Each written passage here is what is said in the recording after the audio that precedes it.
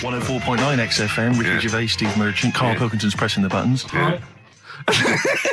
We're playing some great moments from the last 3 weeks. And some great records, Steve, from the last 2 weeks. That's true enough. Yeah. We're not actually here today. What are you up to today, Rick? It's 8 hours earlier, so this is about 2 o'clock probably. Mm-hmm.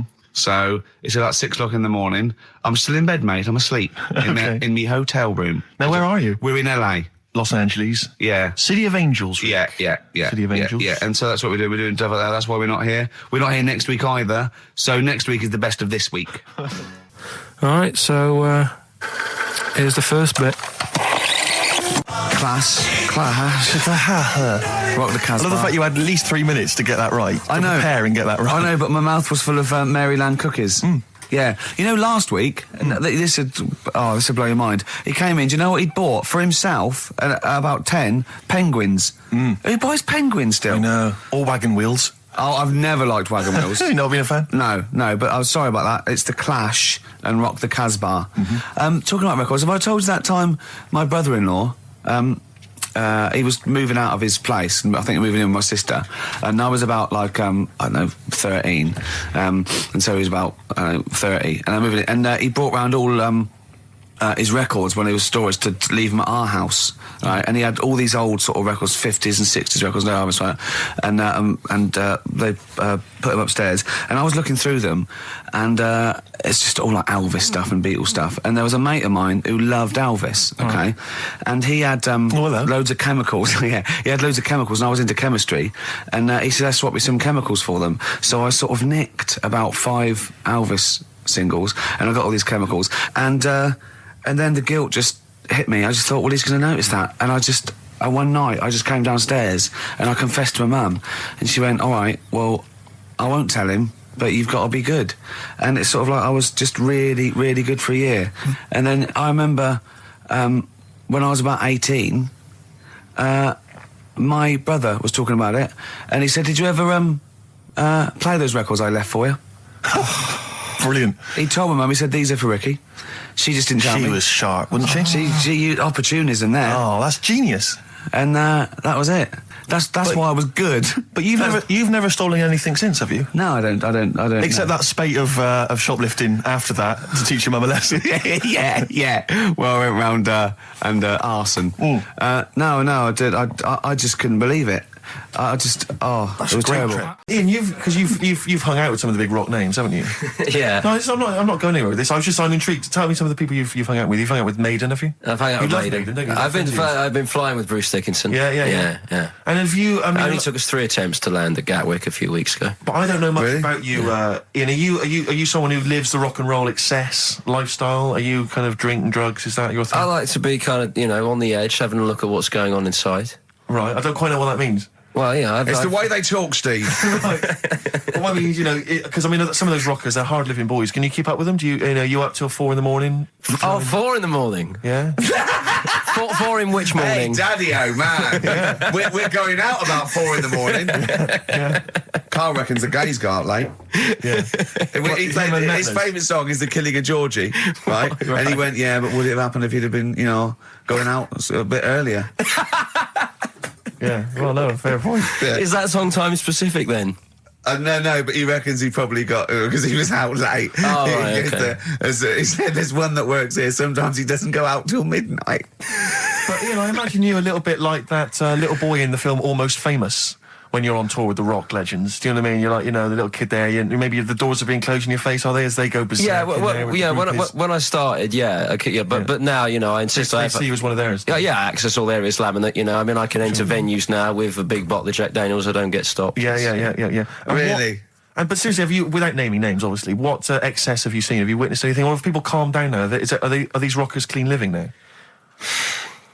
Depends who you're talking about. Sure. Yeah. Is there anything going on like the days of Ozzy and Motley Crue? I haven't seen any red snappers like with Jimmy Page. Do you know that story? No. I can't talk about it. Then let's forget about that. Yeah. Oh, is it disgusting? Yeah, well, yeah. But is it worse than talking about B-days and Ricky's farts? kind of. Right, okay. Yeah, Yeah. Right. yeah. I know you wouldn't want the instruction manual as to what happened with the red snapper, like Right. you do with the B-days. Sure. God.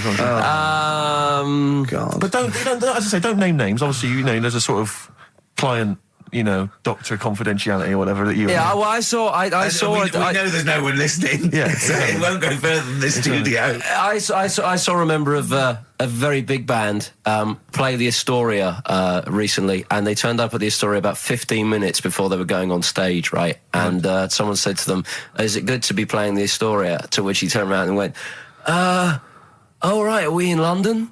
I think all kids go through a phase of shoplifting. And when I was going through it, I used to just little things, just like magic markers and magazines, Mars bars, that sort of thing. Yeah. And one day, right, my mate Anthony, his mum called up my mum and said, "I've got to meet up with you. I've got to have a word with you." And she said, "What about?" She said, "I don't want to talk about it over the phone." So she goes, "Oh right, well, yeah, come round tonight then."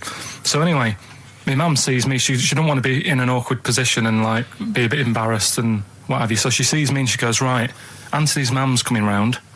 What have you been doing?" Yeah. So I go, "Oh God," I said, I've been nicking stuff.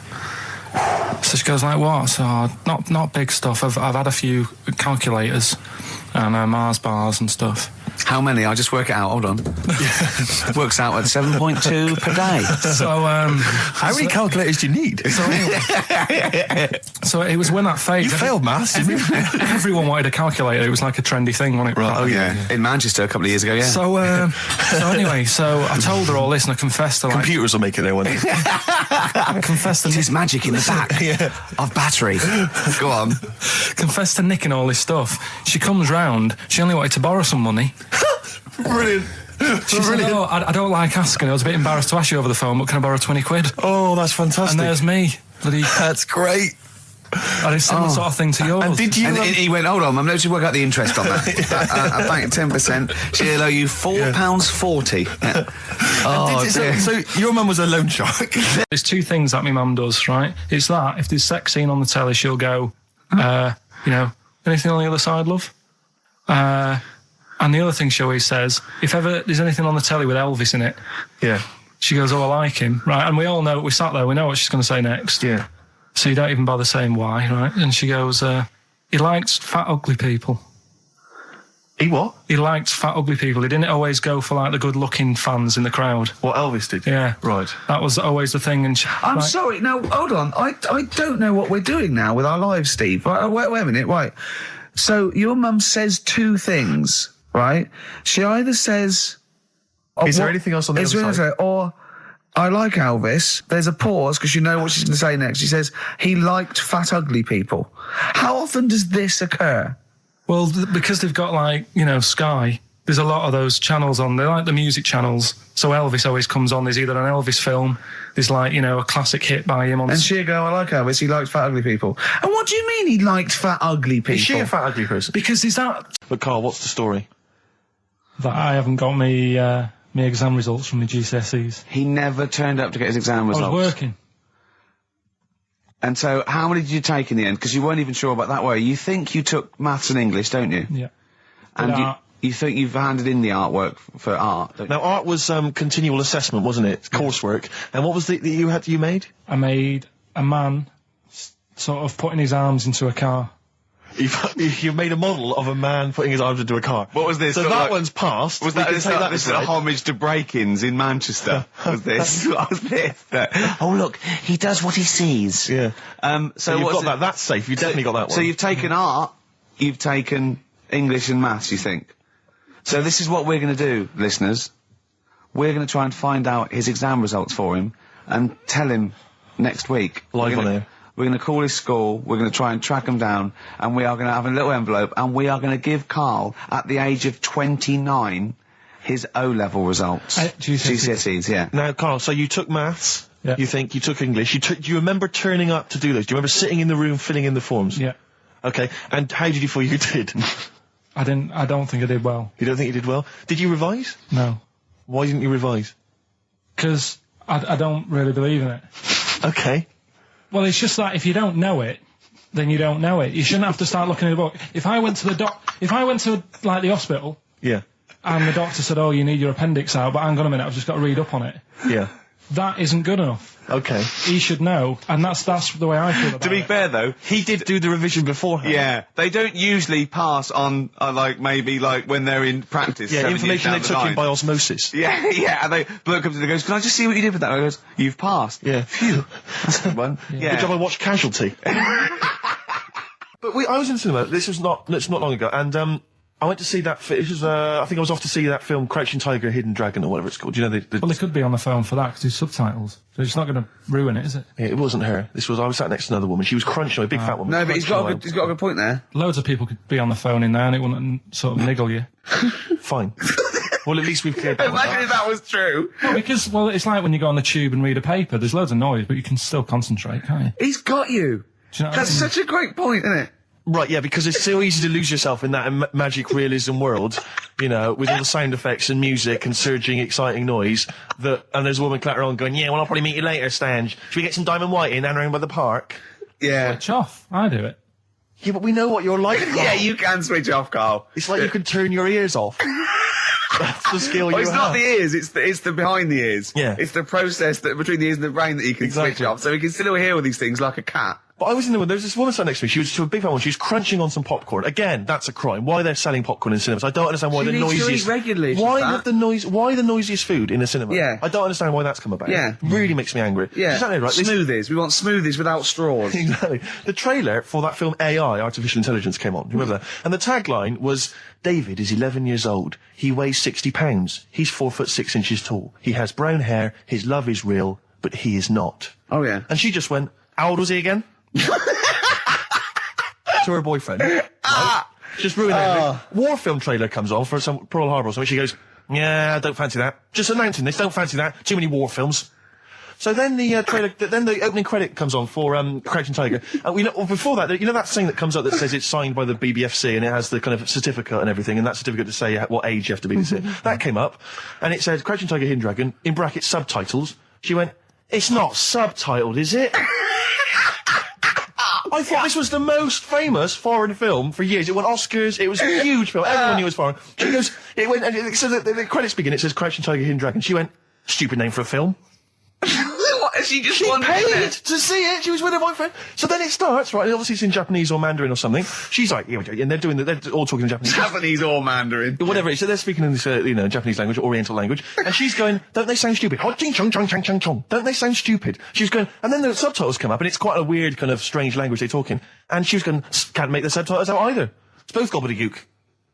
Just wittering on every step I of totally the agree with film. you. I totally agree with you. But what I like in your telling of it, I know you're sort of getting quite I'm emotional. genuinely livid. But she went Mandarin or Japanese, some Oriental language. And Well, I don't know what it was. It's a strange language. It's a strange language. Well, anyway, Oh, dear. So then I moved. I climbed over several seats, made a big huff of, make a big show of moving. Yeah. Sat next to a guy on the phone, just chatting on the phone. Oh, I'd have gone mental at that. So now I hate that film. I didn't enjoy it. I don't like seeing it. I don't want to even think of it. It's subtitles, isn't it? Well, rubbish. Rubbish. That's why I get videos. There's a bloke lying on the floor, right? He's cut his head, blood's coming out of his head, and all his mates come running up, and they're all stood round him. Yeah. And they don't take their hats off as a mark of respect. That is Why- outrageous. Why didn't they take their hats off? Oh, I'm laughing, but it's probably as good as the Oh, real absolutely. ones. A bloke's fallen with his... Yeah, He's lying on the floor. yeah, He's dead. yeah. His mates come running up. and like, was it important that his head was cut? I don't know. I mean, Would it have been okay if he'd been wearing a hat? He wouldn't have been dead if he was wearing a hat. What's your answer? No, you're meant to answer questions. You don't just go, "What's your answer?" You say, "Where's the turn?" So you go, "No," and I have to guess. It's obviously like sort of a motorcycle stunt team or a parachute. Why didn't they take their hats off? Because they're probably still on the motorbikes or something. Or Well, yeah, but if you mark a respect to someone, you could take your helmet off. I'm getting angry. What? They're parachutists. Why couldn't they take their helmets off? Because they're still they're coming down from they're the sky. still- But he's on the floor dead. Well, But they can look down and see him on the floor. Are they on the floor, Carl? They're on the floor as They're well. walking, are they? Yeah, well, they sort of stood there looking at him. They're stood there. Yeah. They're stood on the floor looking They're at him. soldiers. Why? But why? If Because it might be in a battle zone. They might have their helmets on, and he's been shot in the head. No. Well, that does work. You see, this is my point. That one works. That one works. Unless you've given us a piece of information where that doesn't work. What's the difference? Why is yours different to he's been shot in the head in the trenches and they're looking at him and they keep their helmets on? I just don't think it matters as much. If they're in the trench, they're already guarded a little bit. So they could take their hats off. It's the best mate, for God's sake. Okay, who's dwelling on this? Are they normal hats? What kind of hats are Give you they? the answer. No! Don't get ratty! What kind of hats are they? Baseball hats? If I told you what sort of hats they are, you'd have the answer. Wow! Okay, I've got to guess what sort of a hat it is then, have I? Right. Is it a trilby? No. Is it a bowler? I know what it is. What? They're spacemen. No. Oh, that's a good That one. one though. works as well. This is my point. I like that one a lot. It works. He's fallen on the moon, and not that the moon happened, it was set up, wasn't it, in the fake, studio? We know that, yeah. Okay, Carl, what's your answer? Builders on a building site. Why is that different to soldiers? Because bricks don't fall in wars. But bullets fly. Right. Let's play a record and we'll come back to it, Carl, while you think about what you've done. Oh, yeah. You've embarrassed Let's play some yourself. classic Suede. Yeah, and this is for David and Kieran, I think, who wanted a bit of Butler. This is a bit easier, but I still think it's a good one. So this is, we should explain what this is if you just tuned in. It's one of those stupid lateral thinking problems. That Carl himself has created. Yeah, that was his homework. Right, this one. It's a fella. He has a normal day doing stuff. Nothing wrong with him. Right. And It's the twist in the tale. It's just like Tales of the Unexpected. Just a normal day, nothing wrong with him. Hold on, though, he's got the legs of a fish. Go on. So, that's why he's been hiding his legs. so Go on. he does his The normal, legs of a fish. Sorry, can't carry on. He has his working day and that, Yeah. and then he gets a bit tired. Goes to bed. He puts the light on, leaves it on, goes to bed. Oh, That's crazy. that's mental. I can't think what's happened. Anyway, here's Radiohead. Right, okay. What? The question is, why does he put the light on when So he's a going man, to bed? he's had a normal day, he's come home from work. Is that right? He's come home from work or he's not been working? Yeah, he's just been no, out? it's been working and stuff, I think. You think? You've made it up, Carl, you can decide. So is the question is, why has he put the light on when he's asleep? There's a reason that he's put the light on when he's asleep. Has he gone to sleep? No, Carl, don't shrug. You're meant to answer these questions. He put the light on before he went to bed. Yeah, and the question And you're he's asking gone me to is sleep, why? What's the scenario? And the light's on and Yeah. that, but he's gone to sleep. Yeah. He started reading and then he fell asleep. No. Did he he intentionally, for some reason, put the light on? Every night. It's mad. Sounds mad. That's Carl, doesn't it? Every night he does it. Yeah. He puts the light on when he goes to Light sleep. on, it goes to bed. Carl, is the point of this, he puts the light on for a very good reason. Not for us, but for some people. He's blind and it's always been on and he thinks he's turning it off, but it was on in the day and he thinks he's turning it off, but he's turning it on because he's blind. That'd be stupid. That works. No, that works great, Rick. Yeah. Thank you, Carl. So you've got to come up with what... Hang on. If What? you're blind, why would you put a light on? No, he thinks it's off. Yeah. But why would he turn it on anyway? Just think so he doesn't get burgled, so people know he's in because he can't see him. So he just he puts the light on when he's there, then he turns the light off when he goes to bed, so people think it's fine.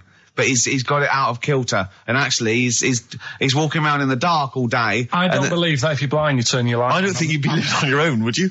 I'm not having that for a Do second. blind people live on their own? For a second. Well, some people do. Lonely blind people live on their own. No, if you got bad eyes. Any of them women? Are there any blind women who are living on their own, Rick? No, I mean, if you know of some blind women. Oh, who wait, live on their own. 700, 800, 1, 2, 3, 4. We've gone through this. If you are a blind woman with no standards and you don't care annoying voices and smell. Oh, yeah. And every time I come to Chinatown, the same thought always strikes me. I always feel like I want to just gather all the little locals, all the little Chinese fellas, just gather them round and just go, guys, in what way is this a town? It's not, is This is not, at best, what you've got here is a novelty street. Yeah, Gerrard Street is not a town, No, mate. it's not a town. You've had this here for like 100 years. It's not expanding. Yeah, yeah. You can't just call it Chinatown and claim it's a town. If I was them though and you did it, I go, what are you talking about? It is a town. It is a town. It's What- our in what town. way? It is a town. It's our town. We got all lots of stuff. Where's your church? Where's your mayor? We needed. We got a betting shop. Not enough. It is. See, all you've got here is restaurants. No, that does not a town make. no. Got a little little supermarket with snacks. What does it sell? Snacks. Specifically, I would imagine crackers. Yeah. Do you want to buy a dragon? Do you want to buy an ornamental dragon? If I wanted to buy one, this is where I would. Do you want to buy a gold dragon? Is it made of gold? No, it's made of plastic, but it's sprayed gold. Do you want to buy that? It's not a town. It is a town. It's not a town. Yeah.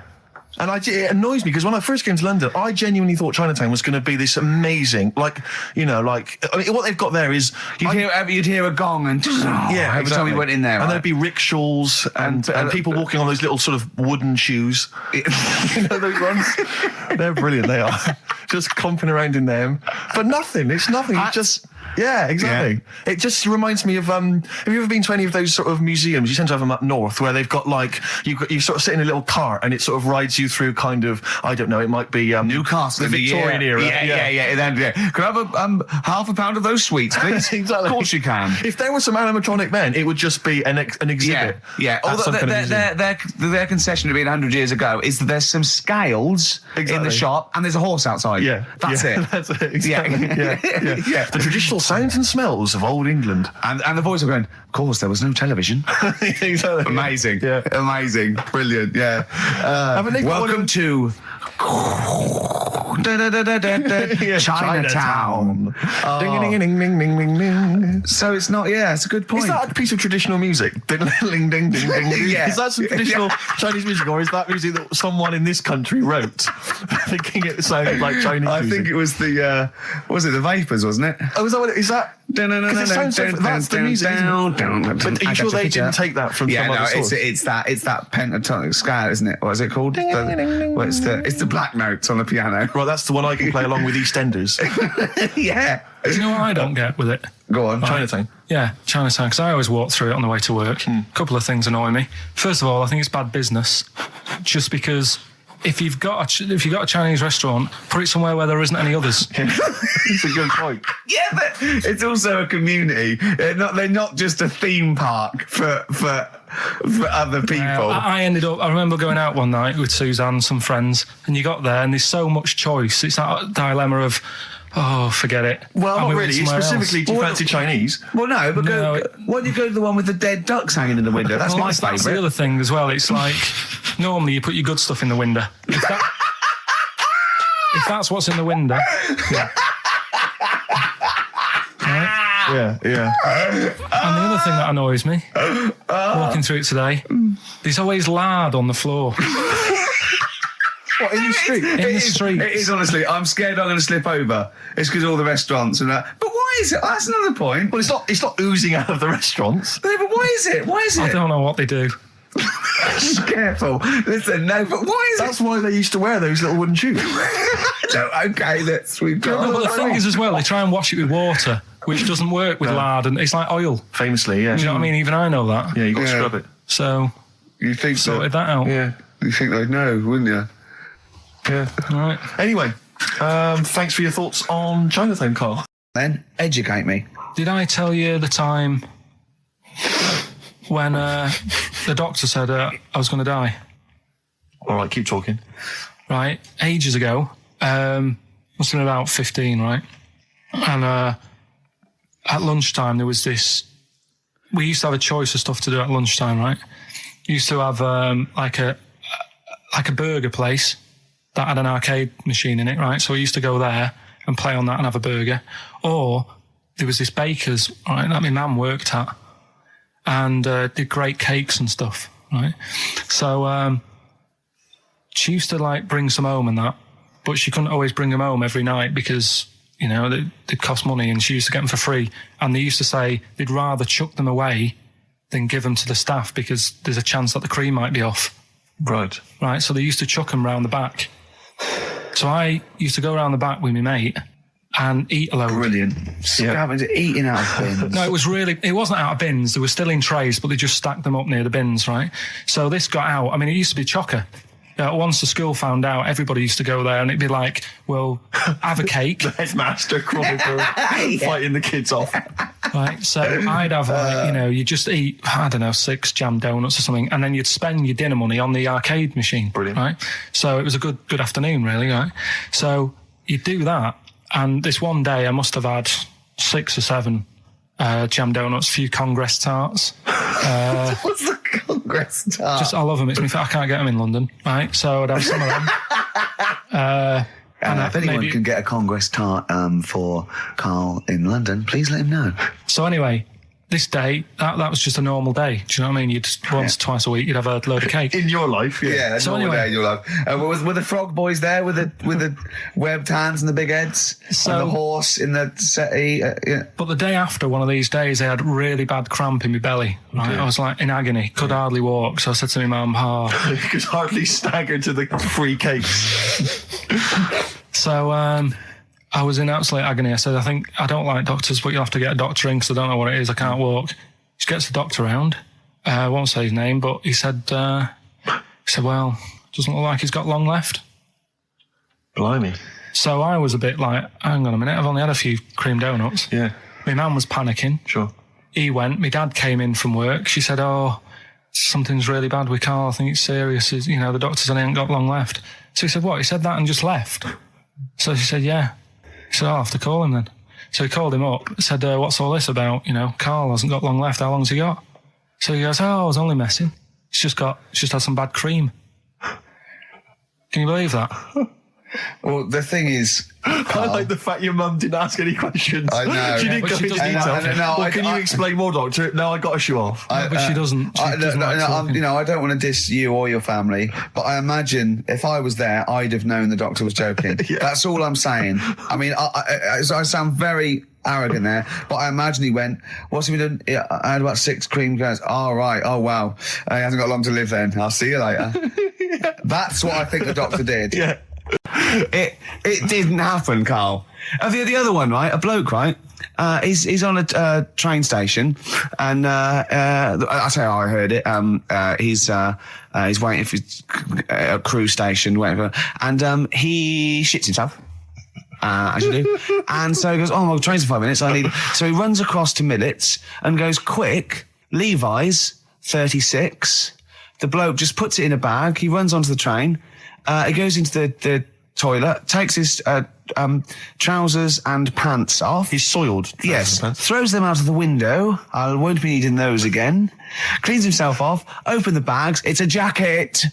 Oh. No, it didn't happen, Carl. At what point did he go into it and go, quick, Levi's 36? And the bloke went, sorry, Levi's 36, what, a pair? No. Shall I wrap them? Them?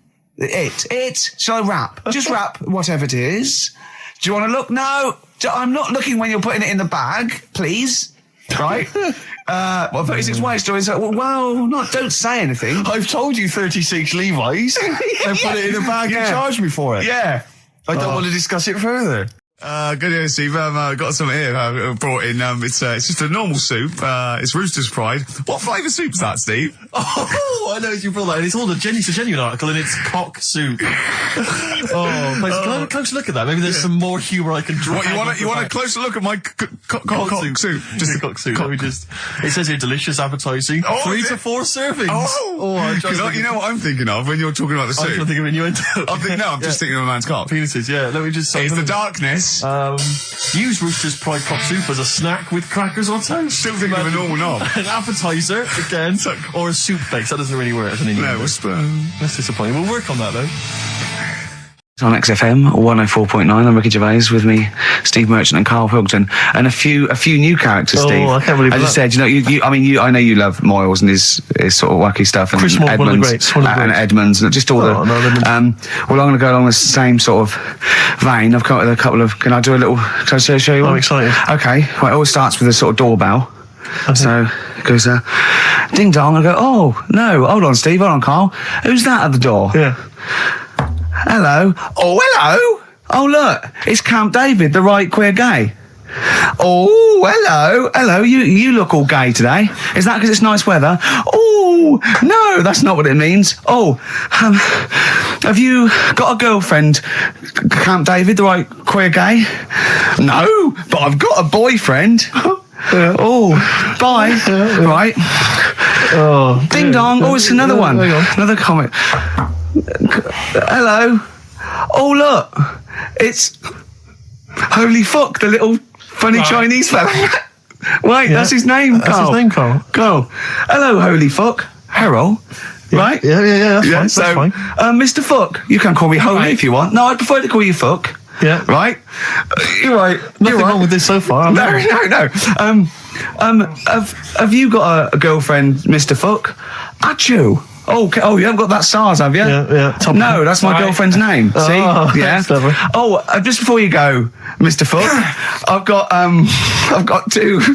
got two things here. I've got a nice Trilby hat that you could wear, Yeah. or I've got a little lampshade. Right. Right? Which one do you want to put on your head and Yes. walk around? I presume the Trilby. No, but it's not. No. Yeah. Lampshade. Lampshade, of course. Bye. See ya. See you later. Yeah. I thought they were genius. Can I be honest? I'll be honest. I thought they were brilliant. I thought they were. You didn't steal them off Chris. No, Moyles, did you? no. They're original. They're original Sometimes characters. Chris Moyles has done stuff as good as that. I know, yeah, I know, but no, these are all mine. So there you go. We'll be hearing more from Camp David, the right queer gay, and the Holy other Fuck, one, the funny the other little Chinaman. What? All right, Carl. Yeah. Is that your sort of humour? It might not be your sort of humour. You just should have run it past me before you did it. Yeah. What one are you worried about in particular? The not Camp David. Well, say his name. No. Say his name. I'm not Which doing one? that. Well, I don't know The which other one you mean. The Chinese fella. Well, I forget who that was. What was his name? I can't remember. Well, if you can't remember, it can't be that good, so we'll leave it. We won't do it again. Right? I'll tell you what I've got, Steve. Oh, what? Tell you what I'm thinking. Go on. Right. Do you know, like, TV programmes sort of get rested in the winter? Ding dong. Oh no. Hang on, who's this? Oh, Go on. hello Go on. again. Not now, Mr. Fuck. We're talking. Bye. Is that Holy Fuck again? Yeah. Thank God. Look at Carl's face. Right. Okay, that's it now. I'm not answering the door anymore. Right. Okay, go on. Right. Yeah. Ding dong, ding dong, ding No. dong, ding dong. He's trying to get in. You've got. Don't be impolite, Rick. Come on, Rick. He wants to come in. No, it's too late. It's too late. He's gone away now. Go on. Right. Anyway, what I'm Nice hat. thinking is, Rockbusters coming back for a bit. What? What are you talking about? He likes my idea. He likes my characters. He doesn't like that idea. If I Go on, what, Carl? no, what? I was going to say if I came up with With what? Name with that Chinese fella. What was his name for again? a I keep sketch? forgetting. But do you not think that Columbo looks like he smells? Would you imagine he smells a bit? He's a brilliant detective. Well, but he's got that dog and he smokes cigars, so I imagine he I smells. reckon he smells stinks. I reckon he doesn't clean his clothes enough. Oh, I think he has. I think he gets up and washes, but I think he I puts on just a think he's crumpled too old mat. absent-minded. I think he's too busy thinking on solving crimes and stuff. What do you think? Do you think his wife makes him clean his pants now and again? I think they're quite a bohemian couple. I'm not sure she's really interested in that. I think she's got her own mind. Maybe she's a painter or something. No, maybe she's losing it a bit, and he's a bit embarrassed by Yeah, it. that could be the truth. And she's probably incontinent, so while she's ironing his trousers, she just all over them, and he goes, Yeah. "Oh God, she shat in my pants again. I gotta wait a little." Yeah. Yeah, so that's what. Oh, ding dong! Hang Who's on, that? who's this? Oh, hello! Oh, look, it's David Gray, the bent piano player. Oh, all right. I thought it was going to be Columbo. That would be the joy. Ding dong. My wife loves you. No. Harold, oh, I don't believe it. Look who's turned I up, can't Carl. believe that. Let me see what we've got Is here. Dickie Anderson called in yet? Sadly, nothing from Dickers. I think I might make him one of my hilarious sort Yeah. of comedy characters. What do you think he would sound like? What would he sound like? It's sort of probably like that, I think. Ding dong. Hello. Hey, it's Dickie I Anderson. can't believe it. Your show's rubbish. Something like that? I mean, I think you should work on them perhaps before you... You're saying there's not a lot of substance to these I'm guys? just saying that, once the novelty of the doorbell has worn off... I don't think you understand comedy on radio, I'm not Steve, sure I do, to but, be honest. Listen to Noel Evans, listen to Moyles. You'll see you don't need to riff with it. It's just you just do the doorbell and just say they're here. Right. That's all you need to do. Sure. So that's the main thing. Well, so we've had a couple I'm of thinking of some responses. more characters as well. We'll keep working on those. Yeah. Marcus has emailed. He says no to Rockbusters. He hasn't heard it, but it sounds rubbish. Believe me, you couldn't be more right. Well, does The Office sound good as a title? All right. This is someone else. Don't bring back Rockbusters. Please, can we have more Holy Fook? You're not pronouncing it right, I Steve. know. I was just a bit edgy there. Holy fuck, the little Chinese fella. Holy fuck, the little funny Chinese fella. Ding dong. Oh, who's that? Oh, it's a posh bloke who doesn't care about poor people. Hello, posh bloke, what are you doing? I'm in my Rolls Royce and I don't like the homeless. Oh, posh bloke, don't be a... You want to do that? Satire. That is satire. Yeah. There's nothing like It's it. political as well. I'm getting Oh, in well, there's so political many. Don't things. even begin to show off. I was showing that subtext. some foreigners are funny. I got in the fact that, like, if you notice that Chinese people wear different hats to us. Yes. So that's political in a sense. Yeah. So, if I'd have done a character called Tourette's Boy, friend of the little Chinaman, and it went, ding dong, oh, look, it's Tourette's Boy, friend of holy fuck, holy fuck, you'd have been annoyed. Do you know what I mean? Oh, who's your mate, Tourette's Boy? Holy fuck. You'd have been annoyed, wouldn't you?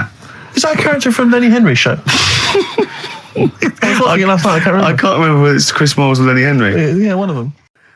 New Year's resolution, Carl? I don't know. I don't do it. Really. Don't What worry about about something like, I don't know, start smoking? Do you know, there must be something. it. No, it's a waste of time, isn't it? Don't bother with that. Right? You, Any- Steve? Me, no, I've never really made any New Year's resolutions. I just be good to people. Just treat everyone as you want to be treated yourself. Give to charity. Hate, crime, racism, famine, sexism. I know you're going to keep to all those, except the give to charity. Me and Carl find that a little bit hard to believe. Never gonna happen. Well, you've always got to break at least one of your New Year's resolutions. Exactly. Yeah, well, I think I'll be nice to Carl. What about learn more? I was thinking that. I want to I'm learn always more. teaching you stuff. I've got. I watched. I'll tell you what. Christmas telly was dreadful this year. I don't know if I've hit that age where I think consciously I thought this is worse than usual. Yeah. And I ended up watching Discovery Channel and History Channel again, and I watched 4 episodes in a row of this fantastic documentary, 1418 War, narrated by Dame Judi Dench. And it's brilliant. I just can't get enough of it. I hated history at school, and now I want to know everything. Yeah. And I think that's mine. Learn all the stuff about stuff. I like learning though. I always Yeah. say that to you. I'm always looking up stuff. When I was on holiday, even though it was sunny outside and they had big holes to look at if I wanted to, I stayed in and watched Discovery there and was watching stuff about scorpions and that. Yeah. What did you learn? Well, nothing, because it was all in Spanish. But I just watched it. What I found odd, right? What I found... Scorpions, I'm going to get it. It's only about poison you get with. What I don't understand is with scorpions, right? They have like this sort of weapons, don't they? They have the poison and stuff, right? Yeah. Which can kill a man. Yeah. But there was a couple of little animals and that were its sort of enemy, Yeah. and it stung them, and it didn't kill them. So what's the point? Well, firstly, not all scorpions kill a man. Some of them, This one did, they said. Yeah, well, they range from like bee stings to so much venom it can take down a horse on things like spiders and snakes and scorpions. So it depends. But a scorpion that will kill a man would kill a rabbit. So I don't know what you're talking about. No, there was a snake that it stuck its thing into, and some sort of beaver, and they were just like running about. There's nothing funny about that, so why are we laughing? Well, the snake wasn't running about, was it? Well, it was slithering about a bit. Yeah. What was the beaver doing when the snake... Just sort of, I think it ate it in the end. What? Ate what? Ate the scorpion. Just wandered off. Well, it wasn't a beaver. there you go, There's you've no learned that. way it was a beaver. All right, an otter. It was, This is what you've pieced together from a show in Spanish. well, I'm just saying though, how come it can't kill something that small, yet there's someone on holiday that's no sort of danger to that scorpion. We're not going to harm it, right? And yet it can kill a man. So you Shut say, up, but I Carl. don't believe it. Shut up, mate. Seriously, this is gobbledygook. Taught you something again though. That's what I'm No, saying. what have I'm you always- taught us though? What is that? What is the fact that's come out of that? A scorpion can kill a man, but the beaver was dancing with a snake. Then it Well, ate it. you do that That's all the not time, a though. fact. You That's put not a everything fact. down. New Year's Eve, I taught him something, right, about dead people. No, you know what it things it taught me. I was saying you're talking shite. He says they found out your soul weighs an ounce. Your soul. Yeah, your soul weighs an ounce. Right, who found this out? I read it. Your arsehole weighs an ounce. Yeah. There's no such thing. A soul weighs an ounce. You're talking drivel. All right. Have you got any Yeah. monkey news? So what did they do? They measured, they weighed someone who was alive, and they will wait for you to die, then weigh you again. There was Isn't someone that who- you've lost an ounce. Yeah, it must be your soul shooting off to heaven. It was someone who was really ill, and they said, we can't do anything for you here, but we've got a bit of an idea that we want to do. We've been wanting to do this. Stuck him on some scales. He said, right, you weigh 9 pounds and an ounce or whatever, because he was wasting away. He died, 9 pounds. And there was also a fella in the week who said that women shouldn't be wearing trousers Why? because they don't look good in them. What do you think? What do you think about that? It's rubbish. Yeah. These are the only things that have caught your eye over the last couple of weeks. This is the entire news. Galileo did something with light. A French fella said women shouldn't wear trousers. See, that to me wouldn't pass as education. It's not education. I don't know where you could ever use that. I don't know when that would ever be applicable to life. I just like reading stuff that sort of reminds me of. Do you know what I mean? If I read it and it gets me thinking, I think that's a good little piece. But I mean, but surely can't you just sort of like sit near something that vibrates to keep your brain going, or shake your head every now and again? I mean, what does this do? You mean it makes you start using your brain? But what aspect of a Frenchman said women shouldn't wear trousers got your mind working? What questions were you Because I asking? thought that's a bit daft, isn't it? Right? Yeah. Okay, I it was ends there thinking- with me. There's nothing else. There's nowhere else for me to go on that. He closes Your the mind's gap. still worrying. Yeah, go on. What do you think? Let's go through this. Oh, I wish we could download his I know, thoughts. I know. Just watch it. Yeah. Wouldn't it be great, like a DVD? Like a cartoon. Imagine that extra footage on the Office DVD. Yeah, Carl's brain. That would be With a commentary. amazing. Oh, with I a mean is- commentary. Go on. Women wearing trousers and that, right? On the estate that I grew up in, Yeah. on right? There was a woman about 4 houses down, right? Right. Rough. Now, she used to wear leggings. Yeah. Now, they're a bad idea. They are a terrible idea. I agree with you there, Carl. If you're a lady of What the colour? normo persuasion... Were they pink? No, they were sort of black, but with all bits on them. Oh, right. Do you know what I mean? What, Yeah. toast and Just horse bits. droppings? Yeah, go on, yeah. And she used to... she's quite a big woman. Sure. Pauline Quirk, I think Yeah, we well, described her as. Look like a light bulb when It she was is those bending kind of over in women that are leggings. attracted to leggings. Yeah, I know, yeah. They are drawn to them like a moth. That shoots on a flame. yeah. She yeah. used to wear them, and that's what I remember when I read this piece. And she used to work on one of those sex line things. Right. Right, she used to do that. But What was she, an engineer? the weird thing with her was, she had big eyelids Right. Go on. that were too big, and this is what I was thinking. What right? do you mean she had big eyelids? How big do eyelids have to be for you to go, they're big eyelids? What was she shoplifting with them? Would she come out of Dixon's with, like, radio stored in them? What do you mean she No, had it big was eyelids? It was another one of them popular things around our way. Do you know? Like, What do you mean popular things? They think didn't people go, have they go, oh, I'll tell you what, they're all the rage. Can I get some big eyelids, please?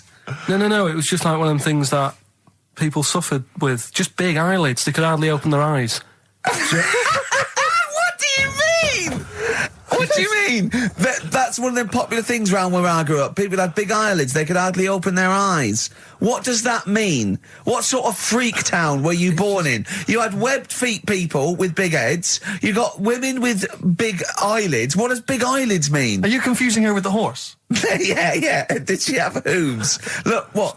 Anyway, so there's this big eyelidded woman with the And leggings. that's what I'm saying to you, though. That's when I read that story with people with trousers. Yeah. I went from that. Yeah. To into a that. woman who used to have big eyelids. I still know the point. But then, and also the other bloke who had the eyelid problem was a mate of mine. Right. His dad had it, and same problem, massive eyelids. I don't know what that means. I don't know what that means. I used to say to my mum, I'm going round to Dave's house. Yeah. And Or to Drew say, Pete, well, as you call him. that's all right, but make sure his dad doesn't take you out in the car, because he could hardly see. He had to have his head.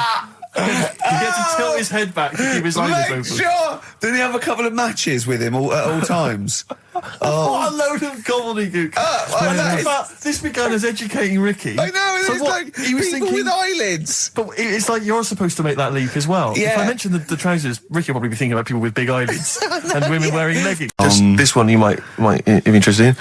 Headline: Woman says partner ran off to become vampire. Yeah. And it says a young mother says her partner has dumped her to become a vampire. Rebecca Roberts from Somerset says Matthew Barrett fell for a blood-worshipping woman in a US cult. The 23-year-old mother says he began shaving all his body hair, dressed in black, and used Rebecca's lipstick to redden his eyes. Rebecca caught him performing weird blood rituals in front of his computer at night, cutting himself to prove commitment. She said, I thought it was just a hobby. Everyone's got a right to one. I was pleased he'd found an interest. Brilliant. This is apparently from The Sun. Apparently he's left. He's gone to America. He's living in this Ohio-based cult. But it's the last bit where she's been asked whether or not, if he came back, would she take him back? Sure. And this is where I wonder if the journalist, you know how journalists are supposed to just report the news, be objective. Yeah. I wonder if maybe the journalist here has maybe had some interference. Made the quote better for them than go on. Because it says, I never thought this would take over his life. Now, if he came back, I'd say fangs, but no fangs. Oh dear! I can't believe. Imagine you're the woman, Rick. Okay. And I've come round. You're the to you. journalist. I'm the journalist, and I've come in and I've said, okay, I read about this. All I have to do is not say that thing. You've Okay. come. I understand you're obviously quite upset. Your husband's gone gutted. off. If he came back, would you take him back? Definitely not. Right. What would you say to him then if he came Just back? get lost. Right, but I'm really pissed off with you. Would you perhaps say something a bit more pithy? Not in this situation. No, You're upset? He cuts himself. He drinks blood. He's left me. Sure, Sod sure. off. I'm not interested, mate. Because I tell you what. Go on. I mean, I like what you said there, but I wonder if we could condense that a bit more. If he came back, would you say... Go away. Would you say something? Would you ever say something like, thanks, but no thanks? No, because it makes it flippant, because I'm really angry. I know you're annoyed, And I'm but- upset, so I wouldn't Sure. say... I certainly But what- wouldn't say thanks. I might say no thanks. But what if you sort of said it like aggressively, like you were giving him the finger, thanks, but no thanks? Like you didn't really What, mean sort it. of sarcastically? Sarcastically, would you possibly say I that? might say thanks, but no thanks, and Right. that'll be it. And that's Right. and I'd leave it there. I'd never change that. Sure. I'd never change those words. Can I ask you a question? Go on. Do you like puns? Hate them. Right. I don't like It's Countdown. interesting. I don't like QI. I don't like any of those posh Cambridge, Oxford types. I hate puns. If you had to say thanks, but no thanks in the form of a pun, what would you maybe say? I wouldn't. I never would. Right. I'd say thanks, but no thanks. I would. I mean, I feel embarrassed that I'd even say that because I don't think I would even say thanks, but no thanks. Okay. But if I did go that far, I'd leave it there. Sure. So- have you ever noticed, as I have, Go on. the similarity between the word thanks and fangs? Not really. It's very similar. Not Thanks, really. fangs, FTH. There's a K. Fangs very much. G. It's A and N. Well, the A, the N, and the S, but that's about Would it. you agree it sounds marginally similar? Yeah. Is sort it of. possible you might one day say fangs, but no fangs? I wouldn't know. Right. I could put that though, could I? But don't say I said it. Right. I mean, yeah. Fangs, but no fangs. Yeah. This is the thing. Just if you ever read an article in The Sun, The Mirror, anything, do not believe it. Really seriously question and query it, because If it ends with fangs, no if fangs. it ends with a pun, Yeah. almost certainly they never said it. Well, yeah. Because your dad was a cabbie, wasn't he? Yeah, it was, yeah. Couldn't stand it, but it's good money. He was he wasn't like a chancer though. Black What cab, was he doing when he put that little Forrest Gump in a weedy bin? That was part of the cab company thing. They had to do like a charity event once a year, and he did it one year. Never asked him again. Tell us the story again. I know you've No, told I'd it, rather not, because Why? we got a few sort of complaints about it. Why? Why did you get complaints about it? Because he put a kid in a bin, and it's not the thing to do. So But we could use it as a sort of sobering lesson for people. Yeah, tell it like a you shouldn't do it. no, yeah, but that's how I did it last time. But people still didn't like it. All the stuff I tell you, we don't take the mickey out of people on purpose. No. It's real life, innit? And that goes on in life. Yeah, My dad was saying that in hospital, though. Do you know I was in hospital? Yeah. He did some jokes about old people and that. And he said, at the end of the day, if something makes you laugh, it's funny. And if it makes you laugh, you can't help laughing, can you? Do you know what I mean? So, what are you meant to do? And laughing's good for you. Yeah. So, But being laughed at isn't as good for you, is it? no, but there's probably more people laughing at one person. So if you balance it out, there's only one person who's upset and there's a bunch of people laughing. So it's Genius. Give me an example of that. Give me an example. Well, for instance, Karl Pilkington as he talks and the people listening. yeah. No, give me an example of I can't, because again, that's what I'm saying. I can't tell you the story because there might be someone out there who, this person might even be listening and think, I forgot about that and you brought it all back to me then. So I'd prefer to leave it, but I think people know. Why did he put him in the bin in the first place? Because he was getting out of hand. What was he doing though? You see, I can't explain. You can. Don't be silly. I prefer to leave it, honestly. What was he doing? Was he annoying him? he was annoying my dad and the other people in the cab. Right. And he thought, how can I deal with this before it gets too out of hand? Yeah. He pulled over and put the lad in a wheelie bin. I didn't realise. Yeah. I think that my new TV is too big, Rick. I said that I know, when he I don't know bought what it. I was thinking. But I can't believe it. He talked about this buying it. He's got a bit of cash now, of course. And what is it? 42 inches? 42-inch plasma screen. What did it cost you? $3,000 or I something? don't tell. That's Wow, huge. it's 3.5 ridiculous. grand. £3,500, big spender. Of course, it's too big. Well, I can't get far enough back in my room, in my living room for it. You know, you're meant to be, I think, 4 times the screen size away from it Really? to get out from the air. So that's 4 times 42 inches. You're meant to be sitting away from it, which is impossible. Yeah. Well, I'll have to just get friendly with the neighbours. Yeah, watch it through a hatch. If that's the case, though, aren't you better off just getting a portable? What? I don't understand that rule. What are you saying? Well, you're meant to be 4 times the screen size away from the TV. But then what's the point in having a big telly if you've got to keep moving further back? Get a portable And sit and right sit next to near it. it. Do see your point. Why do people go to the cinema then? Did you see films that are out yet? Fair enough, he's got you there. Done. I'd tell you this, though. I had it delivered, and are you supposed to tip delivery men? Of course you are. I don't know. You see, I've never had anything delivered before. I never spent that much money. Not if it's a courier with an envelope, but if it's a bloke who's struggled up the stairs, I held the door two open for fat blokes with a fridge, then give him a £5 for a drink. But the problem was, I didn't realise, and I was thinking to myself, I wonder if I've got to tip him. And the guy was leaving, and my mobile phone went off in my pocket, Yeah. and I reached in to get it. He put his hand out thinking it was a tip. I went, it's just my phone. And I felt terrible after he left. I didn't know. What was I going to do? Run down the street and offer him a £5? No. No, of course not. No. I'm not made of money. I just spent it on TV. Yeah, I've got no money, mate. Yeah. I just spent it all on this. I had to clean out my jar, everything, Exactly. the drawers. Yeah, I'd take some bottles back. The problem was it took me forever to wire it in. I thought I'm not going to pay for someone to wire it up, So it took me about 3 hours to wire it in, and it was huge. And I got it switched on, and the first program that was on when I got it wired in was Bargain Hunt.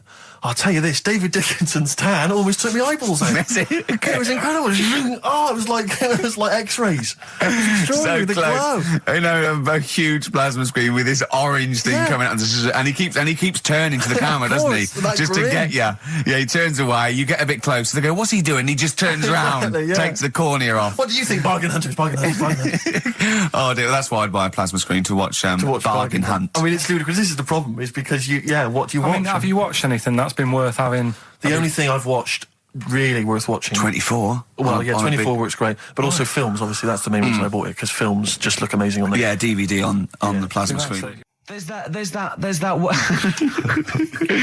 that one that a bloke, right, was going to get a phone call at 4 o'clock to find out if his business was, okay, right? And if he didn't get the phone call, he knew he was broke, destitute. So dead on 4 o'clock, the phone didn't ring, so he went up to the roof of his office and he jumped off to commit suicide. And as he was passing his window, the phone was ringing. Oh no. Carl, it didn't happen. Didn't happen. Think it through. Think it through. Who told that story? Who told that story? As he hit the pavement at 120 miles an hour. He's the only person who could have known that series of incidents. Also, why didn't And he he's wait? dead. As his life's at stake, why didn't he wait till 5 past? I said, I'm going to give it 5 minutes just in Just in case the lines are busy. Yeah. And what sort of bloke goes, I'll call you at 4, okay, if your business... Well, call me anyway. No. If I don't call exactly 4, then, you commit suicide. Commit suicide. I would, because if I don't call at 4, that's the end of it. Well, call me anyway. No, that's not the way I work. Why can't you just call me and tell me the other way? Well, I'm telling you how I do it. If you're bust, I don't call. Can't you just call to verify in case something goes wrong? What if it's engaged? It won't be engaged. Just commit suicide at 4, please. It didn't happen, Carl. What was that one you told me about with the porn? That was a good one. Oh, this was fantastic, right? Right. There was this. Sorry, can I just check now? We're just remembering classic episodes of the Tales No, this is important. Well, I saw one, right? I saw one on Tales Unexpected, right? And it was these two gents. What they used to do, they look down the obituaries and they'd blackmail the wife or the son of a dead eminent person, like might be a priest or a doctor, something like that, and they'd go and they'd say, he bought some erotic stuff from us before he died, and he owes 100 guineas and all this sort of stuff, and they'd pay up because it'd be so embarrassing. They just didn't want to say, just pay him, right? And this one bloke said, who are these people? I'll meet with them. And he goes round there, and he goes round, and they go, your father, he goes, my father could not have bought any erotic material from you. They did it, he goes, he couldn't have, he's blind. Right, and that was the twist. And Karl went, so it was magazines, not videos then.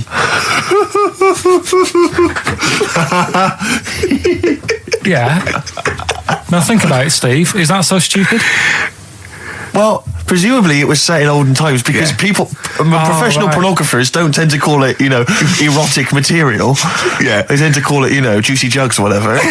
But more than that, I don't understand how a video is going to be any use to a blind person either. I know that you can hear the sound, Karl. Look at him nodding like he's caught me out. Yeah, what sound will you hear? Do. Your meter needs looking at? Yes. Cut. What's then? What's that? Then it's just noises, isn't it? Occasional groans. Yeah. Right. You could listen through the wall at your neighbours. He does. I mean, that's why I save a lot of money. But I thought you were going to point out, Karl, that they could have had a Braille porno. Now, have you thought of that? Look, feel the lumps on that. Exactly. Think about it, Karl. Think about it. You're excited now. Yeah. Your girlfriend's away, Karl. Yeah, the cheese grate is only under the cupboard. No, she's a good-looking lady. Karl, you're making noises while I'm talking. Yeah, but you do this all the time trying to wind me up. And I'm not saying Manchester's the best place in the world, but what I'm saying is there's bits of it that I really miss. Yeah. Like last Sunday, right? When I'd met up with Ricky, we had spaghetti bolognese, which was all right. And then I said to him, I need some soil. Damn, I wish you'd invited me. It sounds amazing. So I need some soil. What do you think? You need some what? Soil? Soil, yeah. I need to repot a plant, right? Yeah. So you need to repot a plant? Yeah. Fair enough. So I'm like, where you can't see these shops in London. Do you know what I mean? There's nothing around. I took him straight to one in my street. Yeah, but near your street, and that's probably the only one in London. Well, you say that, Karl. No, it does annoy me. Round my way, it's like, You can't move for soil shops. You can't. There's earth. You can just pick up handfuls walking down the street. Yeah, incredible. People just lean over into someone's front garden. No, you can take the plants as well. No, but what I'm saying is, Go on. Manchester, there's loads of decent hardware shops. Yeah. Here, if you want a panini and a latte or whatever, you can't move from. But for soil, I had to go virtually how many miles away from me to carry that soil home and stuff. Yeah. It's not good. I mean, London's all right. But if cities were sort of marked... It's neglecting the peat market, really, Well, isn't there's barely any mulch available in central London. I'm sick and tired of not getting a good, decent compost of a Sunday. Indeed. So, I'm thinking of moving to the north, where there is loads of soil and gravel. Indeed. And animal shite. whatever. Yeah. So you were going to say, if you were marking cities out of 10, what would you give London? Well, if you were marking them on, on what they have. Right. As opposed to what? Well, as opposed to... How you spell it. Say, I think the greatest city in the world is Rome. Right? Okay. It's pretty amazing. Yeah. Have you been? What? Yeah. Why do you think that, though? Just because, you turn a corner and there's something there that's really old. Right.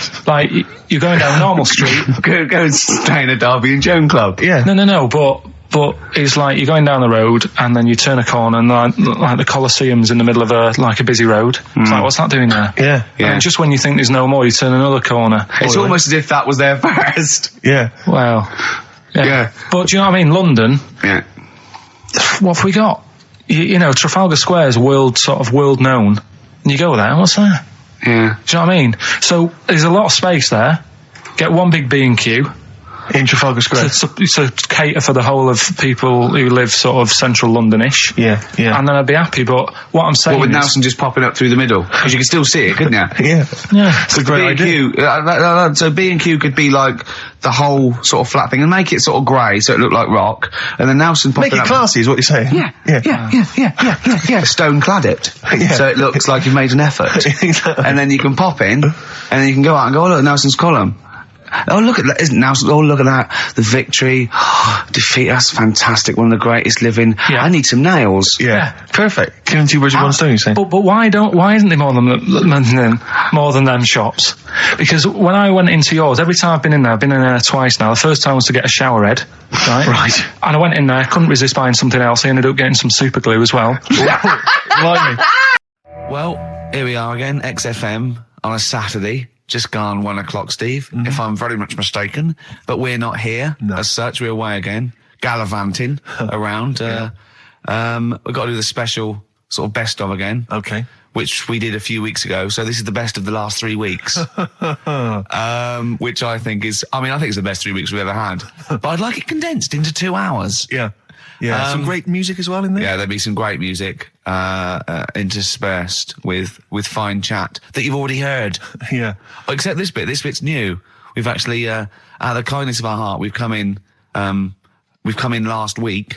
Yeah. Yeah. And we've done a few clips just because we felt a bit guilty about shooting off. Yeah. And I mean, leaving. even now, having heard this link, I'm beginning to wonder if it was worth our time.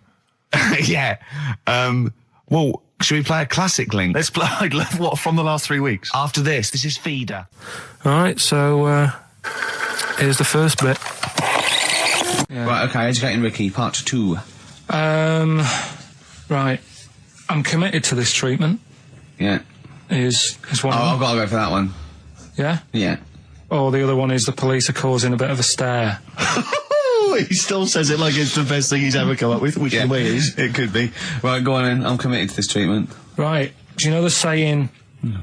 Is it just sayings now? Are they all sayings? This No, they're not. Okay. No, the other one isn't. Frog in your throat? The saying, there's a frog in your throat? Yeah. I assume it's when you croak a little bit. You sound like a frog. No. Right. Might seem a bit weird, this one, right? But years ago... Oh, yeah. Sorry, well, what is that clue? Committed to this treatment? It's about frogs committed.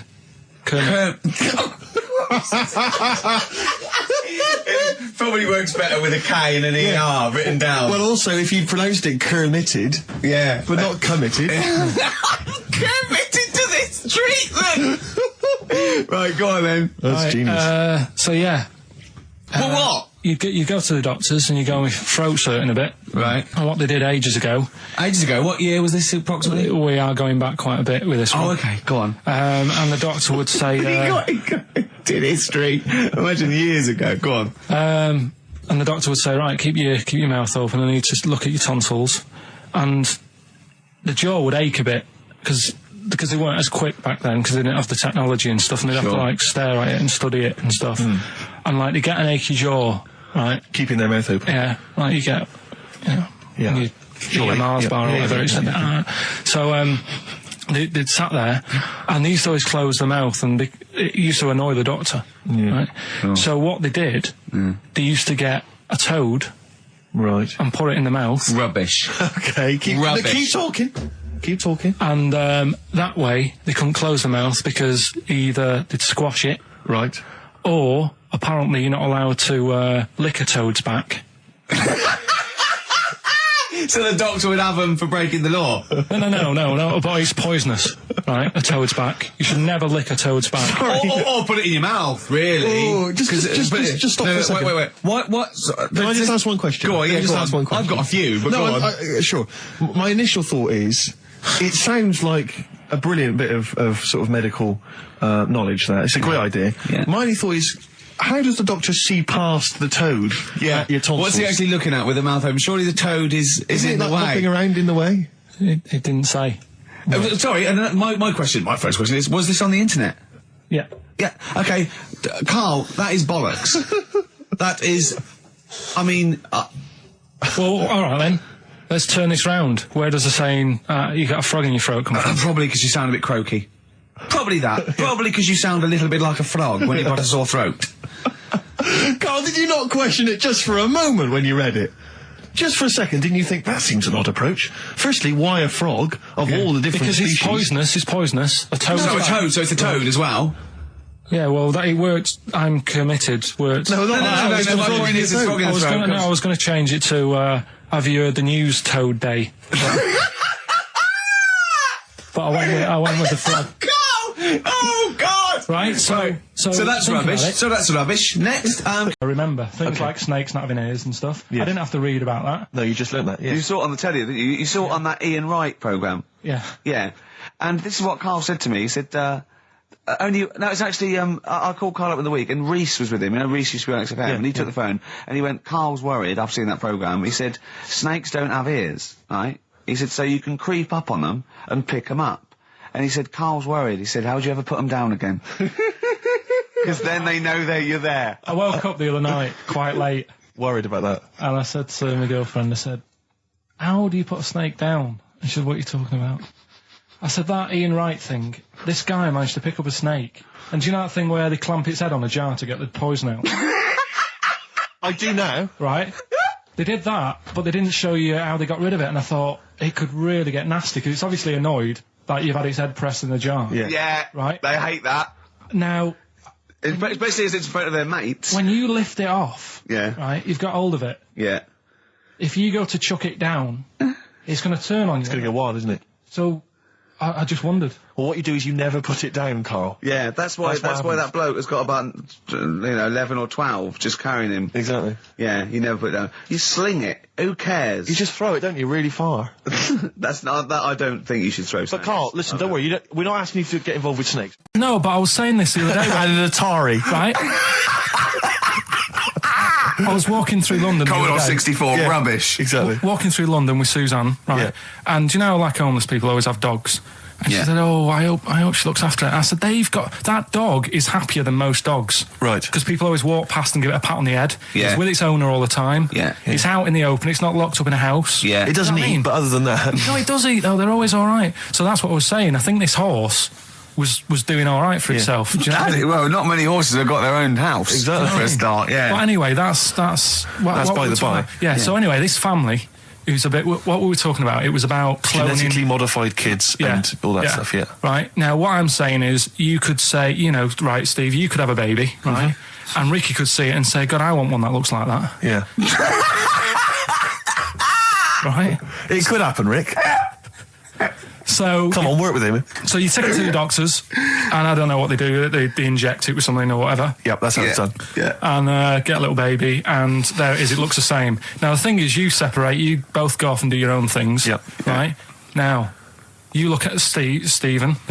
You look after your baby. Yeah. You treat it well. You give it good food and I'm that. a good dad. All the vitamins and stuff. Yeah.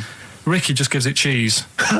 Right. So then it changes its looks. It goes a bit fat. It gets tired easily and that sort of thing. Now, when this family, Why am I just feeding a baby cheese? right, this family who had a horse in their house, Yeah. they had a little baby, and my mum went round and said, "You're not going to believe this, but it's a beautiful looking baby," right? Yeah. And I was like, well, And the weird thing is, it was a good-looking kid, but as time went on, they didn't really look after it. And I'm not saying like abusing it, but it used to run around. It used to play out till like 10 at night. Yeah. It used to chase cars. Right. It was a bit. Did it have hooves? No. Chase cars. Right. What sort of kid chases cars? Oh God! No. Was it called Rover? Did it catch sticks? It's Liam, it was called, right? Right. Now, the weird thing is, it was a good-looking kid, but as time went on, and all that, like, not eating properly, and its hair was all patchy. It's not Liam Gallagher, is it? And chasing cars and that, and it became an ugly kid. It's definitely Liam Gallagher. And that's what I'm saying, right? You can clone all you like, but at the end of the day, it's how you brought up. Brilliant. Wow. Life. Wow. That was a hell of a point. Oh, God. But am I right? Oh, you're always right. Karl Pilkington. Tell us about this monkey, Karl. You're going to love this one, Steve, Go right? So last week we were talking about how, like, a lad left his family because there was problems at home and that. He went and lived in the wood. He got airy, right? No. Leave it there, Rick. We haven't got time to go into Right, it. so... That's what happened. And that's what happened. He lived with the monkeys. He went airy. That's Anyway, what happened. looked into some other stuff about, like, airy kids and all that. Yeah. Came across this story about a bloke, right, who worked in a zoo, Oh, dear. right? So... Trouble's brewing. loving his job and that, but it's quite a lonely sort of job because you don't see many people. You're just dealing with animals all the time, right? So anyway, he gets a bit pally with a monkey because it's the closest thing to a human. Well, that ape is. Right. Yeah, but you can't really go that close to apes. They're dangerous. What do you mean? What type was it? Do you Just mean let him tell the Was it story. a chimpanzee? I reckon it was a chimp. Yeah. Yeah, it was you a don't chimp. even know, so it was that's a an chimp. ape. It was a Okay. chimp. Yeah, but it doesn't matter, does So it? he It's the gets story. pally with him. Right, so he gets pally with What, him. do they go on and holiday together? well, no, I mean, it starts On the off. pool It together. starts off just checking each other out and probably sharing lunch and that together. Yeah. Right. Anyway, this goes on for a while. They're getting on well on that, and then after a while, right, the monkey starts sort of imitating him a bit more and sort of walking upright. Oh God. Yeah. Right. So he thinks, oh, that's a bit weird. Anyway, they get on really better and what have you. So he thinks he could live at home with me. Because we're getting on a storm. Yeah. Right. So he takes him home, and before Is you this know the it, beginning of Beneath the Planet of the Apes? I think it is. I think you've seen this on video. I'm worried because he's already imitating him and they're moving in together. I'm thinking it's maybe a bit like single white female. Single white zookeeper. Oh, brilliant. right. So Go on. anyway. So he's moving in, and it's getting used to sort of the normal human life. He's having a cup of tea in the morning. Yeah. PG tips. He finishes the day off with Oh dear. Finishes the day off with what? He with does, a he doesn't little have to brandy. move a piano at one point, He does he? finishes the day off with a little brandy. Yeah. What, he pours himself one. Is he wearing a smoking jacket? I'll tell you what, Carl. You're a maniac, mate. No, this is why it attracted me. It's amazing, right? So he's having his brandy and that, loving his life. Next thing you know, he sort of, I don't know if he loses it or he gets shaved, but the top half of his body is hairless. Right? Apart from his head. Right? So he's got a nice... So it's the head. opposite of the kid. Well, no, Yeah. this is what I'm saying. that would happen. Right? Well, hang on, but so you don't know if You he don't was even shaved know. or if it's How did it say?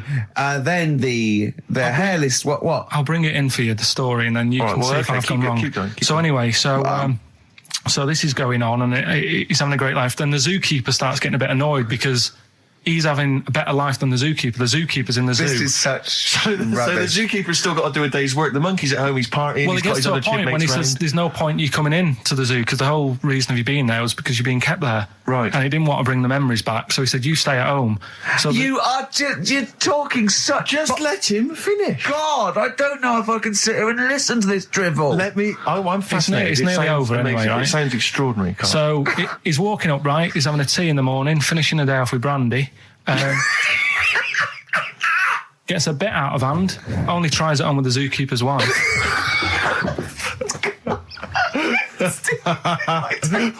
Make him go away, Steve. How does he do that? Well, because he's around humans a lot, he becomes a bit of a charmer. And, But what is it that he could do to seduce her? Pick fleas out of her? he didn't say. He's but- built. He was built. Yeah, it's well done. So what about that? What do you mean, what about it, Carl? It's obviously not true. I don't understand how the I monkey- love the fact he becomes a charmer. He's got better taste in brandy. Exactly. And What was it that he was doing that seduced her? I don't know. I thought maybe because he was at home more than the zookeeper was. But what would he be doing, I Carl? love the fact that- He's not going to be talking with her. They're not going to be playing like, Trivia Pursuit. Maybe she liked the silent type. He didn't go into that. He just said that's when the trouble started. Carl, play a record. Right. Is that what Suzanne did when she brought you in? How will you get a sort of feedback from the world? How will you get sort of like input and... I always, if ever I've got like a question on anything, the internet's sat there and I can just go online and find out. The internet is good, It's brilliant. but it's not all verified. It's not all necessarily factually accurate. Anyone can put things onto the internet. It's it's freaks and things that put on Well, here's one, things right? like Here's one that I read in the week, right? Go on. About this woman. yeah. She was a bit of a punk. And to get her hair done like she wanted it. Super glue. Right, no. She got lard. Apparently it's a popular thing, you might know. Put lard on your head Yeah. and you put it in the oven. Now, apparently the heat that you get from the oven is different from the sort of heat you get from an hairdryer, right? And she had to do that to get the style that she wanted. But anyway, she comes into some money or whatever, treats herself to a microwave, right? It's not true. Opens the door, jams the things, like the little catch. So the microwave works. She jams it with a screwdriver or a knife or something. Yeah. puts the microwave on, sticks her head in, boils a brain. Don't be ridiculous. Right? Well, why is that ridiculous? Boils her brain. She boiled her brain. She boiled her brain. And this is what's good about the internet. I went straight from that, and there was a subject about brains. And do you know that Russell Crowe, when he dies, he's given his brain to charity or something, some sort of some people who can do stuff with it. She gave hers to Pot Noodle. Vesta. Yeah. Oh, That's the boiling sort a of skull. Yeah. It's not true. It's not true, Carl. Just urban myths. Someone made it up. Yeah. For a laugh. They're just too convenient urban myths. Everyone's you can tell an urban myth's not true because it's always this happened to a mate of mine, and when you say what happened then, they go, don't know, that was it. Was it? Was that it? Was it? Someone boiled a brain and that was it. There was no more story. Well, Were there any dates, locations, times? I think it was in Belgium. We went. It was a great day, wasn't it? Brilliant round of golf, absolutely brilliant. Such a beautiful place in Stoke Poges, it's like a really posh place. And are you a good golf player? Well, we'll get to that. Oh, okay. Wow, he bought the shoes especially for it. Oh, We could brilliant. hire- I'd love to have seen him in those little shoes. I know, and they were no good because they were metal spikes. We had to change them. He was annoyed straight away. He spent over £22 on these golf shoes. We hired a buggy that was brilliant fun. I was bombing along, wasn't I? I don't drive, but it was great on that buggy. Well, you've been on a buggy with me and you were a bit scared. Yeah. What? I nearly killed us once. I was just taking banks and things, but you don't see sort of bunkers, and he'd scream and go, stop! And he'd put his foot down the brake, and then I reversed. At one point, he sort of did a handbrake turn next to the lake, and then we had to reverse, right? And you just flick a switch and put your foot down. He did that without looking. I look behind, there's a big oak tree there. He screams, watch the tree, right? He's so... Dukes of Hazzard. I kept jumping in and leaving him behind because I had to go to my ball. Because anyway, so the first shot, I got on my driver. I honestly did one of the best shots I've ever done. It went straight down. It was great. I thought, phew, got away with that because it's always the first one because it's a clubhouse and you want to look good. Yeah. So. He tees up, and I've been saying, buy some balls. He just got 6 balls. I was going, what if you lose me? I won't lose 6 balls, right? He tees up, right? Whacks it. It goes miles, like right angles, straight into these the woods, right? He turns around, he goes, go and buy some more balls. So I'm laughing because it's like impolite to laugh, but he broke the ice for me, and I was falling around. And then his second shot, I go, you're off for 3 now. If you take another shot, he went, oh, right. So it's his third shot. He puts the ball down. He hits the ground before it and misses the ball altogether. And I was on my back, wasn't I?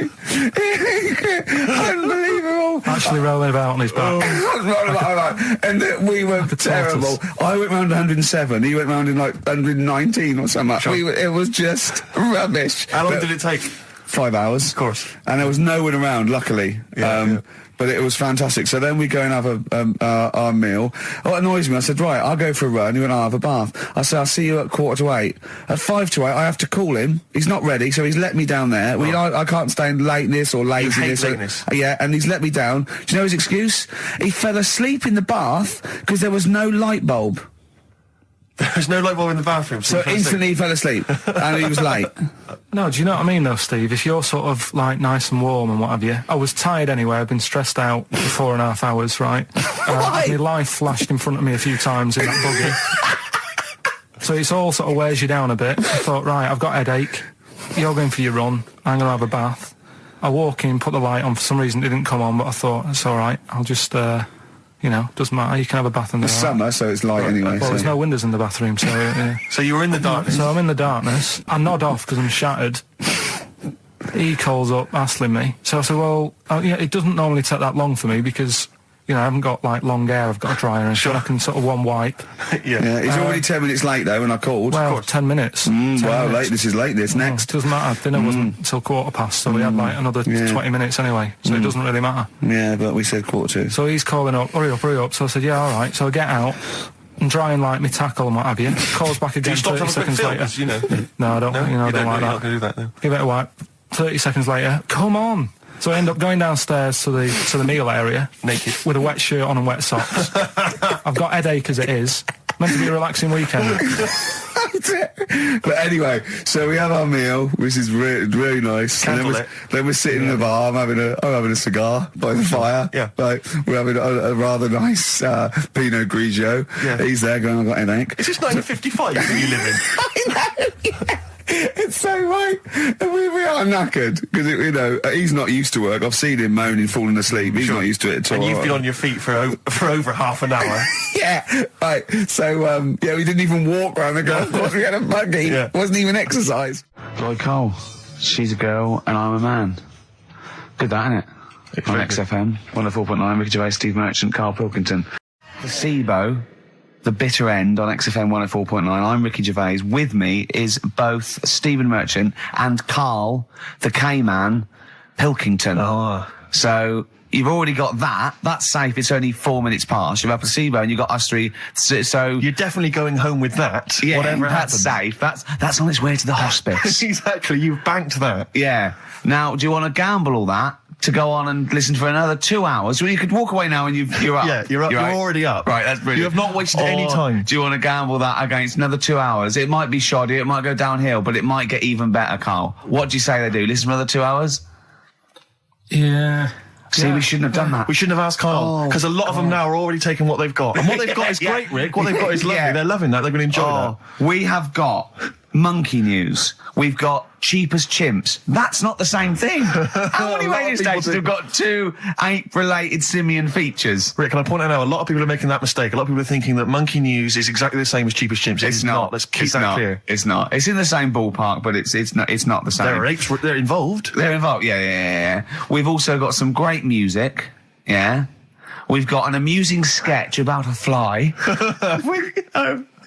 Oh, he's looking forward to that. Oh, and Mystique are dropping in. Let's hope the Mystique ladies are coming in.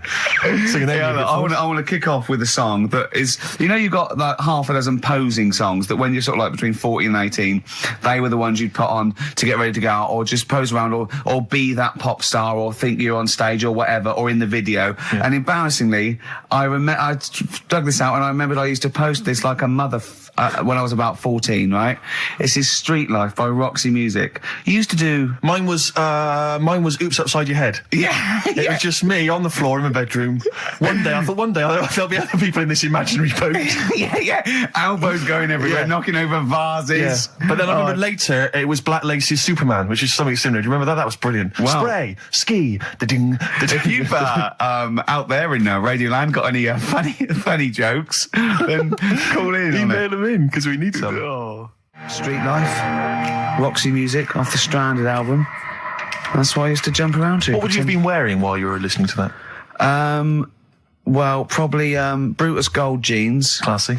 Or Green Flash pumps. Sure. Any socks? I would have had socks, yeah. I'd have probably been wearing the shirt my mum got me from Tesco's, which was again a Brutus shirt, and it had women in bikinis eating bananas on a chaise longue. Of course it did. So, lots of small ones, or just one big one? Lots of little small ones. Yeah, so so that was that. A trilby? I didn't wear a Did you trilby. have a toy with a trilby? I remember when I went on holiday about that time, and I was about 14. My older brother had this leather jacket, and I was on the beach. Just in the shorts and that, and I went to get an ice cream or something. I said, "Can I borrow a jacket?"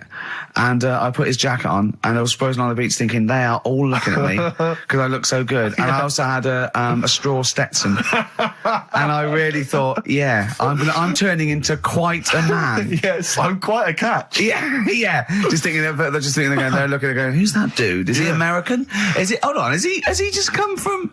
Some sort of rodeo. Wait a minute, I'm in a bikini and I like bananas. I could be the woman for him.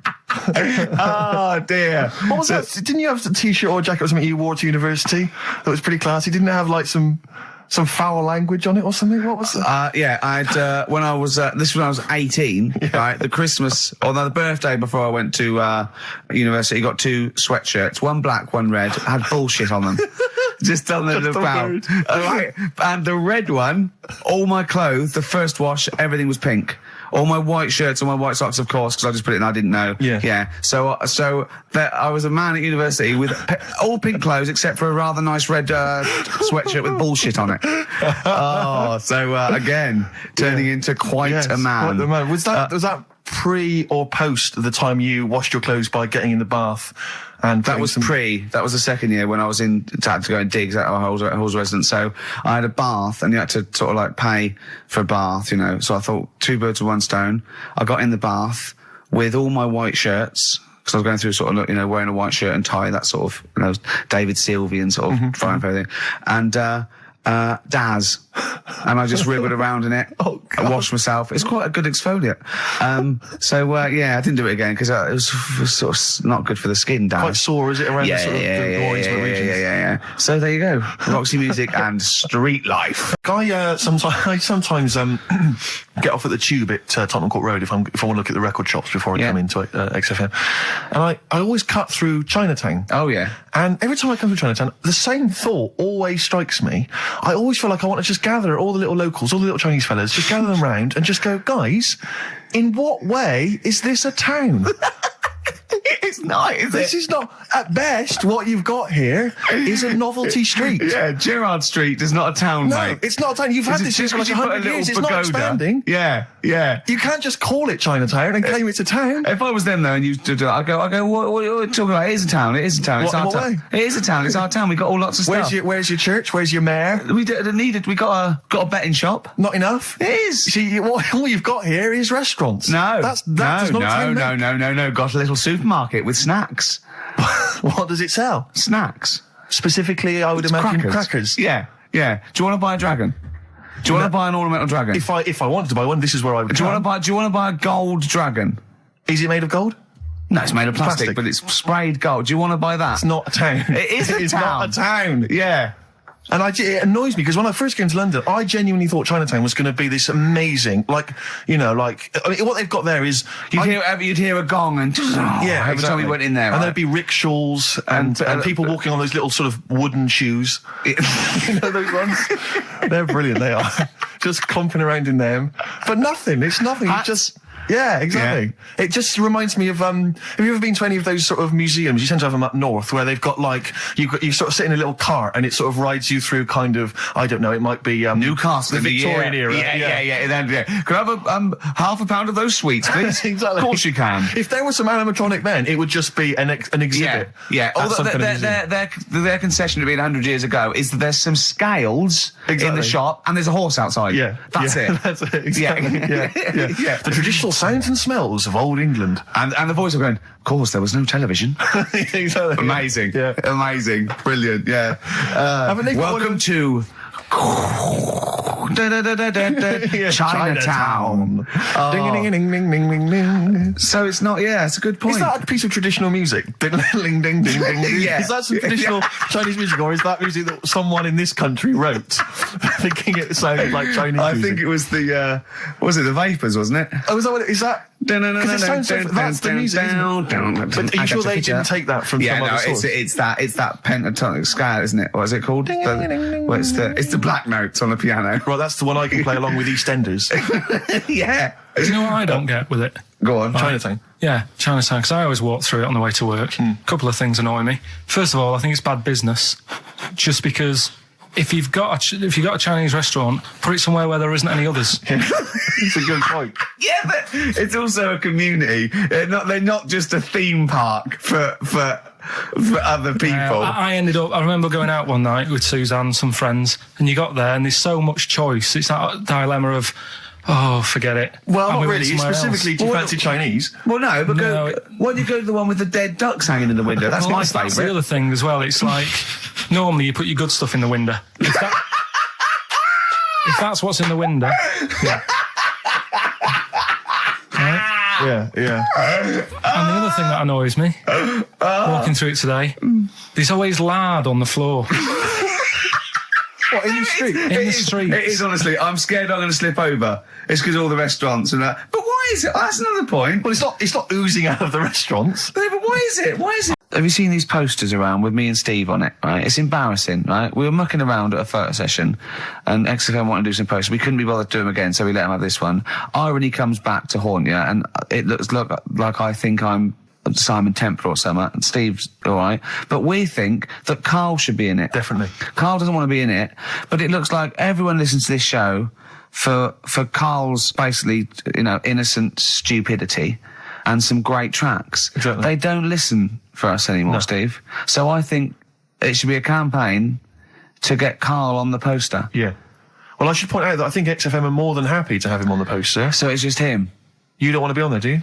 There's no need for me to be on it. Of course there is. Why not? I get so many emails here as I'm sat during the show reading them. So many emails saying, what does Karl look like? Well, I want pictures of Karl. If they go to xfm.co.uk/Ricky, we've got those film bits on there, those video mock-ups where I'm part of it. You can sort of... That's not see enough, it on Karl. People want to see your face. You're part of the show. Not You're an bothered. intrinsic part of the show. Yeah. Yeah, we'll get you on the poster. Why? It'll be too much on a poster. They can only take in so much. What do you mean? They can only It's take in good. so much. Yeah, it's good with two people. No. It's enough. So what do groups do then? Well, they haven't... It's like Ringo Starr is being left off the cover of Sgt. Pepper. Yeah. Or Rutherford doesn't get in a look in with Genesis. Exactly. Well, You know, Which would be outrageous. yeah. Oh, sorry, Tony Banks, you can't be in this one. Yeah. It's just me and you will be very. You see, you look like the Collins, so but you've got to be I in there. don't photograph that well either. You're joking. Is it because the shine? You look like a little cue ball because it just shines off the But top. a lot of people as well, you should dispel the myth. A lot of people think for some reason that you're fat. A lot of people say to me, is he fat? No, but that's because I haven't got much hair, so it looks like my head's big. No, they haven't even seen you. They just think from listening to the show that you're fat. That's because you're northern. They think you just eat chips Yeah. and complain about the weather, Well, complain about the south. I just think you could answer a lot of your critics. but then you see what I don't like about this world. A lot of people judge people on the way they look. Yeah. Oh, Like you hey. If only more people thought like that, Steve. But Karl, you judge people on the way they look. Yeah, I know. That's what I mean. But I couldn't with me, could I? Because I don't know what I look like. What? If I was listening to me on the radio, I wouldn't be able to say, "Oh, he's a," and slag me off and that, because I don't know what I look like, and I quite like that. Do you know what I mean? I lost. I don't know what Absolutely you're talking about. lost. Just believe me, right? I'm right on this one. It's best if you leave it. Well, we're not going to leave it. We're going to get you on the poster. Yeah. I mainly have to see myself on videotape this morning. That's put me I even showed more him. off. The animal show I did, the show. Yes. I'm doing a video, and I did behind the scenes footage, and I've got you've seen it, haven't you? I feel a bit of Karl on there, isn't there? Yeah, It's great. yeah. It's lovely. He can't believe it. He said, "Is it playing slow?" Because he's so slow. When I come into the office, he's going, "All right." That's how you On my talk. head as well. I look like I'm looking into a spoon. I'm not happy with it. I just think that if we're willing if Ricky's willing to use his celebrity profile for the sake of the show, Yeah. I'm willing to look like let's say a fairly handsome, kind of cool customer. I haven't seen it. What is it? It's Scorsese, isn't it? It's Martin Scorsese, and I've bought the film actually recently because I was intrigued to see it, but I've not actually watched it. But from what I understand, the reason that it was so outrageous is because it has a whole sequence which shows what it would be like if Jesus had lived his life and not martyred himself on the cross, but lived his life as a human being, part of which is him having sex. And so I think that was chiefly what the outrage was, that it was showing this godly man to be, as human as he was supposedly, because he's supposed to be human as well. So that's the reason. That was the reason that there was complaints there. I don't know. I haven't seen the film. Well, I can't you say. see him, do you? You see him having sex, I think, yes. Although it is an actor, Karl. Yeah, it's not let's point actually out. Jesus Christ. It's not the real. It's not the real Robert Powell. No. It's an actor playing Robert Powell. Is that, you see, sex on films and all that, right? When I was growing up, Here we I'd go. be watching... No, I'm just saying an example of this, really, Go on. right? When I was growing up as a kid and I'd be, watching films with my dad, right? He'd really be enjoying a film, Yeah. right? And then a sex scene would happen. Right. And he'd go... On film. in Or the just film. behind you. Yeah. In the film, a sex scene would happen. Your brother up to his old tricks again.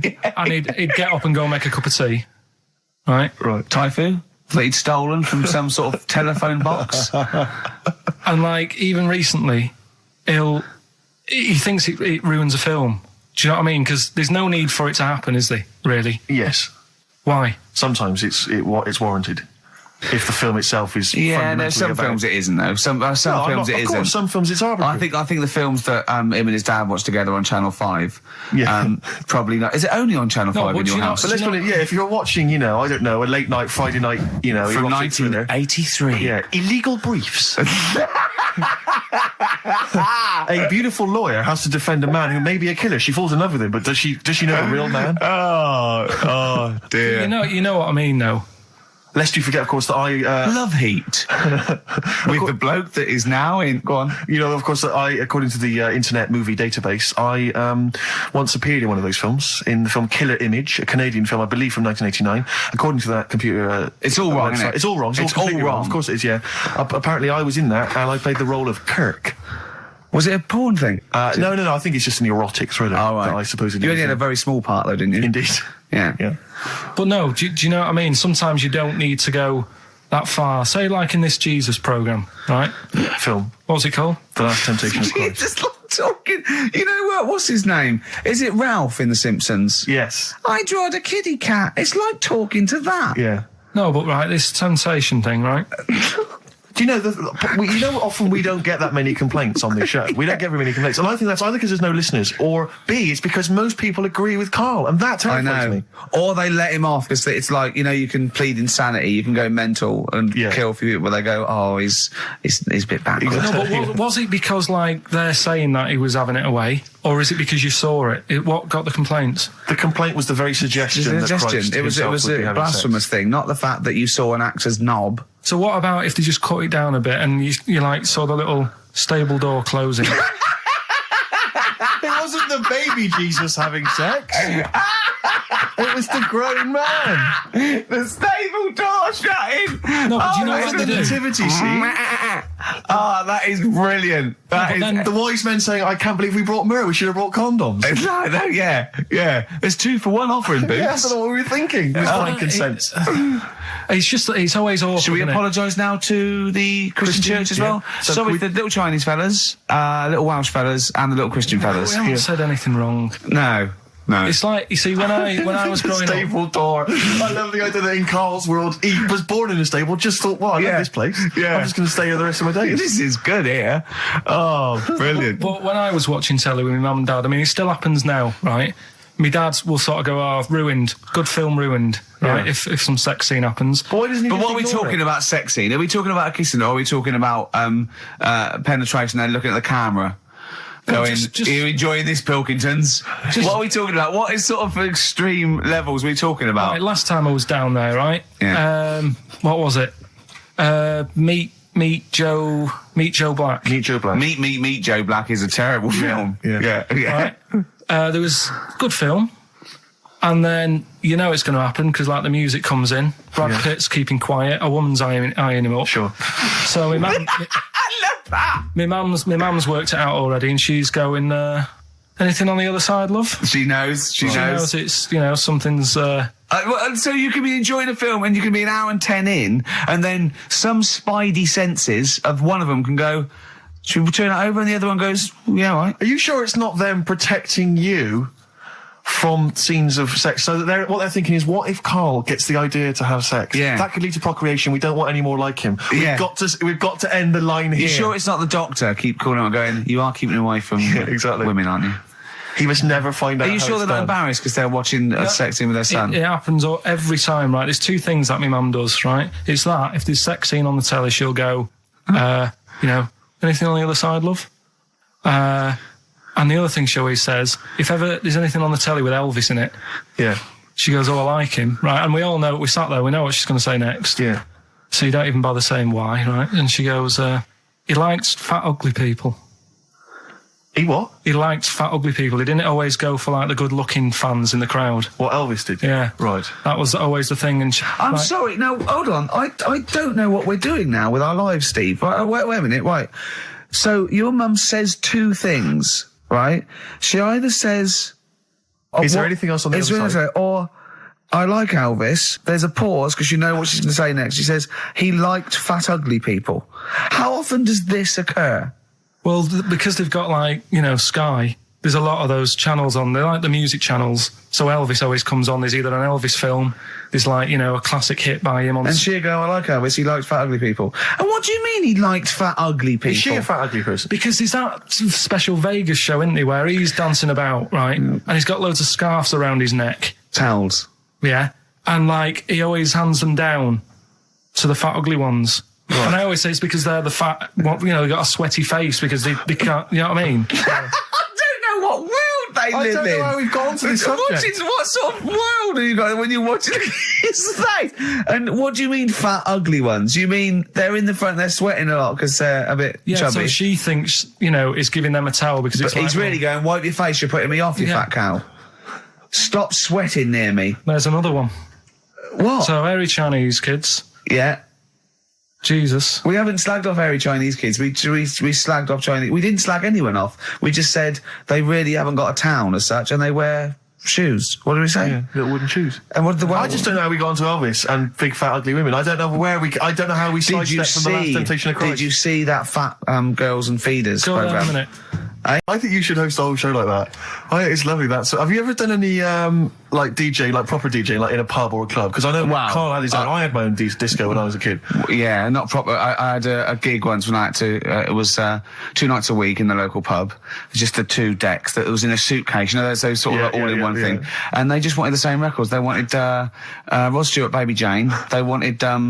About 11:15 when they were all drunk, they wanted Don McLean's American Pie, which they all sang along to. Yeah. Uptown Girl they liked. Right. But yeah, I didn't used to do the talking. Did you do at the all. patter? No, 'Cause I couldn't. I just don't understand it. I just love those wedding sort of DJs that they have to give you extra information. They can't just play a song. They have to say things like, "Ooh, all the way back there in the Commodore's easy."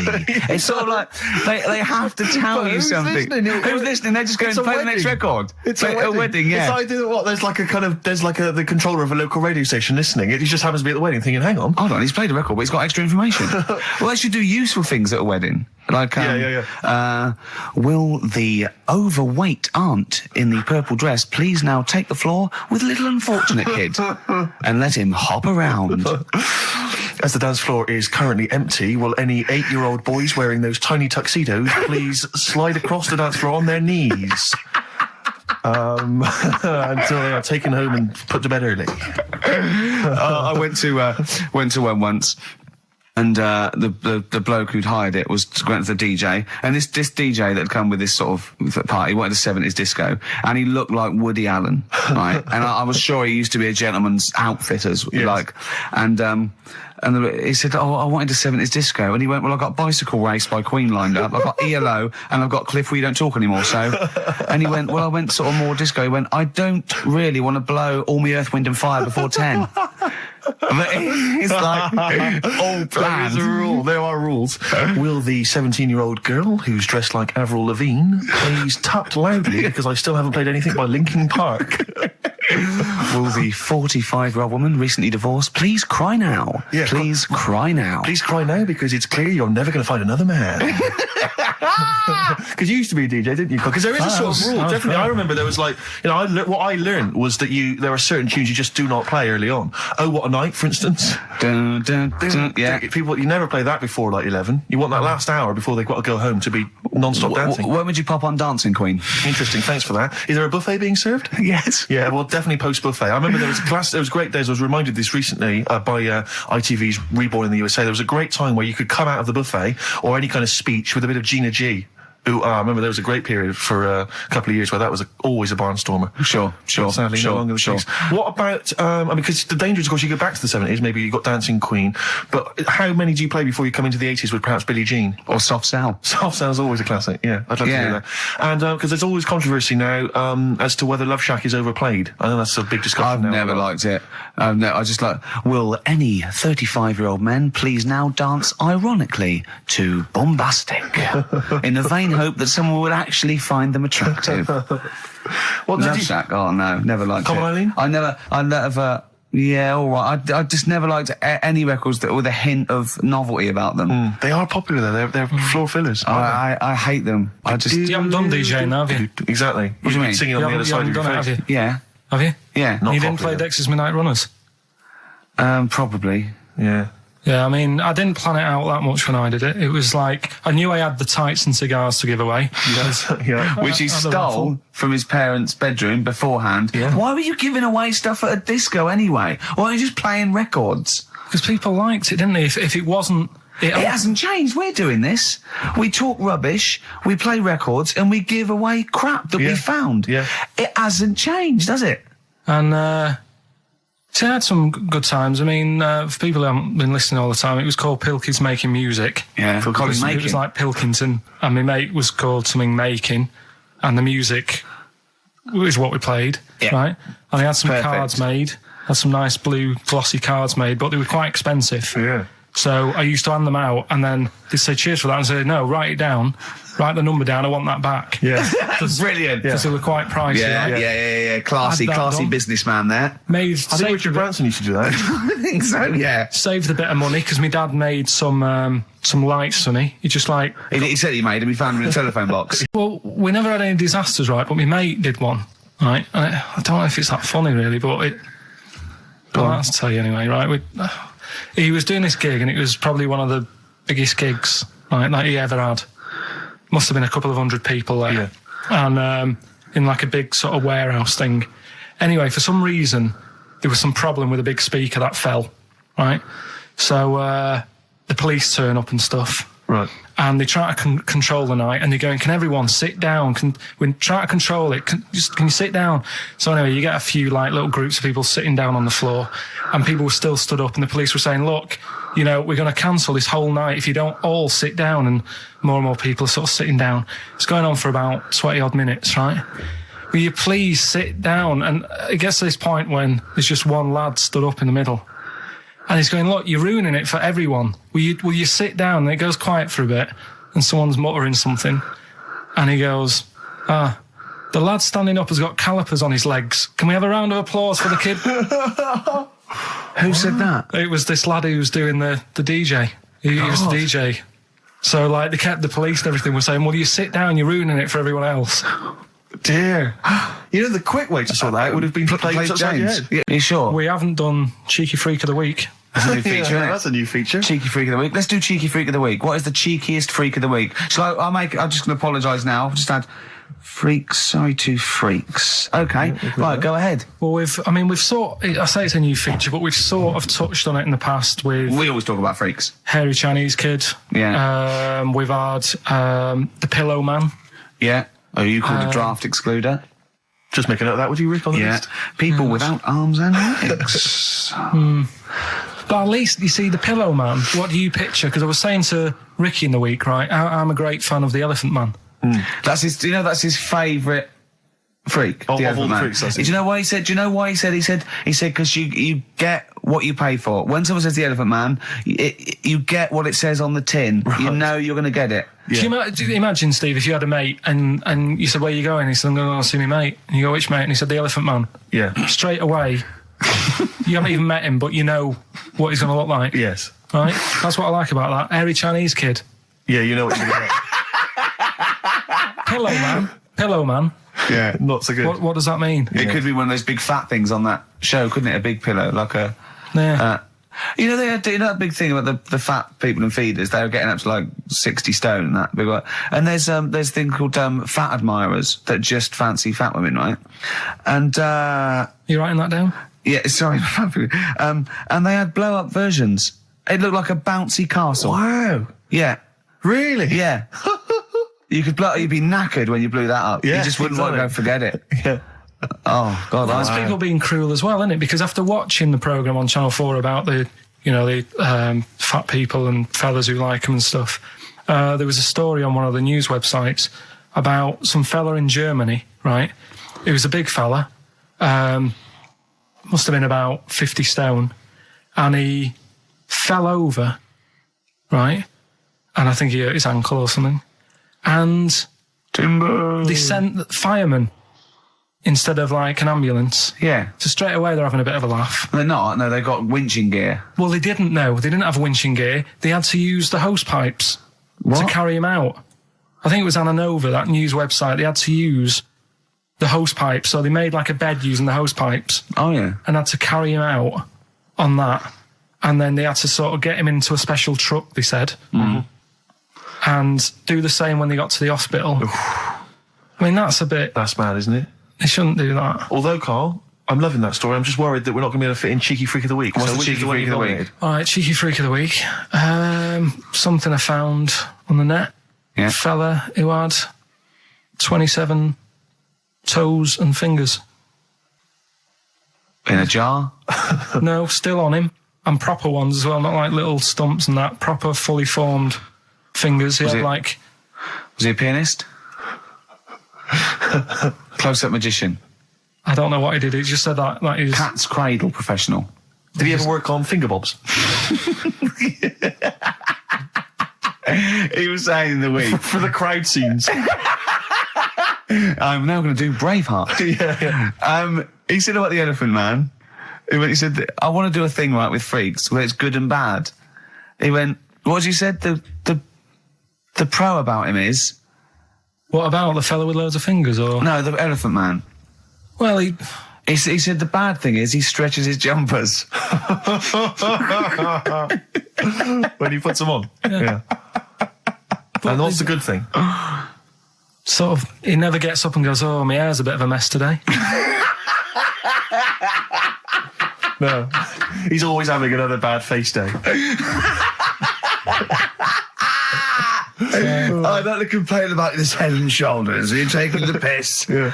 Oh, dear. So that's freaky. Didn't you see an elephant woman in Manchester? Yeah, leave that. What do you mean, leave it? No, because it is sad. I know it's sad, but I mean, I don't know what my next sentence is. No, people always that think, should be the end. I don't need to say anymore. People will know what she looks like. It's a good name for her. Did she like buns? Oh dear! It was when my dad was a taxi driver, and he used to sit in the front. Yeah. And she used to get a lot of taxis. Yeah. And he only charged you half price, didn't he? He was a good guy. Well, the bad thing is as well with people like that, you don't want to offend them because they never forget.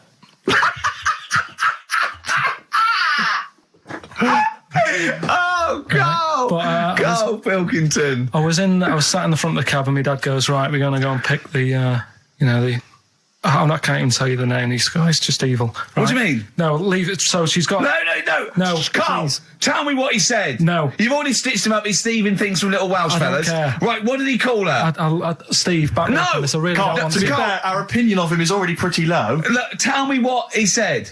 No, it's not. I'm scared of what my dad gets. It's the person who's got the She's thing not wrong. listening, is she? Well, her headphones wouldn't fit on her head. Tell me what he called her. I don't want to. Tell me what he called her, Carl. I'm getting angry, man. Tell me what he called her. No, I'll leave that. Honestly, Tell me what he... It doesn't matter. Tell me what he called her. Carl, just... I'm going to go... Seriously, I want to know what he called her. Right, you're not going to stop this show. We're not doing the next show until you tell me what he called her. What did your father call the elephant head woman? Tell me. Spudhead. How old were you? I don't know, about 9. Did you laugh? So did you expect to see a potato with a dress? He did sort of, again, it's a good name. Do you know what I mean? I had an idea of what it was going to be about, and he said, do you want to stay in the car, I'll take you home, because you She's can't... spudhead, she got lovely eyes. Can't. Right. Come on, man. Comfort and Sound by Feeder on XFM 104.9. I'm Ricky Gervais. With me, Stephen Merchant. Hello there. But no Karl Pilkington. No Carl. He's in Lanzarote. Lanzarote, But as we we have speak. got a very, very special stand-in. It's Camfield. Say hello. I'm so excited to be here. It's Yeah. been, the things I've learned in the last 10 minutes before we've even gone on air. Like, you Yeah. don't have a theme tune. I don't have a theme No. tune. I don't wear headphones. Exactly. Ian wears headphones with a preamp. He's got 3 midgets just brought in his back line. Yeah. Right? They're called Dog, Mongo and Blitzkrieg. Look, Blitzkrieg is up there, like, eating a banana. Yeah. He is the king of rock, the new king of rock. Well, a lot of the prince, he's the prince of rock. Obviously, Vance is the king of rock. But we'll be doing that, we're working out who. Over this, and by the way, Camfield, I don't want the Ian Camfield that does XFM and going, and there's fast approaching 1:23, here's Ash. I want the Camfield that goes, I snorted ants with Lemmy. Okay? So, we want the real Camfield. All right. I bought in Metal Christmas. Is that all right? Yeah. That's my only request from this show, that we do play Paul Di'Anno's version of Santa Claus is Coming to Town. The rest of it's over to you. Yeah, we're going to play some Christmas tunes. We're going to play some, our favourite hits of the year. But mainly, this is the rock programme. This is the rock programme. What worries me, Rick, is there's a lot of people who listen to our show and they're not regular XFM listeners. They just kind of crawl They're out not of their regular morphine people. stupor on a Saturday afternoon, put the show on. So they might not be familiar with Well, Ian's Ian work. Canfield is a young man. He's been in... He's about 14. He's been in radio... It's weird, he's 14, but he's been in radio for 15 and a half years. extraordinary. He was weaned on the milk of Avant. Yeah. Right? And he's going to be the new rock god, aren't you? Well, I'm trying. Yeah. No DJ Canfield. Just go, yeah. Right? And over the 2 hours, I want to work out the 4 pillars of rock, right? I want 4 names, 4 pillars of rock, right? Huge rock pillars. And then I want the king who stands astride them like the archangel of metal. So we'll be asking Ian, every few minutes we'll be asking, right, who's your first pillar of rock? And then, keeping the one that stands astride them. Okay? And how many do we need? Well, we need 5 names then, don't we? The 4 pillars of rock and who stands astride them. Right, Okay. Like the Overlord with these Axe Attack albums. Yeah. Yeah. This is Oasis. Christmas.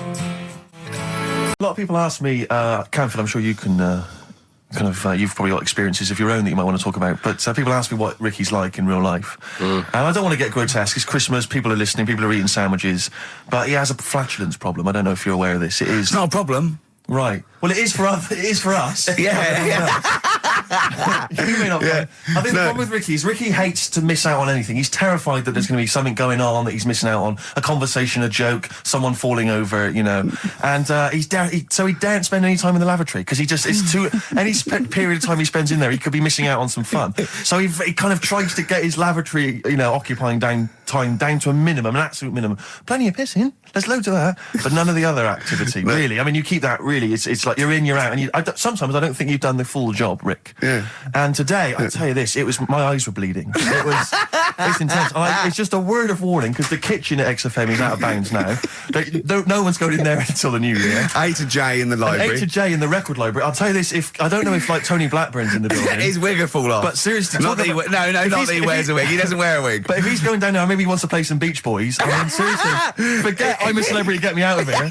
Forget you might have survived in the jungle, Tony. But you get down there, mate. Tony, would you rather eat a plate of maggots or go and get Beach Boys? Exactly. Saying A to J. Oh, pot pickers. Exactly. Jesus Christ. It is absolutely extraordinary down there. So I'll just be warned. But it's Christmas. Yeah. Christmas. Why would Blackburn be listening to this? I don't know. He's probably doing a bit of Christmas shopping. Sure. And he's out and about with probably got his little, personal stereo on. Yeah. And he goes, I'll listen to the boys at XFM. Exactly. And Canfield, what do you think of it so far? Yeah. Yeah? Yeah. It's not Vance, is it? Okay, who? There's this monkey, right? Oh, yeah. I think his name was number 6 or number 7 or something, right? In this lab, right? Yeah. And anyway, it's in there with the rabbits and little mice and stuff like that. And The rabbit smoking. the nurse, right? The nurse, not the nurse, the woman who works in the lab. What would you call her? A nurse? Depends. What depends what her job was. If she was a lab assistant, you call her a lab assistant. All right. I mean, they probably call her by her name. All right, lab assistant, right? Kirsty. So she's. I think it's probably Kirsty. Right, Kirsty Morris. Well, she's in there, right? Yeah. And she don't work with many people and that. She's mainly on her own with, just putting lipstick on rabbits and stuff like that, right? Chimp fancies her. So, Chimp fancy her. He's putting on lipstick. Chimp fancies her. 'Cause she's got hairy legs. He gets pally, right, with this woman. Yeah. Because, it gets to a point when she sees him every day. It's the way he sort of tries to string out like it's a narrative love story. Did the chimp put its hand out and grabbed her, and then you thinking that he made a move on her? So Right, come on, he's let him allowed tell out. the He's story. allowed out. Oh, the it's not a cage. story, is it? He's allowed out the cage and what have you every day. So he's wandering about, and as time goes on, he's watching what she's doing more and more. Right. So he notices the code on the door. Right. Right. Whatever 247 or whatever. Yeah. And he goes, right, I've clocked that. I've got that. I'll remember that. Right. And then he goes, right, there's a lot of Definitely lipstick and that knocking about, a lot of makeup. Right, okay. No, there's no way. Finish. No, because So- Steve, you know what's going to happen. Let him finish. I know what's going to happen. So he's there. It's ridiculous. And he's going, well, if it's there, you know what I mean? So while she's messing about with the rabbit, he gets there, he's in front of the mirror, putting a little bit of lippy on. Right? You are mad! No! I can't. It's gone too far. Rick, his microphone. No, it's gone too far, Steve. Right, Your mic's off, Rick. He's finishing the story. So- Turn mine off as well. It's gone too far. Turn him off. Just let him finish. Right, so the thing is, right, it's this monkey wandering about. It's got lipstick, it's got mascara on, it's looking pretty I good. didn't mention the mascara. It's looking all right, right? So it knows the code on the door, 247, right? So when she's sort of messing about with the rabbit, right, he goes, right, here's my chance. He's looking good, 247, out the door, through the reception man's there. He's like, all right, Kirsty, right? Don't talk shit. I Feel Free from Cream. That's pretty much the last track, isn't it, guys? I imagine on XFM 104.9. Well, I mean, yeah, I've got nothing to say after that ridiculous story. I mean, that's worse than the bank robbery to me. Yeah. That he clocks that, and the bloke on the desk. All right, Kirsty. Oh, you're 2 foot shorter and hairy. She wasn't a looker anyway. So. She wasn't a looker anyway. Brilliant. Oh, it was the premiere. Did you see the coverage? It was a premiere of Lord of the Rings Part 3. I can't be bothered. I mean, man alive, I'm sick of Lord I of the watched Rings. the first one, and I was actually I've never been into all that sort of stuff. Never liked it. Gollum and Dungeons and Dragons and No. gatekeepers and weird magic and Harry Potter makes. I want to punch his face in. I know what you mean. But I mean, it's sort of like, Well, Lord of the Rings, when I was at school, if you were into that sort of thing, you were a nerdlinger. They would beat you up, they'd shout Exactly. heckle abuse, all that sort of thing. You know, I wasn't a fan. I actually don't know anyone who admitted they were into that. I know. Nonsense. It was shameful. It was embarrassing. Now, the whole world's gone crazy for it. Even the tough guys, the hard nuts, the streetwise kids, they're loving it. Can't wait for the third one. I see people raving about it. It's Jonathan Ross, all these people going, it's the best thing I've ever seen. It's 3 hours and 10 minutes of trolls and goblins and magic spells and large feet and magic rings. I'm loving all that crap. What's wrong with you people? I will smite you with my sword. It's just interminable. The orcs and the Norks. I saw some people playing this game. They had a big manual and a dice, and they're in a pub, and they're all fat with beards, right? And he threw a dice, and he looked down, and he said something like, outside them, the 3 miles to Mumra. And they went, oh, well done. I know. I want to go and say, what is this game? Yeah. What? It's absolutely extraordinary. Well, they showed some coverage of the Lord of the Rings premiere on TV, and there were people dressed up as some of the characters. Yeah. There was a girl chatting saying, well, I just think Gollum's hilarious. What?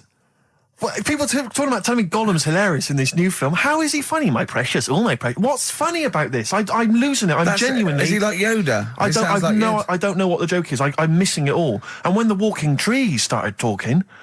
Oh, man, I love it. It's like something- Gollum's the little one that looks a bit like Gandhi.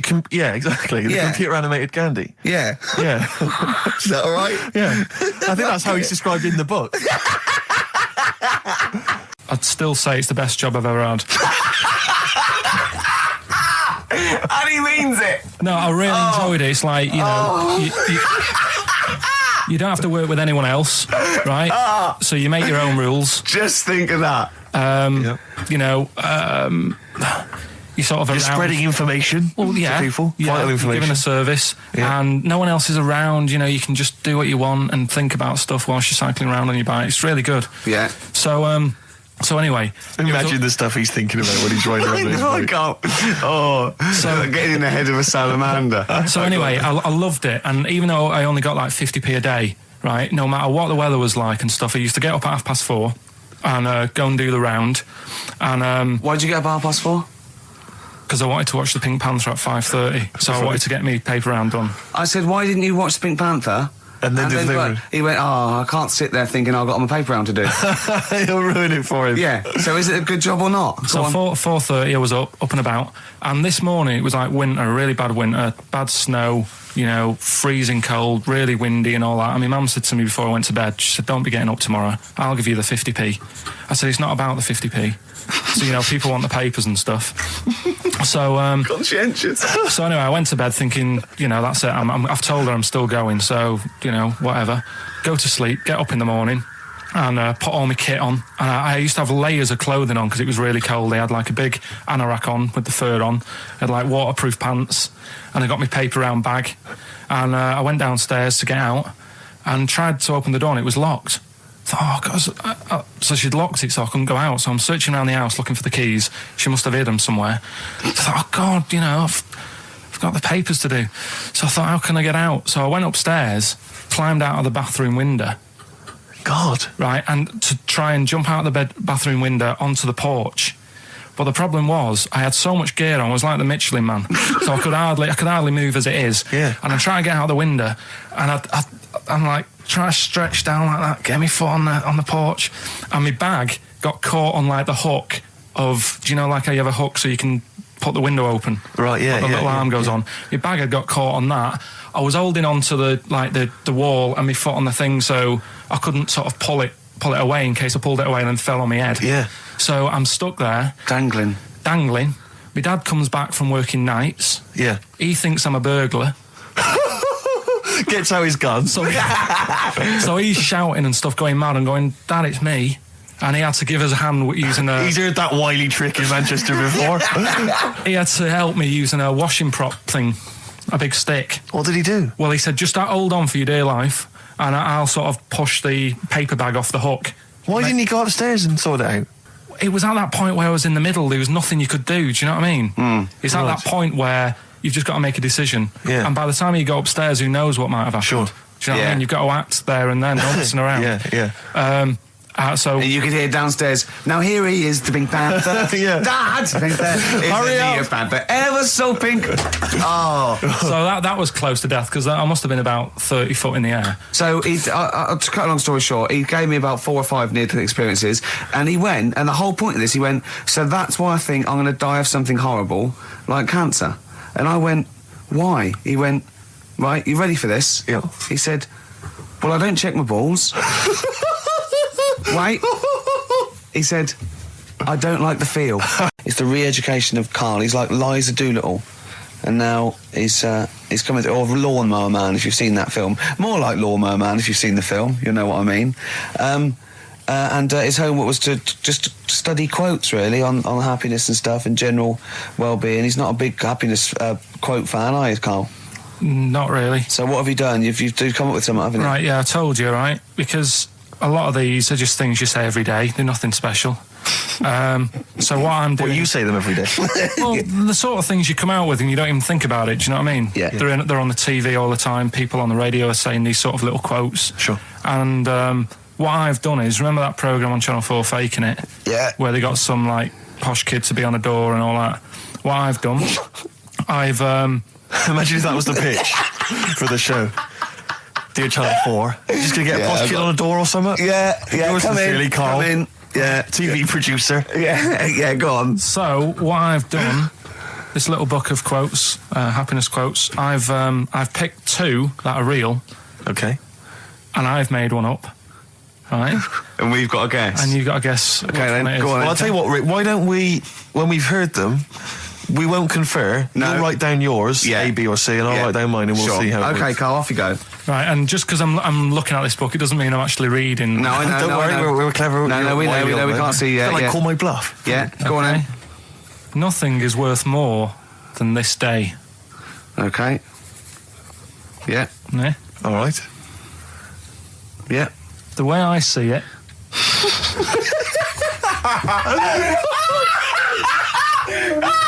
Oh God, my head's gonna burst. no, hang on. My head's gonna burst. No, Hang on. this might not be Karl's. Oh, it might not be. How do you know I haven't tweaked them a little bit? Yeah, good Okay, point. fair Good enough. point. No, good point. The way I see it, if you want the rainbow, you got to put up with the rain. Yeah. Okay. All right? All right, yeah. Okay, hang on. It's not here. Come on. Cat food, Cat food, come on. it stinks a bit, but if you don't put up with the smell, the little kitten will die. Steve, I don't know what to say. I don't know what to say. Imagine this in faking it. Imagine their faces when he says that, and they're going, "Oh my God." Oh. Karl, play a song, mate. We'll have to confer on this one. Right, Blair. Well, that's just amazing, Karl. Just read them again. Two were real, one was fake. Go on in. Right. First one.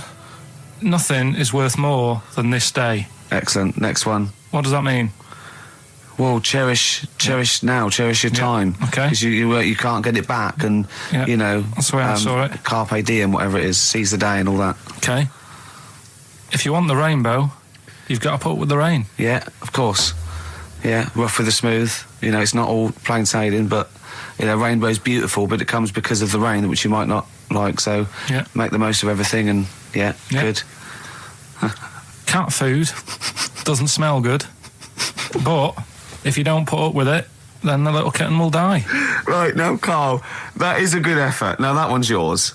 I mean, obviously, right?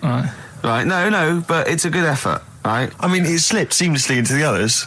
Yeah. Don't think it didn't. No, but it's good. I mean, we knew it was that one. But what I will say is, it's good, but what you don't know, maybe subconsciously, is, I mean, it's very similar to the putting up with the rain and the rainbow. But that's good. Why do you think that? Well... What does mine mean? Well, even though it smells bad, it's good for something. Right, so I didn't look at it like that. What did you look at? I kind of thought... Was yours more specifically about cat food, generally? Because, you know, normally it's an analogy. Yeah, or a metaphor for something, you know, much bigger. Well, no, the way I mean, Dolly Parton, who I think did the rainbow rain thing, she wasn't specifically concerned about weather conditions. No. It was a sort of general idea. It's all about life. Yeah. Well, that's what I've done. Go on. I've used an everyday thing. Yeah. And put it with today's problems, right? Go on. So, like, my girlfriend, she might like to go shopping for clothes. I hate it. Right. But because I love her, I put up with it. Ah, that's nice. Yeah? Yeah. So, you love that little kitten. You can't stand the smell of the stuff you got to feed it. But because you love it, you go, well, you know, I'll put up with this just for a few minutes, and then I can, like, squeeze its head later and give it a little... Sorry! Squeeze its little head. No, yeah, well, that's just the thing that I do with cats. Put it in a bag and drown it in a lake. Well, you take your dog out on that, or maybe on a Sunday. Come on, let him finish. Quick! Quick! Let him finish. You take your dog there. You might go there on a Sunday. Have a taste of it when you're there. Right? That was AP. The answer? Alex Parks. Right? Alex Parks? Yeah. It kind of doesn't work, that one. But... That one doesn't work, I know. It's you know that one doesn't work? Yeah. Okay, good. Okay, well, that's fine. That's what I was trying to work out when you were messing around. That's why it's not good. Okay, come on. The other ones. The first one was the German fella. Can't do any photos because it's been nicked. The German fella can't do any photos because it's been nicked. That was... the initials were? AC. I've got it. Right, it's Aztec camera. Yeah. But what's that got to do with the German fella nicking it? Because the way he'd say it, he'd be like, you know, Aztec camera. So why ain't you taking any pictures? Can't. Why? Aztec camera. Why is that German? Just sounds a bit... Right, do you know that's rubbish then as well? You know that one doesn't work, do you? And the second one was, if you keep eating, this bit of your body will get bigger. PC. Yeah. Phil colons. Phil. It's honestly right, Carl. Phil Collins. Phil honestly, Collins. right, okay. I don't know what the PC term is for this, but I honestly think. I think you're quite bright, and I think you're quite streetwise and all that things. But I actually think. Oh, I've got to be so careful here not to offend people. But I think you might be. Could you maybe describe it through a sound? You might be educationally subnormal. Does that worry you? No. I've got by all right. I'm not going to worry about it now. You know what I mean? I'm 30. Do you know what I mean? Why start worrying about it now? But you've got the mind of a 12-year-old. So what? Sure. Do you know what I mean? I don't worry about stuff. If you don't know about stuff, you don't worry about it. Yeah. So I'm happy. We went to Jonathan Ross's house for his birthday. I didn't. No, me and Jane, and we went there, right, and there was lots of people there, and Darren Brown was there. Jonathan got Darren Brown tricks, and it was incredible. He did all these tricks, right? I mean, incredible. It was just amazing. And he did one with a bloke who was there, a friend of Jonathan's, I think his name was Ray, and he got him to give the pack. He said, count the cards. And he counted out 52 cards. Yeah? He went, think of any card in that pack. He didn't touch it yet. He's counted 52. They were in his hand. He said, think of any card. He said, what was it? He said, 3 of spades or something. He went, find it in the pack. Couldn't find it. He said, count the cards. There was 51. right, and he couldn't find the card, and he had no idea. And we forgot about it. He went, "Oh, it's gone wrong," and he forgot about it. And he kept, through he was going, "I wonder where that card is," and he kept looking at it. I found out that about a week ago, Ray went into hospital with appendicitis. Yeah, and the surgeon was really so there was something crumpled up. There was a thing, and it was the card. It was the card that was in his thing causing appendicitis. And when he came out of surgery, there was a card from Darren Brown saying, "Was that your card?" That's amazing, don't you think?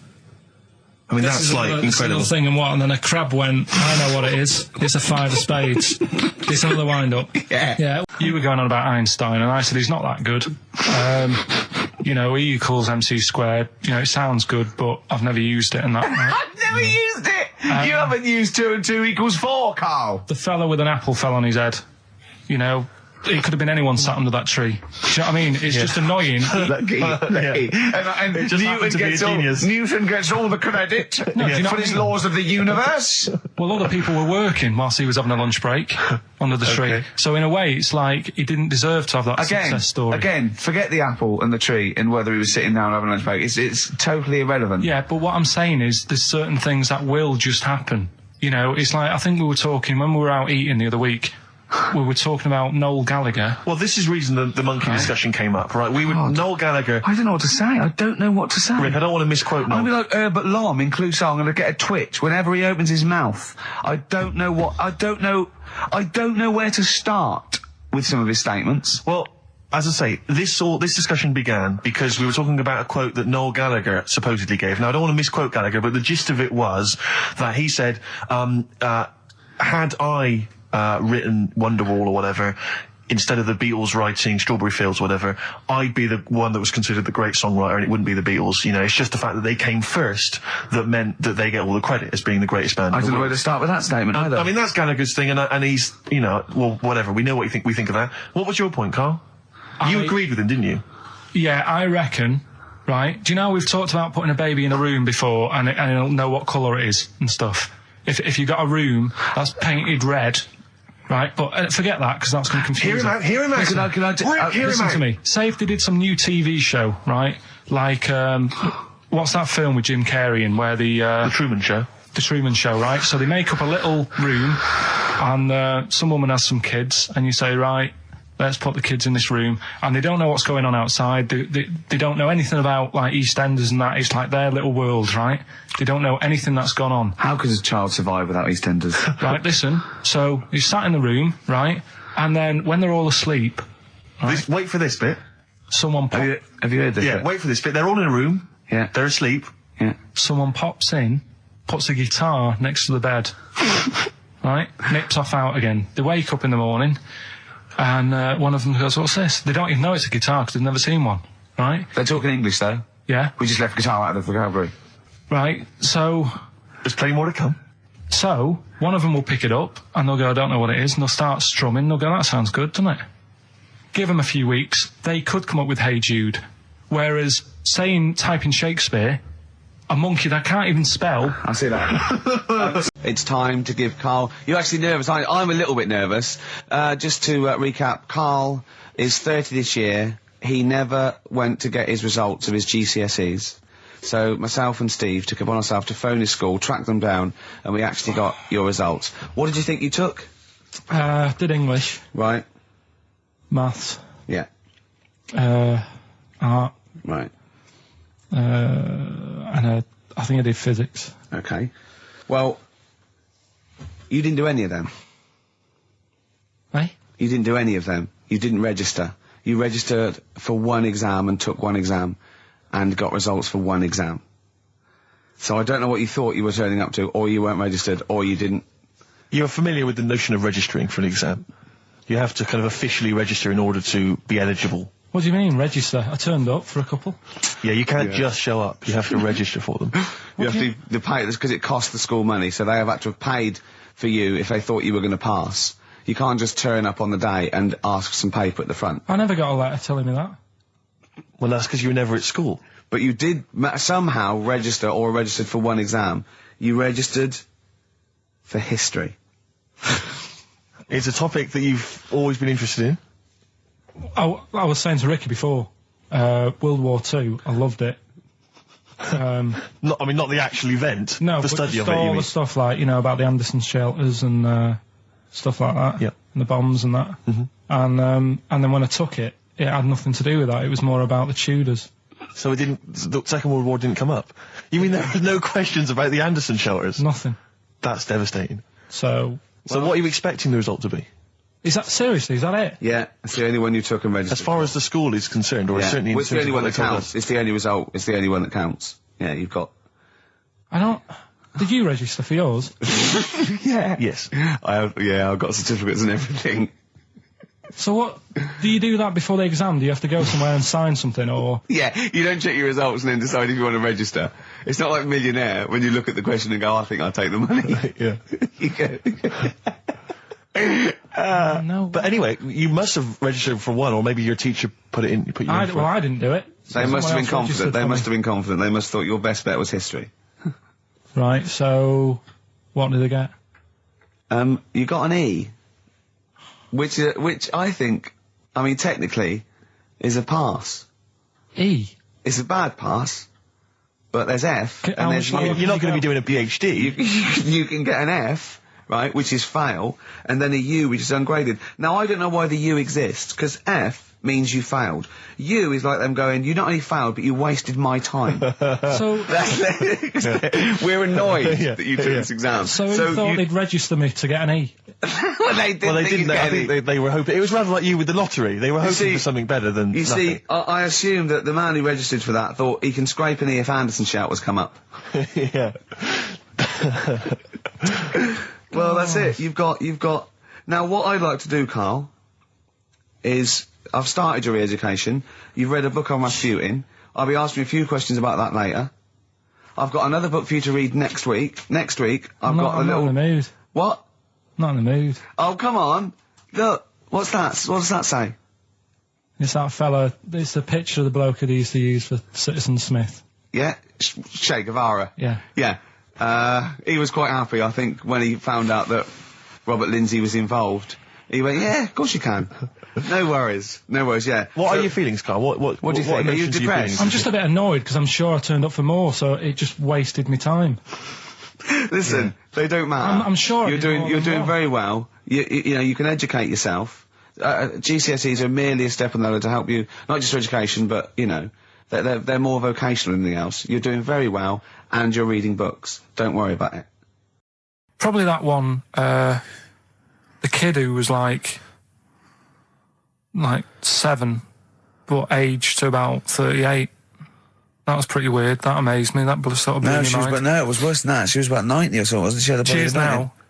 But back then, Oh, a couple of months ago she was 38, Yeah. but because of the aging. she's sort of aged fast and that. Yeah. It's really... This is the one that you think should be allowed to get fags and beer and an off licence because she's got the body of a 90-year-old. Well, yeah, it's only fair, isn't it? Let her have a decent life. Even though she's 6. If she wants a packet of fags, the doctor said, you know, you're older and that. Even though you're 6, you are sort of 72. If she wants a packet of fags, let them have them. She was 72 September, wasn't she? Yeah, So, yeah. but it was that's Do probably you the actually weirdest think that would be a good idea to give a 6-year-old with an aging disease a packet of fags If that's what they want. If that's what they want. and a pint of Tennant's? All the stress and that she goes through. It was saying something about how she has to have a passport picture done every 3 months or something. There was this, like I said, there was this woman who used to like live in one of the council flats, right? And she had a 3-wheeled sort of big, what do you call it? Son, 3-wheeled son. He was the weirdest bloke we ever knew. What do you call it? Like a big tricycle, but for an adult rather than one for a kid. It was Yeah. a big It one. wasn't a motorbike though. It was a No, it was a push bike thing. Yeah. And she used to sort of ride down the road with a fella sat in the basket on the back with his like legs dangling over, and they'd be going to like the pub and what have you. Was it a different fella each time or the same one? Yeah, Yeah. little sort of bald-headed fella. Sure, it wasn't collection for like organs and things. Bring out your ill. And then people just throw Grandad just in the back and go, right, we get 4 quid for Grandad. But she used He's to got a be lovely quite... pair of testicles on him. They're very low, but they're Bring out your dead or nearly dead. She used to pick on her husband quite a lot. They'd be in the pub and what have you, and they'd be sat by themselves, but she'd always be sort of, you know, having a go at him, moaning at him, sort of pushing him about and that. So my dad and his mate, right, they went round to their house, knocked on the door. She answered, and he said he was a copper, right? He said, Detective Pilkington, going to come in and have a word. So I'm just going to make a note of impersonating a police officer. Yeah, but for the good, he went in and sort of said, now, I've heard, superhero. Yeah. I've heard, you picking on your husband a lot. Yeah. We'll be keeping an eye on you. Do it again, and there'll be trouble. And she backed off after that. She was all right. And how was the husband? Was he still in the basket though? Was he allowed to ever sort of like ride up front with her? Or was he just always in the basket? He just she'd sort of stopped picking on him in public places and stuff. That's like good. That. Just You can't get done, can you, just for doing that? I think impersonating a police officer. Well, is you a criminal probably did. offence. There was no gain. I think you can't impersonate a police officer full stop, but I think they'd probably be lenient on him that he was, But let's face it, he's not going to be caught because why would anyone know about it? It's not like his son's going to say it on a radio station, is it? And stitch him right up. Is this something you did generally? Kind of a little bit of light vigilante work? Just whatever, him and his mate, just, if they saw something going on, they go, what can we do? Sure. What little scam can we do, or whatever. Oh, that's fantastic. Me and Carl went out, right? With me and Jane, Carl and Johnny and Gigi, wasn't it? Gigi, Is it important What's who his win? No. Okay. But we're walking down the street. Carl was there, though, and he can back me up on this. We had a curry. We were walking back, and this little funny homeless fella, didn't he? He, I got to tell it before I go, didn't he? Yes. He came up to me, right? And he recognised it. And he came up to me and he went, he said, I've just nicked 5 of your DVDs from HMV. And he shook my hand. He was so happy with it. And I went, right, excellent. He went, all I do is I just swing the bag over the top. Like that when I'm going out, and he had a bag full of DVDs, didn't he? And he was so pleased to tell me that he'd stolen. That great. He said they're going like hotcakes. Yeah, he said they're going up, of course they are. Yeah, you're nicking them.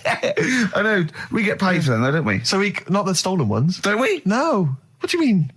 Did you sign them for him? I know you idiot.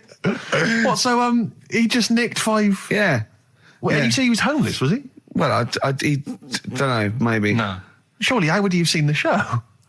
He just walked past Curry's one morning. Dixon's. Yeah. Yeah, that's any Seen idea. a trailer for it. I thought, interesting. I don't know if he was homeless. I didn't go into his home Sure. life. He shook his hand though, and But he made Carl look smart. Do you know what I mean? So, how does he sell them? Where does he sell them? Does he go to people and go, do you want an Office DVD? They're not nicked. yeah, £4. yeah, exactly. I think he's stolen. No. No. They've still got the tags on them. What's your last room 101? Oh, God. It was holidays. Holidays. Well, You want to put holidays in room 101? people who are sort of annoying on holiday. Oh, yeah. Do you know when you go away? Oh, yeah. It's sort of touched on this before. Is this going to be the Scouse guy? Yeah. Go on. Oh, it's so long though. I mean, it was a holiday when we went to Tunisia. And the Scouser pissed you off. Surprise, surprise.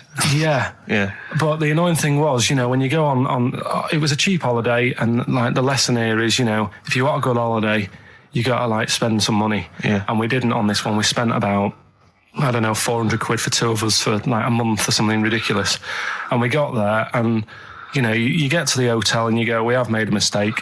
It's a ropey hotel.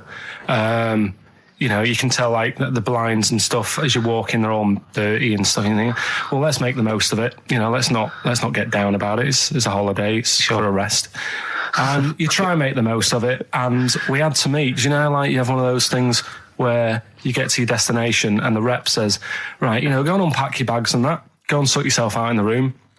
And tomorrow morning we'll meet up at 10 o'clock. And I'll go through, the best sort of place to go for camel rides and, the best deals I can get you. That sort of thing. Can anyone here walk like an Egyptian? So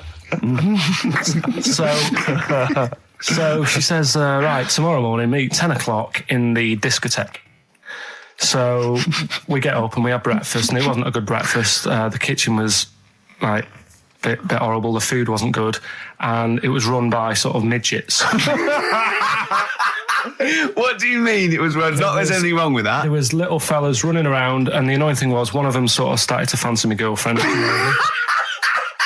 How did he manifest his affection for No, him? you're not saying there's anything wrong with midgets, though, are you? Just saying it was not at strange. all. There was Yeah, but even midgets shouldn't be cutting in on Karl Pilkington's no, territory. I know, no. But it's also that thing of, you know, they've got little fingers.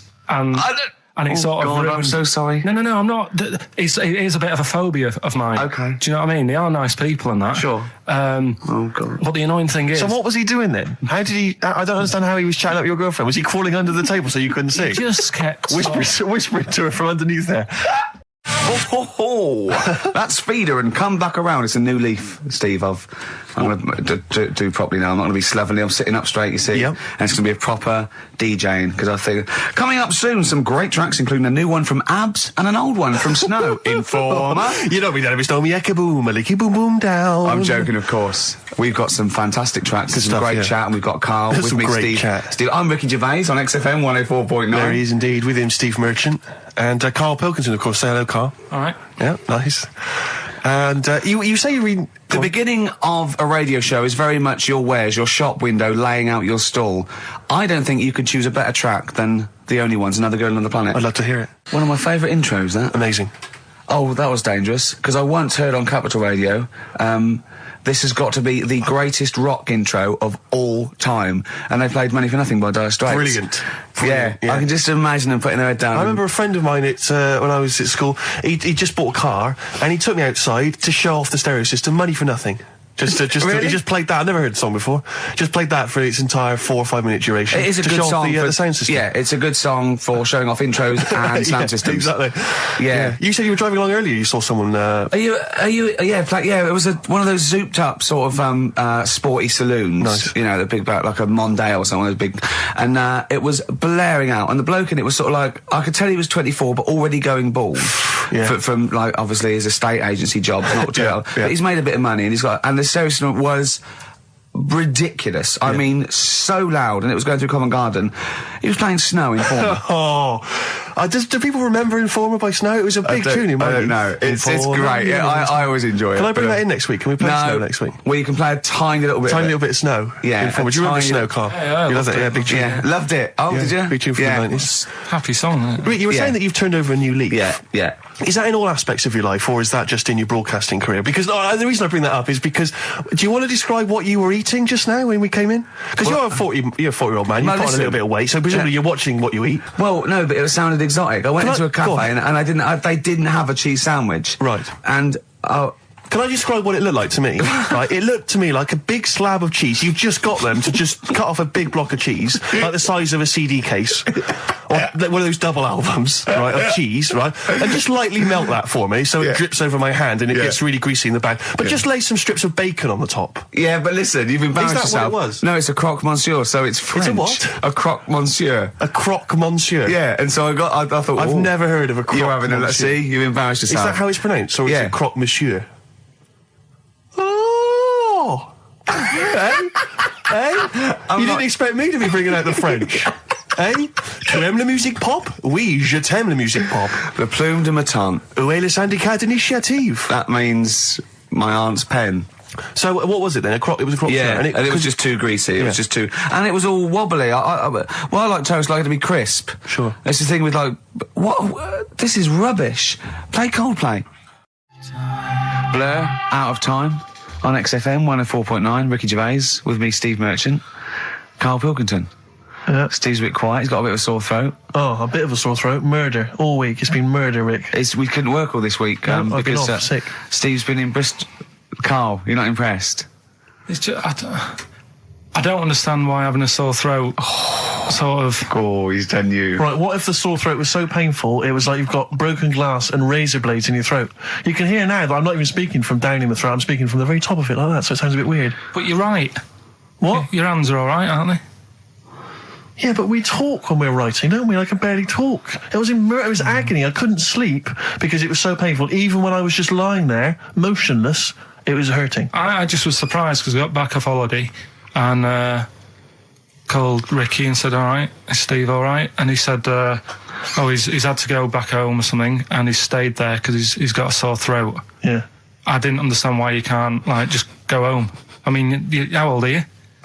What? I don't understand why you got to be at 29. your mum and dad's when you're feeling I a bit ill. happened to be at my nan and dad's my mum and dad's, now I'm talking like you, when this sore throat really kicked in. So I thought I may as well stay and get a bit of the creature comforts of home. Do you know what I pictured though when he told me? See, my parents aren't like yours, Carl. Your father would have popped down to the phone box and maybe looked to see if there were any kind of throat lozenges. Strepsils. Yeah. Whereas my mum phones up the doctor first thing she can. I'm straight down there with my dad. They're snapping into action. They're trying to sort me out. It's a bit like that Ronnie Corbett thing, isn't it? Sorry. That sorry thing. You're right, Carl. Yes, you're absolutely right. It's just like that. Oh, No, dear. it's just because You just went on holiday with your parents. Well, not with mine. No, with right. Suzanne's, and it won't be happening again. So Well, that's that sorted. we'll have Didn't more work about out that for a little you? bit later. Pain in the Luckily arse. we came in a few times, didn't we? We've been here since about 11:30, haven't we? Yeah, sorting Doing it. stuff out. Doing a show. What, have you been squeezing his head, or...? No, that's strictly between the hours of 1 and 3. We established that, and I've kept the rules, haven't I? I did practice the grip in the week, didn't I? Yeah, just to see what method he was going to use today. Yeah. I came in. I did my back on Tuesday. I was sparring, and I pulled my back, and I was in agony, and I had to get an emergency chiropractor out and sort it out. And I was on painkillers, and I couldn't walk the next day. But I still came in and did a voiceover that was booked at 4:30, didn't I? I got Johnny to walk me in because I couldn't sit down, so I couldn't take a cab. But I could be upright, and I had to got him to walk me in because I was scared someone was going to bump into me. And I did the voiceover. That's dedication, isn't it? Yeah, but right, I got back off holiday on the Tuesday, right? First day back was going to be on the Wednesday, right? So I thought, well, I'll take it easy, because you do that, don't you, when you've been on holiday? The first day, you just want to sort of... I don't. I'm straight back into it. Well, same yeah, thing. but it's nice to, do you know what I mean? Yeah. Just sort of look at your emails, go through all them, work out what people need and stuff. Sure. Doss around, yeah, sure. So I thought, I'll take it easy. As soon as I got in, I was told that Ricky had been booked in to do a voiceover. And I thought, can't handle that. Do you know what I mean? On the first day, him coming in annoying me, probably trying to get a week's worth of head squeezing in. So so I called him up and he said, I might not come in because I've got a bad back. I thought, well, that's all right, right? Then you just turned up, didn't you? He said, I managed to get in a cab. Yeah, Johnny walked me in, and that's what. Yeah. And he did the stuff, which I haven't got it here at the moment, but I'll find it on the system and I'll play you what he did. That he's been paid to do as well. It's all right. Yeah. So you. Well, it's not all right. I had to pretend it was all right when I played it to all my bosses to try and persuade. Look, let's play that a little bit later. But now, as we're all back together, Steve, would you say the boys are back in town? It's just that I found one about What's the point? about a lad who 8 years old, but he's still breastfed. Now, I don't know if you can get anything out of that. Is that what his mum said? So,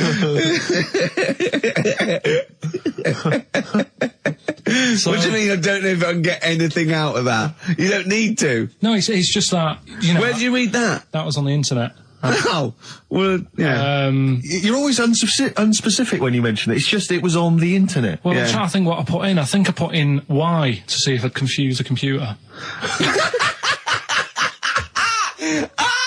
And then, Go! You are... no, I did No, honestly. I did a search, put in why, and it came up with funny things that, like, why is this person doing that? Why is that? And it had a picture of this 8-year-old lad, sort of, you know, on his mum's nipple, and it was saying, you know, is this healthy? You sure that wasn't asking you that question? What? I put in why? Just to confuse the computer. Like, the computer go, what do you mean? Yeah. Stop it. Yeah. Oh, look, yeah. Last week, I was walking, home with him, and I went, he was saying something stupid, and I went, I've got a competition for next week. Let's do a phone in, and it's called Karl Pilkington, Genius or Fool. Yeah. Right? And he went, no. I went, why not? He went, well, it'd be confusing because they say there's no difference between genius and being a fool. We do though, don't we? No, but it's rubbish, and people say there's a fine line between madness and genius, and you know, it's a ridiculous soundbite. They don't say there's a fine line between a genius and an idiot. Well, the people who do are idiots. Yeah. So what would you do there though, just to sort of wrap that little thing up? What would you do? That lad loves his mum's milk. What are you asking me to come up with? No, I'm A just title for the story? No. It's What? just what would you do? Right. What do you mean? What would I do? Well, it's causing a bit of a problem in the area, right? What area? In America, I think it was. Oh, America are a problem, are they? George Bush is worried about this kid who's no, breastfeeding at 8. Imagine it like this, right? Right. No, so Carl, what are you asking me about this spurious story you saw on the I internet? saw on the internet, there's Yeah. an 8-year-old lad, he likes his mum's milk, Yeah. and it's saying, is this right? Should it No, be it's going not. on? But what do you want Ricky to do about it? It's not his responsibility. yeah. Yeah. No, but the little town that he lives in, they're all causing an uproar, right? Going, this isn't right, you know, No. I can't let my kid play out in case he's in the garden with his mum getting a bit hungry, right? So, Oh, God. what should they do? Because his mum's saying, well, he likes it, Yeah. and he, you know, so what do you do? I don't know the laws. No, but I'm not asking you to sort out the laws. I'm just saying, if you lived in that neighbourhood, what Yeah. would you say? If you went up to him and said, look, everyone's getting a bit fed up with this, look. I'd say, what would I do? What do you mean, what would I do? what are you asking me? Right, it doesn't matter. No. What are you asking me? What are you asking me and Steve and the I'm public? just saying, say if you live next door to this woman, Yeah. right? The kid's hungry, 8 years old, he's out playing on his bike and he goes, Mum, I'm getting a bit peckish, and he goes, all right, son. She whops one out. And he starts having his milk, right? You live next door, you're putting your washing out, and you see this going on. You're getting a bit sick of it because it's gone on for months. 8 years, I assume. Why is it your business? Why are you such a nosy neighbour that you're concerned? What would you do, Carl? Let's turn it back on him. Yeah. What would you do? What's your solution? What would you do? Well, I thought I'd say, right, why are you doing this? And she'd say, because he likes it. And I go, all right then, put it in a bowl first. There's a programme. We couldn't have said the cock soup if we'd made it up, but because it's real, it's Yeah, fine. yeah. We also couldn't have said the cock soup if we'd have meant a male penis. Thankfully, we don't. So. We mean a little chicken. You go on. Yeah, this programme was on. It was Wednesday night, something. About this little lad. Yeah. It was a fella and a woman. At the same time. What was do it you like? mean? Like a cartoon with a secret identity. By night. What do you mean? He had both By day a sets? boy, by night a Yeah, woman. he had it all. What you? Sorry, wait. So he had male and female genitalia. Yeah. So what do you call someone that's born like that? Weird. Weird. Yeah. Like, what's the term for it? Go on. You know it. We've talked about it before. Aphrodite. Really? So close. Hermaphrodite. Yeah, hermaphrodite. Yeah. That's weird, though, isn't it? Yeah. And he had the ball, Yeah. and he had the, Well, what happened was he was born, right? obviously. And the doctor said, there you go. Lovely little boy and girl. So the mum was like, what? So he said, No, I don't think the doctor was sarcastic. Yeah, what? I don't think the doctor was sort of dissing them. Yeah. There you go. What do you mean, doctor? I'm gonna have a look. There's the cock, there's the minch. All right, see you later. What are you going to call hit? The doctor, what do you mean? Have a look. He wasn't sarcastic. He didn't give Doctor, clues. tell me what you mean. Give me a straight answer. He probably went, oh shit, she's got a cock. He didn't go, he wasn't sarky to the parents. no, Anyway. but I'm just getting across. Do you know what I mean? I always had a little bit just to. Yeah, I know you spice do. it Yeah. up, You should spice be it a up. newsreader. Be brilliant. So there's a little kid lying there, Yeah. and the mum says, you know, what am I going to do then? So the doctor, I mean, I'm condensing this. It was like an hour long. Sure. Yeah. Yeah. So he says, she said, what will I do? And the doctor said, well, he's not sort of well hung. Right. Oh, So he's better. not sort of well on. This doctor medical has term. been, I assume, has been struck off since for saying these things. It was a real doctor. It wasn't Dr. Fox. Yeah. Right, go on. So the doctor said, so I recommend that we make it a woman, Right. right? So they sort of do a little bit of, Jiggery pokery. a little bit of work. And I don't think that's true, Carl. no, it is. It was on the programme.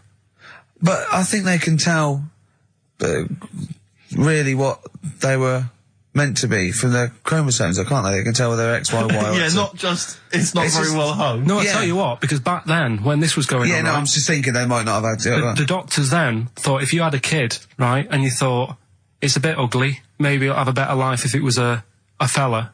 If it was a girl and it's a bit ugly and you think it's going to get hard time. Right, don't talk shite. What? What? That a doctor would go, right, you've had a young girl. I'll tell you what, she's a pig, let's pop a cock on her. Don't No, talk I'm not saying, shite. I'm not saying that. What I'm saying is, say if you have like I say, a girl. I just think it's harder if a girl's ugly and she's growing up. She has a harder time. Yeah. Don't you agree with that? Possibly, but you don't change someone when they don't. No, yeah. You don't change their gender because they're I'm a just bit of a saying minger. what I'm saying is the Elephant Man would have had a harder time if it was Elephant Woman. Is what I'm saying. What annoys you about that? What? Sexual relations all night. The concept? Or people keep you up? Is it your next door neighbours or something? No, just that thing of people who say, "Oh, was that it all night last night?" Who says that to you? You know, lads who think they're, they think they're a bit of a lad and think that means it's good. Well, like Sting in his tantric sex. Sting. Yeah. Well, to be fair, it goes for 8 hours, but only 3 minutes of that is going for it. The other sort of, 7 and a bit is sort of laying next to each other, isn't it? Right. Or sometimes in a different room. Yeah. Yeah. Is that why it's called Sting? Hey? Well, if you're at it all night, bet it. He's gonna sting. So what's your problem with this notion of going at it all night? It's just that thing of, get it done right the first time. Do you know what I mean? Get it done. Yeah, get in, get out like the SAS. Once you've done it, you've done. You know what I mean? Yeah, no fanning around. No messing about. So, it's just that, isn't it? It's like, do it right the first time. Once you've washed up, right, you put the pots away, you don't dirty them again. What a lovely analogy. That's one of the great Is that what you metaphors. say to Suzanne? Come on, love. Once you've washed up, I've already washed up. you don't dirty the pots again. Go. What a romantic Ding dong. song. Steve, Hello. can you hear me? Yes, can you hear me? Yeah. Where are you? I'm in one of the capital's many burger joints. I'm just about to go up now and order some burgers. Where are you? What are you? Where are you in? I'm in McDonald's in Leicester Square. Oh, right, okay.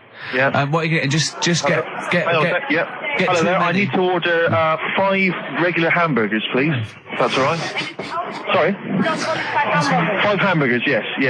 You're probably wondering why I'm ordering only 5 hamburgers, aren't you? And let me tell you why. My friend is going to try and break the world record for putting burgers into his fat, stupid face. What do you make of that? Exciting? Yeah. Do you wish him good luck? Yeah. What's your name? Kyle. Tyre? Yeah. Oh, thank you very much, Tyre. I'll try and get Tyre to wish you good luck in a minute, Carl. The coming shortly. Five should be enough. The world record is what? 3? 3, yeah. Okay, good. I don't know what. Oh, here we go. How much is that? $3.45. $3.45 for 5 hamburgers. It's good, isn't it? It's good value. It is really, isn't it? Really, yeah. I mean, if there's anyone from from McDonald's listening, they probably want to give us some free stuff. I would have thought. I would have thought, right? Would you just wish my friend good luck before you're just on the end of the line there? Just say good luck, Carl. Good luck. All right, then. There you are. That's the people from McDonald's wishing you good luck. Carl, I'll be back shortly with the burgers. Brilliant. Okay. Do you want the pickles left in? Eminem, Sing for the Moment, on XFM 104.9. I'm Ricky Gervais. With me, Steve Merchant, with 5 little hamburgers. Got 5 burgers here, yep. And so I don't know, how should we begin, Carl? Do you want to just look at the size of these burgers? Look, they can see it on webcam, can't they? They can see us stuffing these burgers into your mouth. And by the way, I'm filming this, Steve. Look, Brilliant. Look, I've got a camcorder. We'll put this on unseen footage on a DVD or something. Or maybe on the website. Oh, Carl, what if you break the record? Okay, Carl, I'm coming round now to just monitor this and adjudicate. What's the web? If people want to see this on the webcam, what is it? XFM.co.uk. Right, okay. Hold on. Can I, Steve, I'm can not I do being that? funny. I'm not being funny, right? But I think I have got like a bit of a wheat thing. You've got a bit of a what? A wheat allergy thing. Don't give me that. No, seriously, my head's... I've been eating a lot of shredded wheat recently. And my head's got a bit bigger. Carl, I don't think you can let us down now, mate. So you just got to put that first No, one I can't put that like that in my mouth on its... I've got to break it up. I've got to break it up. Can't break it up. Can't break it up. It doesn't say you can on the rule thing. It does. It doesn't. I can't look. I physically can't. Try it. I can't look. I'd have to be Jay Goody to be able to do that. seriously, look. Oh. Try it. Yeah, I know, but you're not approaching it right. That's it. Come on, go on. That's all I'm saying. Keep going. God, he's not going to do one. Keep going. That's good work. Keep going. How does I get three in? Keep pushing. Ease it in. Ease it Keep in. pushing. Get one in at least. Ease it Get in. one in at least. Get one in. Ease it in. Get one in. Push it. That's one. Let's go for another one. R.E.M. Night Swimming. It's a lovely song, isn't it, Carl? Huh? XFM 104.9, I'm Ricky Gervais, with me, Steve Merchant. Carl, disappointing. You couldn't even get one whole burger in your mouth. I did, kind of. Yeah, but there was a bit sticking out. It just looked messy. But you were saying about putting it in whole, and I don't think that's the rule. Okay. It's like you can get more in a suitcase if you put things in properly. So you don't just get all your clothes and chuck them in. So it's about, I reckon you've got to rip it up a bit. Okay, do that then. See how many you can get in. You've got to get in 2. No, just one. No. Well, it's don't three, pack it in. What do you do? Pack your cheeks first. Honestly, Steve, my head is swelling a bit because I have got a wheat thing, a wheat allergy. That'd be good then, there'd be more room. Right, okay, look, Carl is now just sticking it in his cheek. Yeah. Don't eat any. You can't swallow any. It's like a hamster. You've got to work it like a hamster. Yeah, stick it in. Come on. He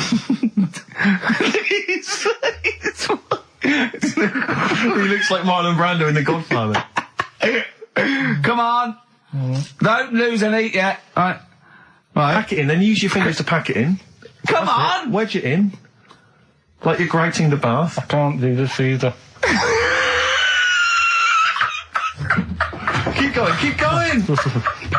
Keep going, don't give up so early. This is part of the problem. You just give up, Carl, too quickly. You failed again. Yeah. Interesting. Yesterday, Rich and Judy gave you the tea picked by monkeys. Yeah. I told you about that either last week or the week before. Yeah, and then you also told me that there's a place where they grow coffee where the weasels come out and eat the coffee, right? But they have too much of it, get dysentery and vomit, and they sell the vomit because it makes the coffee smoother. Weasel vomit. Yeah. Absolute shize. It's not. Right. When you say it like that, it sounds ridiculous. Yeah. Whereas the way you'd say it. Yeah. No, Why do they keep taking the coffee?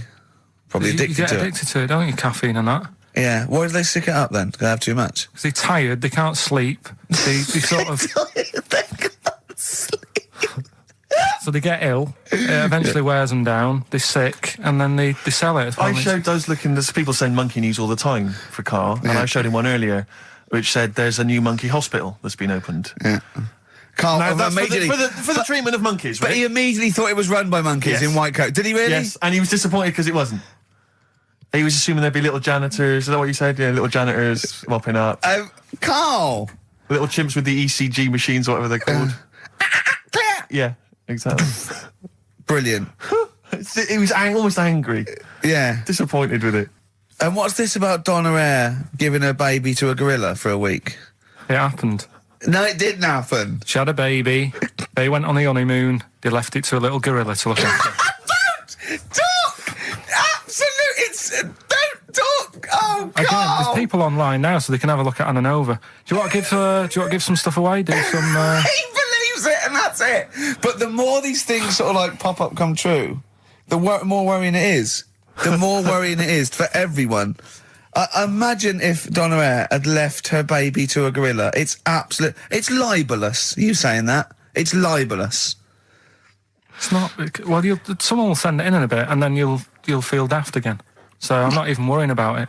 Okay. Right, you've got some rubbish to give away, you say? Yeah, we've got some stuff to give away, DVDs, stuff like that. Well, let's play a record, let's do the Any competition VHSs? afterwards. Any films on VHS? Yeah, a couple of them in there. For $4.99? Yeah. Supergrass. Yeah, excellent. What is the competition, incidentally? Doing songs of phrase. No. Supergrass, late in the day on XFM 104.9. There's too much to get through here, Rick. Go on. There's too many things. We've got to systematically Am I work going to through eat my this words? list. Well, before that, we get emails all the time. They're coming through all the way through the show, and I open them, and a lot of them, because everyone's contributing, it's brilliant, but we can't really absorb everything. There's too much coming through. So I tend to open them quickly. I have a look, see if there's anything we can sort of make sense of, and close them again. Sometimes Carl looks at the emails as I'm opening them, one opened just a minute ago. Did you saw his face? His face, yeah, what was it? His face was just stunned. He was just absolutely dumbfounded. It was Yeah, like he'd what just is it? seen something extraordinary, right? And you closed it quickly. I did close it quickly. I'll tell you why, Right. right? Always got to bear in mind how Carl's mind works. All he saw was the name of the band that this email was promoting. So all Carl saw, and you can imagine how excited he was all he saw was half man, half biscuit.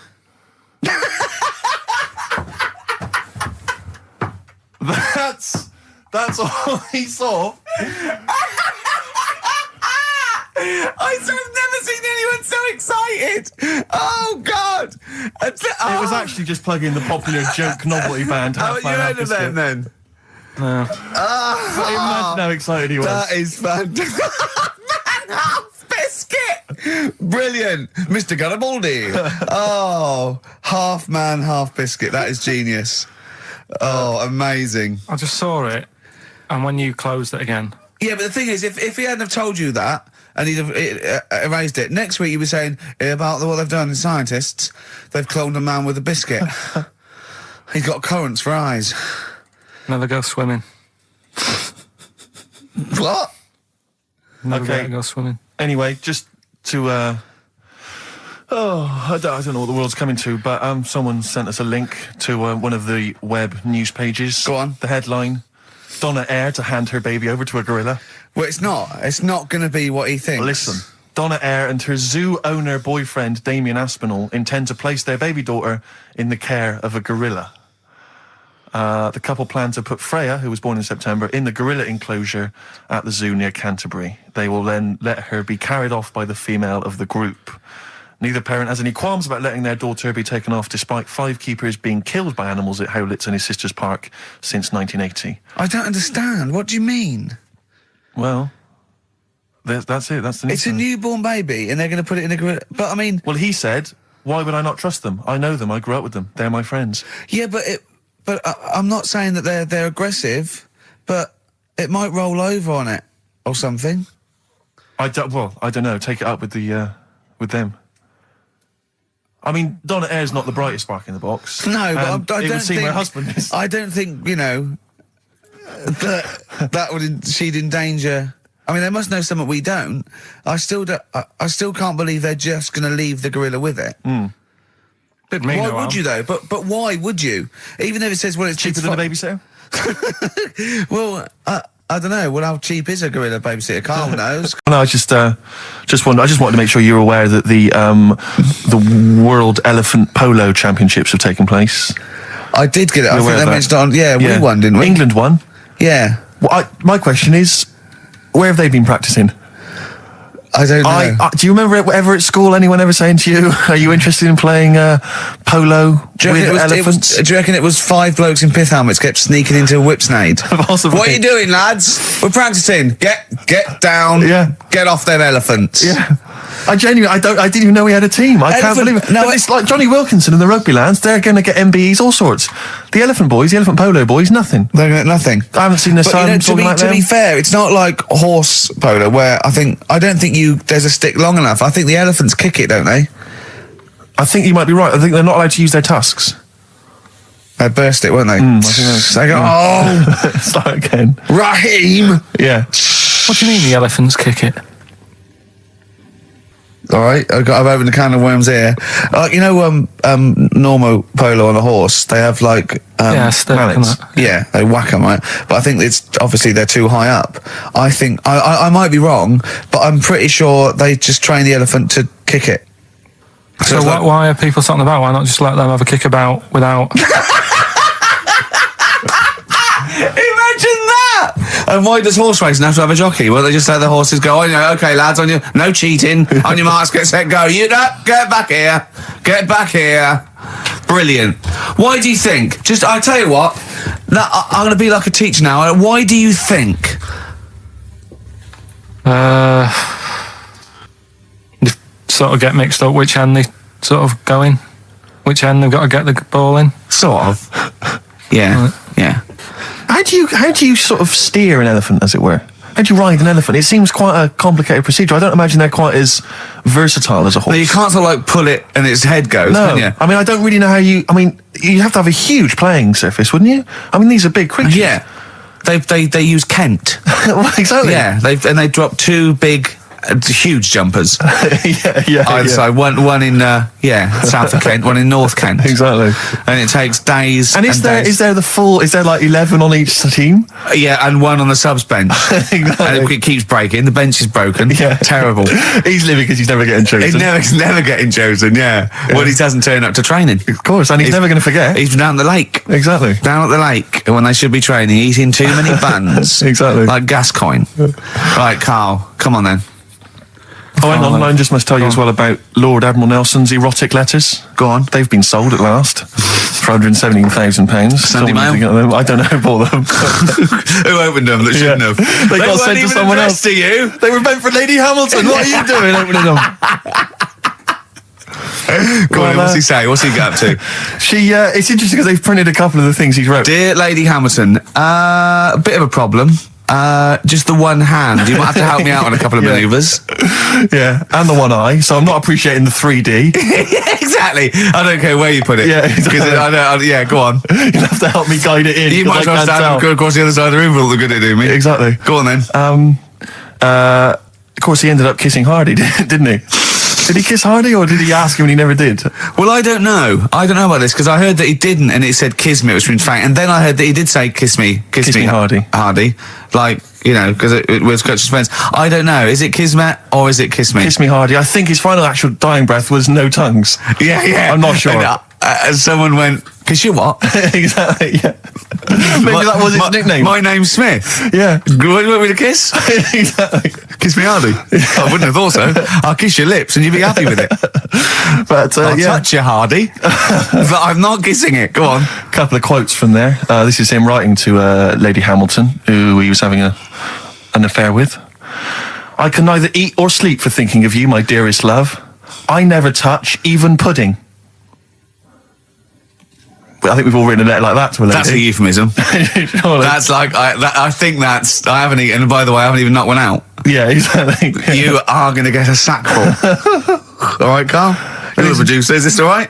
It's all euphemisms. I've not said anything wrong. Go on. Oh, come on. It happened in the 19th century. Yeah. We can talk about it, you know. Yeah. This is more topical than monkey news. Anyway, listen, sorry, we better get back to the competition. I'm worried that we've lost sight of that competition, because I'm not going to lie to you, we've had no entries whatsoever so far. I can't believe that, because I actually got up most of those. That's actually a more accessible one. I think I know all the artists, and I'm stuck on Girlfriend, but I think I might know who that is. Let's hear it again. I'm surprised.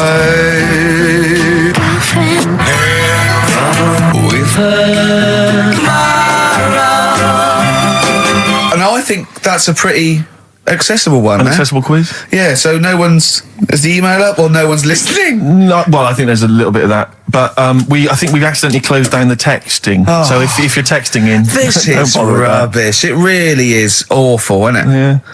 Just play it again. Hang on a minute.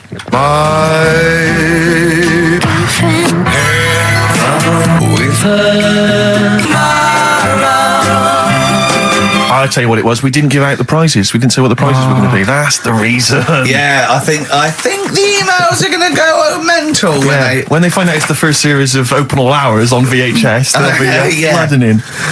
Let's see what and we've the got Bridget here. Nielsen video. Exactly. Right.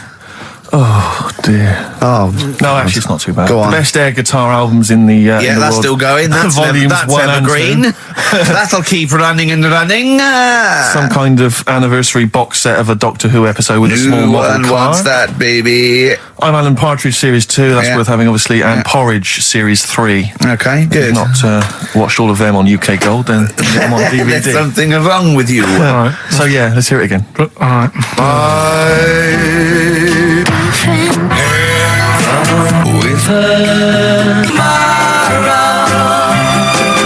Just name the artist. That's all we want. Just the artist.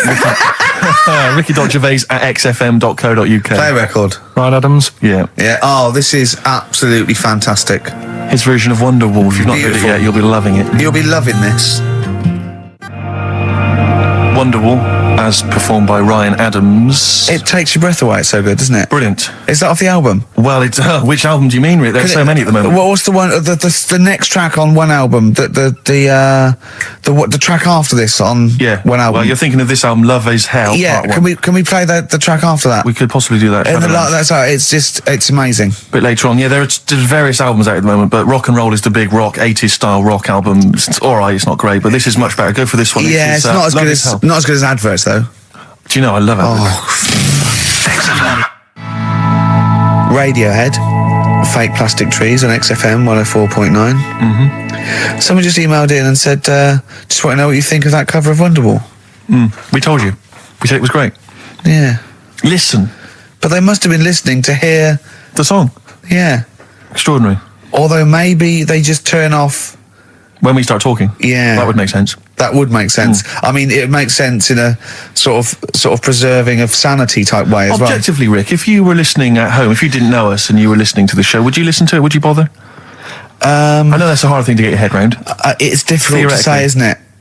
I've no idea. I've no idea what people coming to this for the first time think. I love you like a brother, but I get sick of you. Yeah. I mean, I get sick of me. Yeah. Sometimes I go up and... It's weird you should say that, because someone's emailed in. Yeah. A recent survey's been done by Cheltenham and Gloucester. The most desirable neighbour in Britain. Number 1. Shane Ritchie. Johnny Wilkinson. Oh, right. It doesn't actually give me the full rundown, but David Beckham was in the list. Yeah. Shane Ritchie was indeed in the list. Yeah, he's flying at the moment. As was Ricky Gervais. Really? Well, that's what it says. It doesn't tell me where you came, though. And there was actually a neighbour from hell, and you weren't in that list. Well, I'm a good neighbour. Oh, come on. I am. I'm quiet. I don't keep myself to myself. I never... Do you know what I'm thinking of? What? If it was best friend. Yeah. Now that would be a nightmare. Yeah, exactly, yeah. Most desirable friend. I'm a good neighbour. I'm quiet, you know, yeah. Yeah, I mean, I imagine being stuck in a room with me writing all the time, with me squeaking like a chimp. Unbelievable. Although I don't physically abuse you, I save that to my bald mates like Carl and Rob and that. I just like to squeeze their head. I don't squeeze your head. Yeah. You know what I mean? I think it's because you command a little bit more respect. Ah, thanks very much. Do you know what I mean? You're not that sort of... You're not an idiot. Oh, sure. All right, Carl, got anything to say? Has anyone seen his picture in Heat this week? It looks fantastic, doesn't it? Do you know what Steve said when he saw that, Carl? Go on. He said, it has captured Carl. What do you mean? Well, you just look utterly gormless. In the picture. It's captured you brilliantly. You know how like a good photographer can do that? They can capture the essence of someone. That's good stuff. It's good stuff. Well, actually, I'm the photographer. Yes, because it was a screen grab from the behind-the-scenes footage. Well done. So I got that gimpness. I captured the essential gimposity. Exactly. Yeah. Carl. Yeah. All right? Captured it. Yeah, well, I did a little article for Time Out, and I think Boyd from Heat has sent over that screen grab to them, so he might be in Time Out. I'm going to try and get him in every publication. Yeah. For 1 year. It's like you've managed it in the last 2 weeks. Exactly, yeah. It's like a Dave Gorman project. Are you Karl Pilkington? Yes. Let's do that, shall we? If anyone's got a publication, it doesn't matter how little, just take it from Heat. That's mine, so you're welcome to it. Just try and just put his picture in anything. Next to round things is best, isn't it? That'd be good. Go on. Like the one, do you know the one I read out a couple of weeks ago? That was man lives in dump for 10 years. Right? I remember the Chinese woman eats dirt. Yeah, well, that was a cracker. Man lives in dump for 10 years. I read on with that one yesterday. Yeah. I found it in my bag because I took it on, so I'll read that when I get a minute. Yeah. Right? News. Imagine that. News. I might read last Thursday's Sun. Yeah. Just to catch up. Do you know how he got caught? What do you mean how he got caught? He lived in a rubbish dump. He lived in a rubbish dump. No one knew he was there, right? Yeah. He was living off food that had been chucked away. He said a lot of people chuck away stuff that isn't off, so you can survive on that. He had a nice little place to sleep and that, an old mattress that was all right and stuff. Got away with it for 10 years until he decided to celebrate bonfire night with some fireworks. Can you believe that? Well, he's happy that the gunpowder plot was foiled and the Guy Fawkes was beheaded, thus saving our system of government. There's got to be a couple of news headlines, surely. Hold on, wait a minute. Bong. Pierced penis man off the hook. Bong. Man changed his name to Bubba Bubba Bubba Bubba. Bong. Dwarf to live in a glass box. dwarf to live in a glass box? Yeah, it's meant to be art or something. It's not though, is it? What? Meant to be art? Why is... Yeah, well, whose idea is this? Is it art, or is someone hired a dwarf to live in their box? It's just a box, and he can even leave when he wants, apparently. He can, go, I'm hungry, I'm going for a walk, and he puts a little note. If it's Damien Hirst, he might end up in 4 bits. So just be careful. But to me, that's like that thing when I said to you about the woman in the jar. What woman in the jar? The woman in the jar, they go, come and see the woman in a jar. And then it turns out it's a big jar. So it's like, put me in there as well, then. Exactly. It's not special. Yeah. And that's the same with him. It's a big box, he's a small fella. What's good about that? What do you want to do, though, to compress matter? But hang on, it's not a world record-breaking attempt. It's supposed to be art. No, what's art about that? Well, I'd like to What's art about that? Oh, can we do a show for BBC Three? Karl Pilkington going around, what's art about that? Yeah. That is brilliant. What's art about that? I'd love that. Would you? I'd love that. Me and Steve are going to do a thing called Is Art Rubbish, where we'd go round and we'd chat about it. Yeah. But we can hand that over to you if you want to do that. If anyone from BBC Three is listening, Karl Pilkington, what's art about that? All right? Weird, isn't it? And what would you go around like Sensation and things like that and Saatchi and going... Dali and that. You put a sheep in formaldehyde, what's art about that? Our butcher does it. All right. Weird, isn't it? What do you make of Dali and the melting clocks, all that stuff? Talked about it, haven't we? Have we? Told you. What do you think of it? He sort of milked the idea a bit. Right. Because everything had a melting clock on it. It was like he had a bit of success with it once and then he just ruined it. Do you know what I mean? It's like... It's like you with the monkeys. Like Status Quo? Yeah. Sure. What's your favourite artist? Don't say Lowry. Lowry is my favourite artist. Why is Lowry your favourite artist? Captures life, doesn't he? Going on and in that. stick form. I know you're a big fan of Where's Wally as well, aren't you? You've never found him, have you? You've never found him yet. No, Carl, that's not Wally, that's a stain on the table. You've come off the book again. A German man, just thought I'd let you know this, Carl, sure. Ricky. A German man has been arrested because he taught his dog to give the Nazi salute. And then he made it do it in front of 2 policemen. I think it's an offence in Germany now. That's a fascist with too much time on their hands. No, but is it... it's illegal for a dog to do it as well? I think so. I bet he thought he'd found a loophole. Yeah. I mean, he's been dying to do it, but he thought, well, I'm not allowed to do it. It's illegal for a human to do it. Yeah. Thought he got round it. No. For a while, it just kept doing the Basil Fawlty funny walk. And he was going, no, no, you're undermining do that. it. Don't do the legs as well. But the reason I mentioned it is because he's German. And what were you telling me earlier about... Carl was whittering on about the Germans earlier. He was saying something about the accent. It's fine with blokes, but not with women. You wouldn't want to go out with a German woman because the accent. I just think it's a bit manly, isn't it? Sure. Is it? Yeah, it sounds a bit hard. I can't imagine having a nice sort of romantic chat with someone. Well, it's not a romantic language, no. It's quite harsh, yeah, but that's our... No, but what I mean is, right, I can't speak any other languages apart from this one. Well... Right. You're struggling with this one. Yeah. And what I mean is... Whereas you really do speak the language of love, all right? There's some condoms, where's me tea? Yeah. What I'm saying is, if a French woman was talking to me, I'd say, I don't know what you're talking about, love, but it sounds good.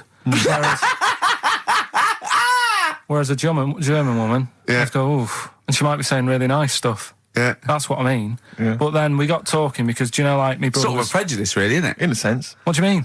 In a sense, it's racist, but anyway, on you go. Yeah, go on. It's not really, is it? No. But, yeah, my brother was in the army. We've talked about it, haven't we? And Yeah. how he got kicked out for going for a packet of fags in a tank and that. Yeah. Right? But he was, when he was in the army, he was based in Germany for a bit. And he used to be one for sort of, you know, picking up the ladies and that. He always had, you know, new girlfriends and stuff. But he's a Pilkington. Used to get through loads of them. Yeah. Well, I didn't. I wasn't that bad. But Well, my no, brother, because you had things like you trouble with your marrow and that. No, you might die. I'm not interested. yeah, but no matter what he did, do you know what I mean? When he was a bus driver, he was one of them who always had a woman still at the front with him and sort of, you know, having a chat and stuff. Sure. And he sort of got kicked out of that and stuff. But When he was bus driver, did he own the bus or did he just take it to get a packet of fags? so He's in Germany. he's in Germany, and the army people say to him, "Now we know what you like, Pilkington, right? Das Pilker. Don't be meeting up with any German women. Fraulines. Leave the Fraulines alone. Not allowed to go out with German women because apparently they get you and then they beat you up and that. What, the German women? Why? Go on. Don't know. They just said don't because they don't like English army people and that. Why? See, I don't know. the English is your first language, isn't it? Are you speaking German now? Or? I can't tell. They don't get out with the German, go beat you up and that. Don't like English army man. What is that? What worries me, Rick, is we've got the face, the body language and things to try and interpret this gobbledygook. The listeners, they just got the words. It must be, I know, yeah. It must be just ridiculous for a listener. Right, just do the competition. What was that anecdote about? Don't go out with German women, they'll beat you up. I'm just saying, when if you're in the army, if you're about to join the army and you think, it'll be great, I'm going to meet loads of women over in Germany, it's not going to happen. Wise words there, wise words. So this station in public service. Excellent, okay. Okay. Why is he called Rain Man? Is that going to be the question? Yeah, I know the answer, Carl. Don't worry. Don't look at me like that. I do. Oh, well done. Yeah, you watched the film. Yeah, you should. Right, so it's you, Carl, in the film Rain Man. Yeah, it's the bit when Tom Cruise is in the doctors with the ill man. All right. There we go. You ready? Well, I'm not a psychiatrist, but I do know that his brain doesn't work like other people. Wait, I am sat here. Don't go talking about me like I'm some sort of div kid. Got a good brain. Works well. It stores all sorts of information and stuff, doesn't it, Tom? He remembers things, little things sometimes. Well, don't say like that, little things, as if it's stuff that isn't important. Are you good with numbers? The doctor's asking you a question. Yeah, I know. I'm just thinking. Good with numbers. It depends. Not that good at maths, but I remember facts that have got numbers in them. Like I know that 1 person in 2 billion will live to be 116 or over. Right? Weird thing is a lot of them are Chinese, so, you know, sort of makes you wonder if they're lying. I'm afraid I don't understand what you're talking about. What do you mean you don't understand? It's not... All right, here's an easier one for you then. Goldfish have better memories than people think. He's right. He's right? Yeah. See? There you go. Goldfish related. Oldest goldfish in the world was 41. No. Yeah. Funny thing is there, if it was a goldfish with a dodgy memory, could have been older. Could have been, you know, pushing 45. So. That's amazing. I mean, that is amazing. He should work for NASA or something like that. Well, don't go that far. You know, they're the sort of things that I like reading about. You know, I've got that big book there. It's full of sort Did you read all this? Yeah, don't... You read all these stories that are in this book. Don't bother touching it. Maybe you better put it back. Give it back. No. Okay, no, Ray, take it easy. I'm not gonna... I won't touch anything else, Ray. Come on. It's okay, Ray. It's okay. Come on. Can I ask you something else, Raymond? No. Well, you've annoyed me now. You've kept coming here saying I'm daft and that and messing with my book. Just go, will you? Excuse me. Were they messing with your big book of freaky facts? Yeah, that's out of order. Good. Right. So what's the question? Why is he called Rain Man? Yeah? Yeah? Everyone happy with that question? Yeah? Yeah. Okay, Ricky.Gervais at xfm.co.uk. Why is he called Rain Man? Tell us about this monkey, Carl. You're going to love this one, Steve, right? Yeah, so last week we were talking about how, like, a lad left his family because there was problems at home and that. He went and lived in the wood. He got airy, right? No. Leave it there, Rick. We haven't got time to go into Right, it. so... That's what happened. And that's what happened. He lived with the monkeys. He went airy. That's what happened. Looked into some other stuff about, like, airy kids and all that. Yeah. Came across this story about a bloke, right, who worked in a zoo. Oh, dear. Right? So... Trouble's brewing. Loving his job and that, but it's quite a lonely sort of job because you don't see many people. You're just dealing with animals all the time, right? So anyway, he gets a bit pally with a monkey because it's the closest thing to a human. Well, that ape is. Right. Yeah, but you can't really go that close to apes. It's dangerous. What do you mean? What type was it? Do you Just mean let him tell the Was it story. a chimpanzee? I reckon it was a chimp, yeah. Yeah, it was you a don't chimp. even know, so it was that's a an chimp. ape. It was a Okay. chimp. Yeah, but it doesn't matter, does it? So he It's the gets story. pally with him. Right, so he gets pally with What, him. did they go on and holiday together? Well, no, I mean, it starts On the off. pool together. It starts off just checking each other out and you know, probably sharing lunch and that together. Yeah. Right. Anyway, this goes on for a while. Is you know, they're getting on well on that, and then after a while, right, the monkey starts sort of imitating him a bit more and sort of walking upright. Oh, God. Yeah. Right? So he thinks, oh, that's a bit weird. Anyway, they get on really better and what have you. So he thinks he could live at home with me, because we're getting on the storm, right? So he takes him home, and before is you this know the it... beginning of Beneath the Planet of the Apes? I think it is. I think you've seen this on video. I'm worried, because he's already imitating him and they're moving in together. I'm thinking it's maybe a bit like Single White Female. Single White Zookeeper. Oh, brilliant. Right, so anyway... So it's moving in, and it's getting used to sort of the normal human life. He's having a cup of tea in the morning. Yeah, PG tips. He finishes the day off with a... Oh, dear. Finishes the day off with what? He doesn't have to move a piano at one point, does he? He finishes the day off with a little brandy? Yeah. He pours himself one. Is he wearing a smoking jacket? Yeah, I'll tell you what, Carl, you're a maniac, mate. No, this is why it attracted me. It's amazing, right? So he's having his brandy and that, loving his life. Next thing you know, he sort of, I don't know if he loses it or he gets shaved, but the top half of his body is hairless. Right? Apart from his head. Right, so he's got a nice... So it's the opposite of the kid. Well, yeah, this is what I'm saying. That would happen. Right. Well, hang on, but so you don't know if he was shaved or if it's... How did it say, then the hairless... What? I'll bring it in for you, the story, and then you can see if I've gone wrong. Keep going. Anyway, so this is going on, and he's having a great life. Then the zookeeper starts getting a bit annoyed because he's having a better life than the zookeeper. The zookeeper's in the zoo. This is such rubbish. So the zookeeper's still got to do a day's work. The monkey's at home, he's partying. Well, he's he gets to a point when he says there's no point you coming in to the zoo, because the whole reason of you being there was because you're being kept there. Right. And he didn't want to bring the memories back, so he said, you stay at home.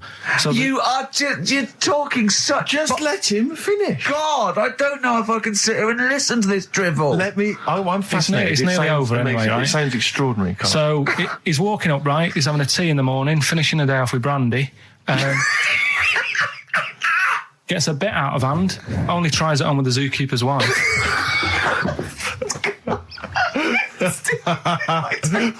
Make him go away, Steve. How does he do that? Well, because he's around humans a lot, he becomes a bit of a charmer. And, but what is it that he could do to seduce her? Pick fleas out of her? He didn't say. He was built. Yeah, he was well done. So what about that?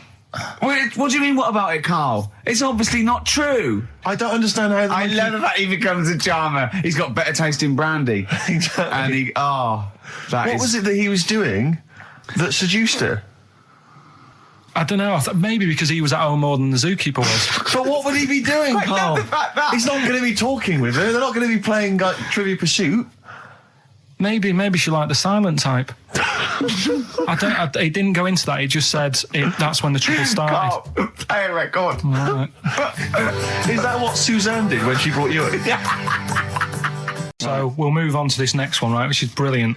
Dead short story. So, right, old woman, about 70 years old. She's normally fit and healthy and stuff. Nothing wrong with her. She's having a good life. And one day she goes for a check to the doctors.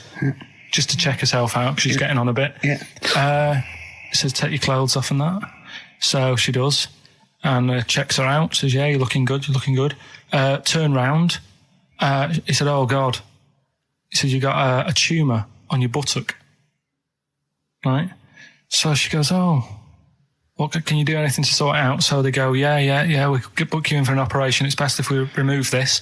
Books are in for an operation. Operation day comes, strip her down and that. They're all stood round, the doctors. Start to operate. It only turns out it's a pork chop that she sat on 5 years earlier, and it had stuck to her buttock. Right, Carl. I can forward you... Serious. Right, okay, Carl, I'm telling you now, I'm leaving. I'm never doing this show again. No, I'm serious. Honestly. You're talking... I've never had such... What do you mean? You couldn't believe it? No, when I read it, I said, I've got to tell Ricky that. This woman had a pork chop stuck to her arse for 5 years, you mental case. Of course she didn't. For those that perhaps are not of the female persuasion listening, there's a magazine. Apparently it sells quite well. It's one of the sort of female, kind of issues magazines. I think it's called Company Magazine. It's like your sort of, I guess it's a bit like your Moore or your Vanity Fair or whatever. Anyway, they run every year the 50 most eligible bachelors in Great Britain section. Ding dong, hello. Who's in there this year? In the top 50 of the entire country? And then they vote, and they put them in order and see who's the most eligible bachelor. But that's 50 people, right? It always annoys me slightly because bachelor, it kind of seems like a more sophisticated word for loser. Yeah, doesn't it? Which always sort of unnerves me and also slightly. they try and do a different 50 every year, so they're getting pretty desperate to get different ones. No, because also a lot of people who are sort of like successful, are married, so there's very little to... No. There's a huge... I don't know if this is international. It could even be international. I'm not sure, actually. So I could be up there with the likes of Justin Timberlake, etc. So Fred Durst... Yeah, that sort of person, So anyway, this is what's exciting, right? Although I'm slightly frustrated because they were telling me that last year, all right, because what happens is the readers of the magazine, they vote for who they think is number one most eligible bachelor, right? Last year, the prize was a 2-week trip in the Bahamas. Okay, this year. I'm rather annoyed because all I'm going to win is a moped. That's the prize this year. That's the prize this year, a moped. Whoa, backtrack. What? Sorry? Last year was a 2-week trip to Bahamas, and this year just a moped. All I'm going to get is a moped. All you're going to win is a moped. Yeah, you've got no chance. You've got no chance. Who else is in it? Who else is in it? Well, I mean, I don't know lots of people you'd never heard of. I know Duncan from Blue. Dean, so you're second to him at least already. I imagine you're going to come behind the other 49. Because there'll be people voting for me. They get to vote for me. Yeah, Steve. You see, this happened years ago to me, right? When, you get pally with someone and then you wind each other up and then there comes a time when you just go over the line. Yeah. Right? What happened? Well, it was this lad called Anthony, right? Who was my mate. Yeah. And we used to sort of always have a little fight in the toilet and that. Sure. Right? Punch each other. No, I want to wipe it. And the punches, used to get harder and stuff. And then, so he hit me harder. Turned out into a proper fight. Yeah. I chipped his tooth on the sink. Right. This happened at school, and it was time for assembly, and I thought, and he's in the toilet crying. I thought, go to assembly. There's police in there in the assembly that day telling people about unnecessary violence. And you thought they were there for you? So I'm like, oh no, Anthony's going to come in a minute, like crying with all blood coming from his mouth. I'm going to get arrested. Yeah. Did you go home and sleep? And that was an example of... Yeah. I mean, it kind of happened because I went out with a girl who he fancied. How old are we now? About 8 or 9. I think that's out of order, going out with a mate's girl. Yeah, but she didn't like him. He had like big ears and that. He had no chance. You're such a dick. No, but do you know what I mean? All right, I haven't got the looks like I used to. Sure, when you were 8. But that's before the stress of, having head squoze and that sort of thing.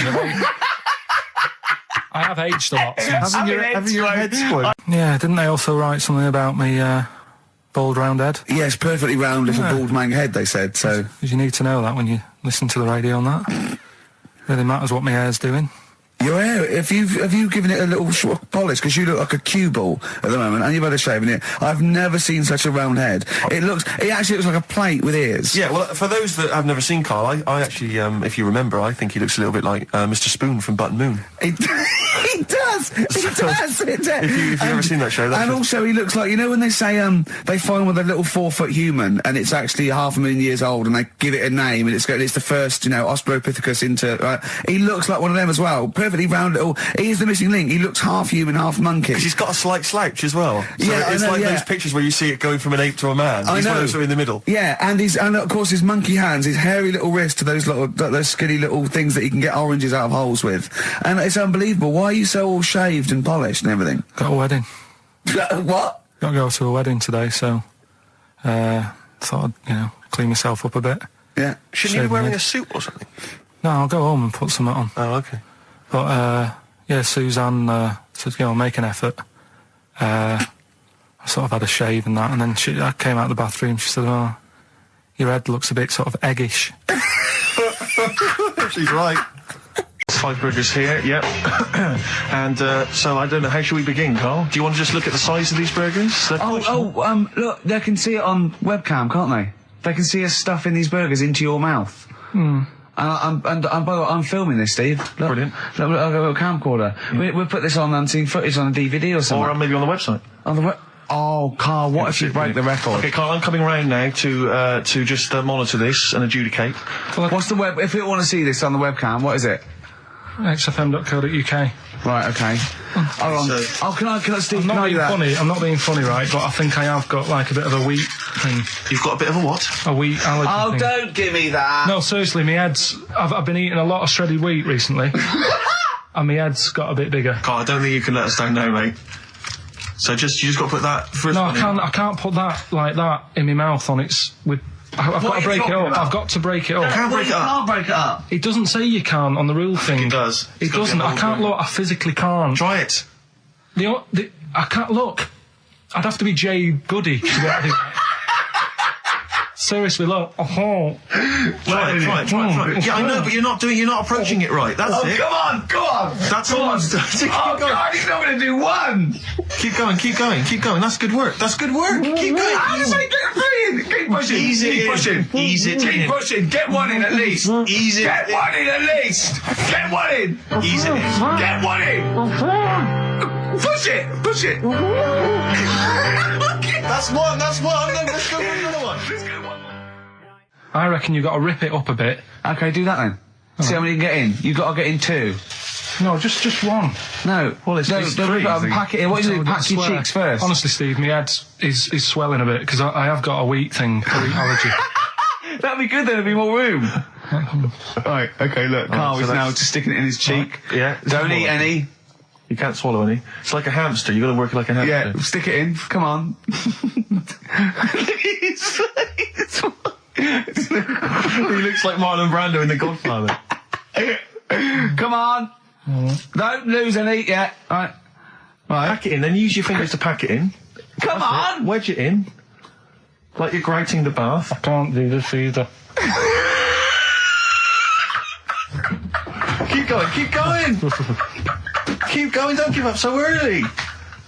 This is part of the problem. You just give up, Carl, too quickly. You failed again. It's like your history O level. Come on, Carl.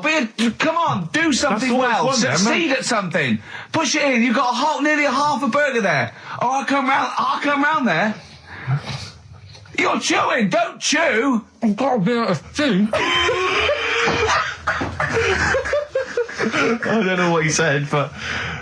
Is that a whole What, is one? that a whole one? No, it's not. I can see bits left. Come on, Carl. Come on, keep working at it. Keep working at it. But there's so much space in your mouth, I can see it. He's going red. Okay.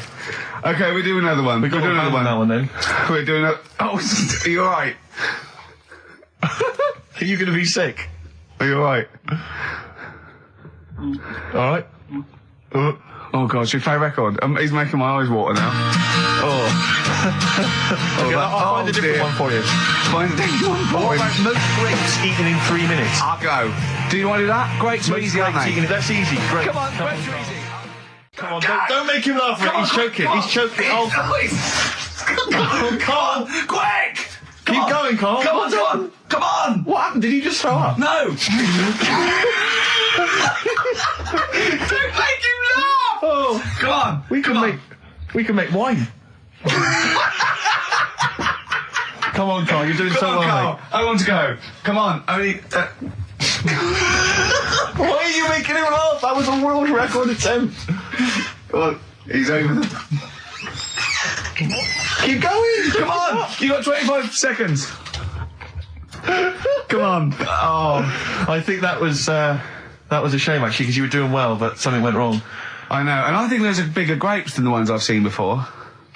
They're quite big grapes. Look at his face, he looks so despondent. Come on, Carl, 8 seconds. Just a few more. 5. Come on, what's the matter? 2, 1. It's all over, Carl. It's all over. Better count how many you did. Just you can get good at this. We can get good at this over the weeks. I think that was a fairly pitiful attempt, actually. I really thought you had a... It's interesting, actually. These are harder records than you might think. Yeah, I know. 6, 8, 10. How do you feel after that record-breaking attempt? Not happy with that. What are you not happy about? The fella who did it, was he in hospital and just had loads of grapes? I was bored. I'm sure he wasn't producing a radio programme, that's for sure. Well, to be fair, neither are you.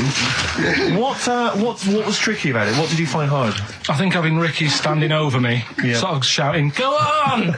isn't normal. No. But that wasn't... He hasn't eaten any! Hold on, that's 50 left. That's quite a poor attempt then, by the scene of it. Would you think about trying to maybe do that again in a couple of weeks? Would you do some practice and try that again? No, leave it for the experts. And I noticed a tricky point. Maybe sort of when you had about 50 seconds to go, you seemed to be spewing things into the bin. What was that? Again, mainly Ricky standing over me. So 88. He's got 88 left. Okay, so what's the mental arithmetic there? Because we put how many in? It was 150 in the thing, wasn't it? What did I say? What did I say I had left? Well, I'm not doing it again. 88. So you had 88 left. So 62. God, you're only at 62. What's the matter with you, Carl? There's people start you at 62. That is rubbish. That's disappointment. Let's leave that. So you failed on 2 world record attempts. I tell you something I do know. Go on. Right. But I can't really get a question out of it. Go on, just tell us. There's a shadow somewhere. It's already good, isn't it? I'm loving it already. No, right. There's a shadow. I think it was in America. Yeah. And it's on a quiet road. I'm guessing somewhere like Boston. That's what you mentioned. Okay. Right? No. Somewhere like Boston. And people at night used to see this shadow moving about. And they'd go, what's that? Right? And it got known, the town, the little local town got known for this shadow, but it didn't cause any problems. What are you talking about? Well, it was like, you lost me. What are you talking about? Do you know, like some places get famous, like Scotland's got the Loch Ness monster and that, but it doesn't cause any. Yeah. But it doesn't cause any problems. It doesn't exist. Go on. Right. So there's this shadow walking about on the road. What do you mean? No, what's he again? Rubbish. Right. So he's walking Nonsense. about. Where did you read this? Where did you see He's walking this? about. This was on the internet, and I'm sure. Sorry. Sorry. Right. I thought it was shite. I didn't know it was on the internet. Right. So this shadow is moving about, and independently of an object. Yeah, and the local mayor and that is like, yeah, it's a bit weird, but it's not harming anyone. The mayor involved. Was he elected to that post? Hey, Mayor, we got a problem down here. Seems like a shadow. Well, it's not causing any. No, it's just causing any problems. Yeah, but that's the thing. It was left for years, and then it did start causing problems. I see. That's it. If you leave these shadows to go unchecked, Rick, they go crazy. Yeah. You let them run amok in the city. Yeah, you've got to stand What did it do? on What did it do? shadows. What did the shadow do? It was pushing people off the bikes. It was what? It was pushing people off the bikes. Oh, I'll find out more for that next week. Right, that'll tease them. Oh, you're a maniac. We'll do more on that. We haven't had time for educating. Please never have children. Right, listen. Just promise me now you'll never have kids. Like when you're born, you're a little baby, wrinkly and stuff. When you get older, you sort of morph into a baby again. And you go through the same phases. So when you're young, you buy singles. You get old, you got nothing to do all day. You got all your pension money. What will I buy? Cliff Richard's on the telly. Here's my video, buy me song. You see, that started off as quite a sensible point, because I actually think they do it. But what was all that alien stuff about when you're born, you go wrinkly and you go wrinkly again? Right. There's this monkey, right? Yeah. And it had been, do you know you hear about monkeys being badly treated and stuff like that? Yeah. So, anyway, it goes into this home. It's 14, this monkey. It's called Matty, right? Goes into this home where it's looked after. What do you mean home? Just like just a little monkey home, right? Okay, so zoo. Yeah, kind of, yeah, but they haven't got any other monkeys there, right? What have they got there? They've got just other animals and that, but not that many monkeys. But anyway, because he's there on his own, again, you know... When you say monkey, do you mean a chimpanzee, by the way? Because you usually do. Yeah. I can't believe that journalist thought this was scripted. Amazing. So anyway, yeah. So it gets sort of pally with the people working there and that, and it's smoking fags, it's having a drink at night and all this, right? What do you mean it's having a drink at night? How? It's all here, Steve. I mean, we haven't really got time, but Well, don't say it's all here like it's proof. You've got another stupid story that someone has put onto the internet. Someone sitting at home in their bedroom has put onto the internet. So he's having a fag, he's drinking a lovely glass of Bang Rock Station. Yeah, the wine that's perfect for a barbecue. Yeah. Anyway, it's loving life. It's forgetting about his past and everything, right? When this other monkey comes along. Oh no. Trouble's brewing. Go on. Right? That comes in, something's said. Right, forget it then. What else have we got? There's an elephant in India with sore feet. Why? There's an elephant in India with sore feet. I'm interested. Why? Tap dancing. Why? I didn't write that He's much trying to about break it. Roy Castle's record. He's still going. Go on, what is it? What is it? Think. It's an elephant, and it was really old. It was about 76. Right. And it had sore feet because it's old, and they don't make stair and the lifts that roads, big, do they? roads are bad and that. Yeah, go so they said, "What are we going to do?" And the town was like, "Oh, you know, we're used to seeing it around. It's part of the thing. You know, we don't want it to have sore feet." Yeah. So they got some slippers made for it. And it had like a picture of the elephant looking happy wearing some slippers. I love him! I love Carl, his world! Where did you see this picture? That was on the internet. Right. That's a lesson, though, for any elephants listening. You know, don't wear stilettos to work every day, because it can do your feet in. So that But don't elephants have really bad memories? No, they have really good memories. Oh, do they? Yeah. Oh, well, that's good then. No, I just thought they'd forget where they put them. I thought there was something about elephants having bad memories and that. It goes on, where's my slippers? Yeah. I'm sure I left them by the test. So, sorry, there's an elephant walking around wearing slippers? Yeah, that's in what India. kind of slippers? Those sort of old man ones with the sort of checkered round design. ones, I imagine. Yeah. Big round ones. Lou Reed, with a little help from David Bowie there in the background. Satellite of Love on XFM 104.9. I'm Ricky Gervais, with me Stephen Merchant and Karl Pilkington. Now, Steve, you know how Karl won't do anything outside his jurisdiction. He moans about stuff. He's got one job. We're doing about 5 things in the week. Always plates spinning. We just turn up and he's always available. He moans about it. He goes, "Oh, lucky you caught me," right? He's chatting. He's one of those people that whinges enough and people think he's overworked. So he got Mondays off, right? He's just a whinger. Yeah. I haven't got Mondays off though, have I? Yeah, well, anyway, 2 hours on a Saturday. This is what the phone message he left me Wednesday on my mobile. But I just thought it's chatting about certain things that are going on at the moment. What he does need to know. Duncan, who mentions, is my agent. And, you know, you'll understand a few other things. But this is the sort of message I get from Karl, right? Whinger. Old messages. Alright, 12:10, Wednesday. Just getting loads of people calling me all the time about shit.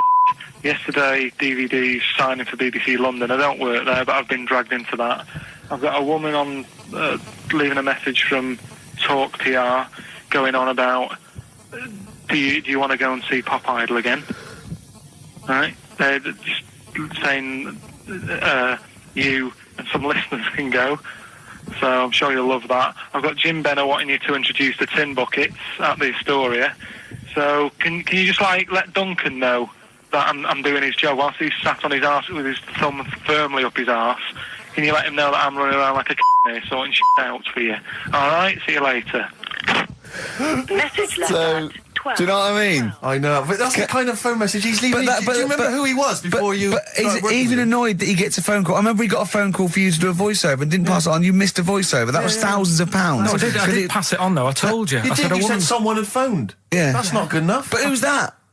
Well, she didn't say, and I didn't ask. But Of course she said. She didn't say. Rubbish. So you didn't take the number down? Just when she went, "Oh, can you tell Steve to call me?" And you went, "Yeah." Yeah, well, I just thought you'd know her already. I should have known. It was a woman, so I should have known. He's having a go, you see? Unbelievable. I don't know how it's come back on me. You're the one who was picking on it. Yeah, exactly. I'm saying. I'm defending. Why is he having a go at you? He never picks on Ricky because he knows you are his bread and butter. Seriously, do you know what I mean? The only reason he's got Mondays off is because you're still doing this show. Yeah. That's why he's scared of you. That's why he has a go at you on the phone, but he always picks on me because he knows, I'm a pushover, I'm a nice guy. He's scared of you. I don't know how it works. Is that true? Steve, I'm always sorting you out. I look after you. Sort you out with tickets. I sort you out lager I've got out. you today. Why are you picking on me? What do you mean you're sorting about tickets and lager? What's this? Right, whenever you want tickets. Yeah, sorry, lad. I don't want to use this as moaning time and that because I don't like to moan. I'm busy and that, right? But I've sorted you out tickets for gigs. Yeah. Right? What somebody doesn't even turn up to. Yeah, we won't even go on about that. Yeah. Right? Lager. He was sorting out the Cure. He complained it was boring. Yeah. There was that big drum of lager that you had, and you said, "Oh, put that in your room for me, because I don't want to carry it home." Right? Lazy. So I said, "All right, then I'll put it in my room." It goes missing, it gets nicked. Then you have a go at me because it got nicked. Yeah. I get you another one. You make me carry it around town for you for half an hour. Then you say, "Oh, I can't be bothered taking it home. Can you take it back to work for me?" Yeah. But interestingly, this is like a year ago, so it's still pressing on you. Oh, hang on, and I forgot the one when we had an argument over 50p. When we went out for a coffee. You didn't want to give me 50p back that you owed me. That was the same day you'd given him about 40 quid's worth of lager. But, see, this is my problem. This was my point at the time. It's not the 50p in terms of money is not what's important. The fact that you think you don't have to give me money back because it's only 50p, that was the point at stake. It's me who makes a decision, oh, don't worry about the 50p, not you. It's only 50p, I'm not going to give it to you. Do you know what I mean? There's got to be rules, otherwise it's chaos, Carl. Come on, mate. All right? Don't want to fall out about it. No, it's not all right. Should we kiss and make up? Do you want that? Do you want to do It's that? all right. Yeah. Well, should we play a little record and come back to this? Because I can't believe it started with you slagging him off, Rick, and I've ended up as the monster. I know. Bit of R.E.M. Out of Time by Blur. Luckily, we're not out of time. Got another hour and 25 to go. So it's not over yet on XFM 104.9. I'm Ricky Gervais, with me Steve Merchant and Karl Pilkington. We've had quite a lot of emails, as ever, Rick. I should just say, because, you know, we're very lazy. It's a much listened to show. We're very lazy people, and we rarely reply or read out the emails, but we do... I never read the emails. Absolutely so never I read them. rely, if I haven't replied to them, or my mail, Steve opens my mail and reads my emails. So if I haven't replied, it's just because he hasn't passed it on to me. Yeah. Okay. But I haven't passed it on to you because I know you'll never reply. Sure. You know, I'm just cutting out that. But I just want to say thanks for the emails. We do read some of them, and we do appreciate the fact people send in jokes. I appreciate it. I love it. Yeah, but we've had to do anything towards it. Sure, we had an email from Jack. He just said he missed the last 2 weeks' shows. Has he missed anything? Not really. No, it's the same stuff. Same old I rubbish. think last week Carl was having a go at Chinese people not aging well. He had a go at the gays, and he came up with a ludicrous story about a monkey that was impossible. Yeah, So I don't think Jack's missed much. Go on. We've just had an email from the Pringles people. Oh, right. Good, because it's finally started to happen. I hear these stories about people given cars and Armani suits and trips abroad, and we haven't had no, but finally people are starting to, realise what we're doing, our impact on society, and we've got a whole box of Pringles sent to us. Not on those little tubes, the proper tubes, the foot-long tubes. Yeah. So... and well, what have they said? Well, the Pringles guys want have them said, back. No, they've said they like the show, and if you want more Pringles, give them a call and they'll send you more I want Pringles. more Pringles. Yeah. I bloody love Pringles. Yeah. Pringles are... The thing about Pringles is, they're Moorish, right? Yeah. But how would I put it? You know the sort of thing when I open them, Yeah. and by that when I pop, Right. yeah, I have to eat the. Well, okay, how can I put this? When I pop, I can't stop. What do you mean? I don't... Well, when I pop them open, I can't stop eating them. Right, open. when you pop, you can't stop. Yeah. Yeah. I think that's because of the chemicals. I think that might be the reason. But they're good chemicals. They're good chemicals. chemicals. They're the best chemicals. Pringle chemicals. They're not bad chemicals. Like Lovely. you're using chemical so warfare. yes, I want some more Pringles. Bob Dylan, It's All Over Now, Baby Blue from 1960-something. Bit of trivia for you, Steve. Go on. That is the last record we ever played on the old XFM before we were fired. I bet that was a moving moment for about 8 people. I just thought of something. You know that thing we did about, they said that we just cared about the money, selling it to America? Yeah. If we cared about money, would we be here now? Do you know what I mean? I know. I think this proves that we don't do things for the money. Exactly. Jesus. All right, Carl? Couple of emails. Monkey Matt's emailed us. Who? Monkey Matt. Oh, Matty, yeah, go on. Yeah. He says... How's the Monkster? He's all right. He says, Carl has missed a cracking headline from The Sport.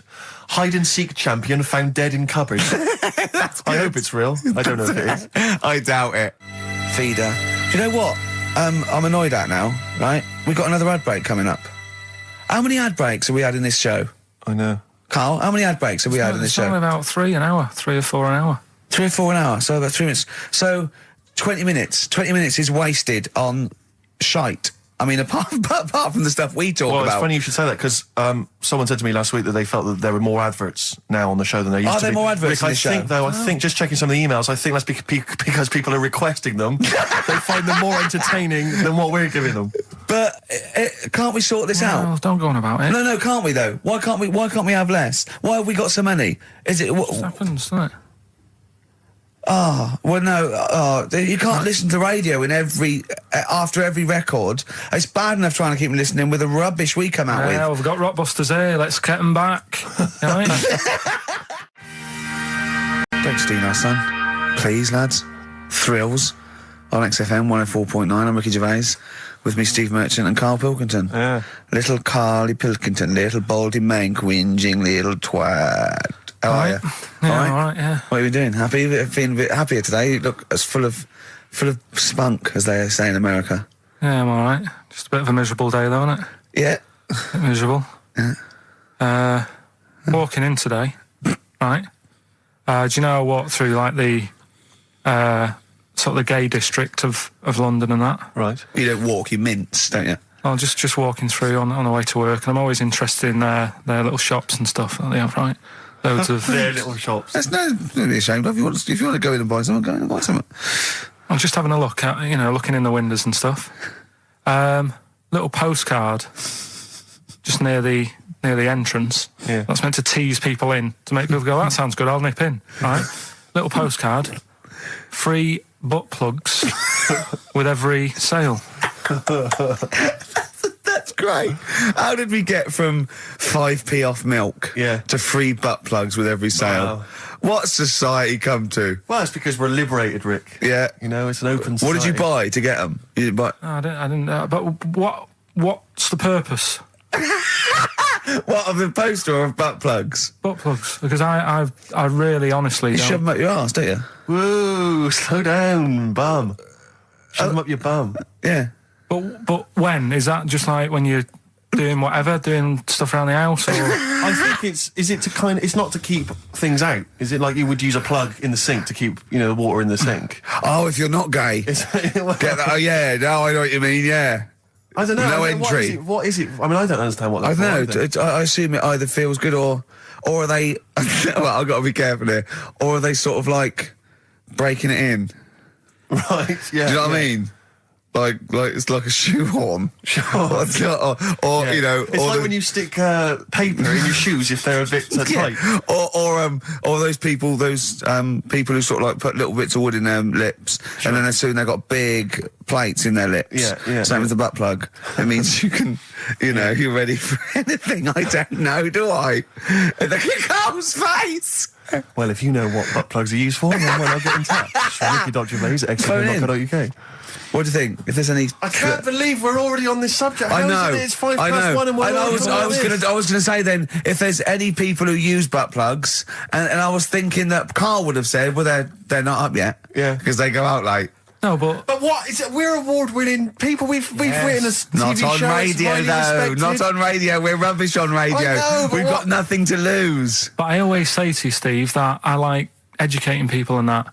Now, the way I see it is I didn't know what they were. Let's phone to go in. Someone might know about butt plugs. All right, we'll get No, get them on. Get them on. Ask them. No, because they might say something dodgy. Oh! Yeah, whereas, what have we just been doing? Just take a chance. Carl, come on. What's the matter with you?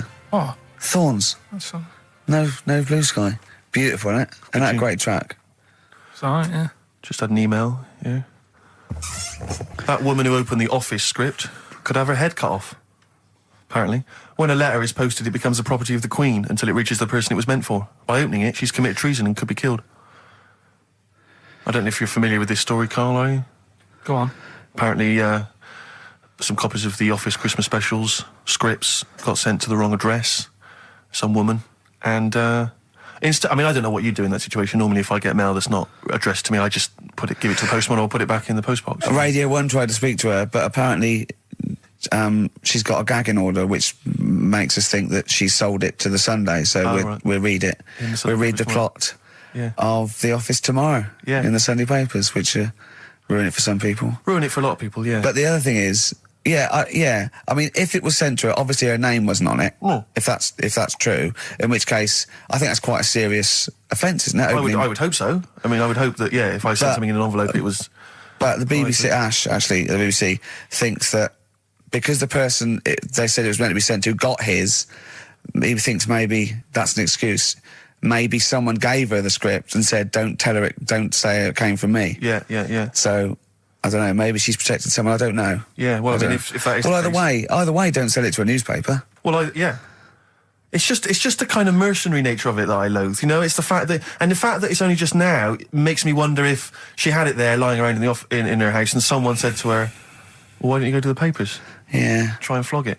But I just don't think she's going to get a lot for it, because people are going to see it soon. It's not like it's the hit the diaries. Well, they're not very well written. But, I mean... I don't know. I tell you what I'm frustrated by. It's just the fact that it's like we've worked hard to give people some kind of pleasure, for this Christmas, you know, because a lot of people are very depressed, Rick, very low at this time of year. They've not got what they wanted. But we're trying to cheer them up, give them a bit of happiness. Yeah, but I think she'll be happy if she gets a lot of money. True.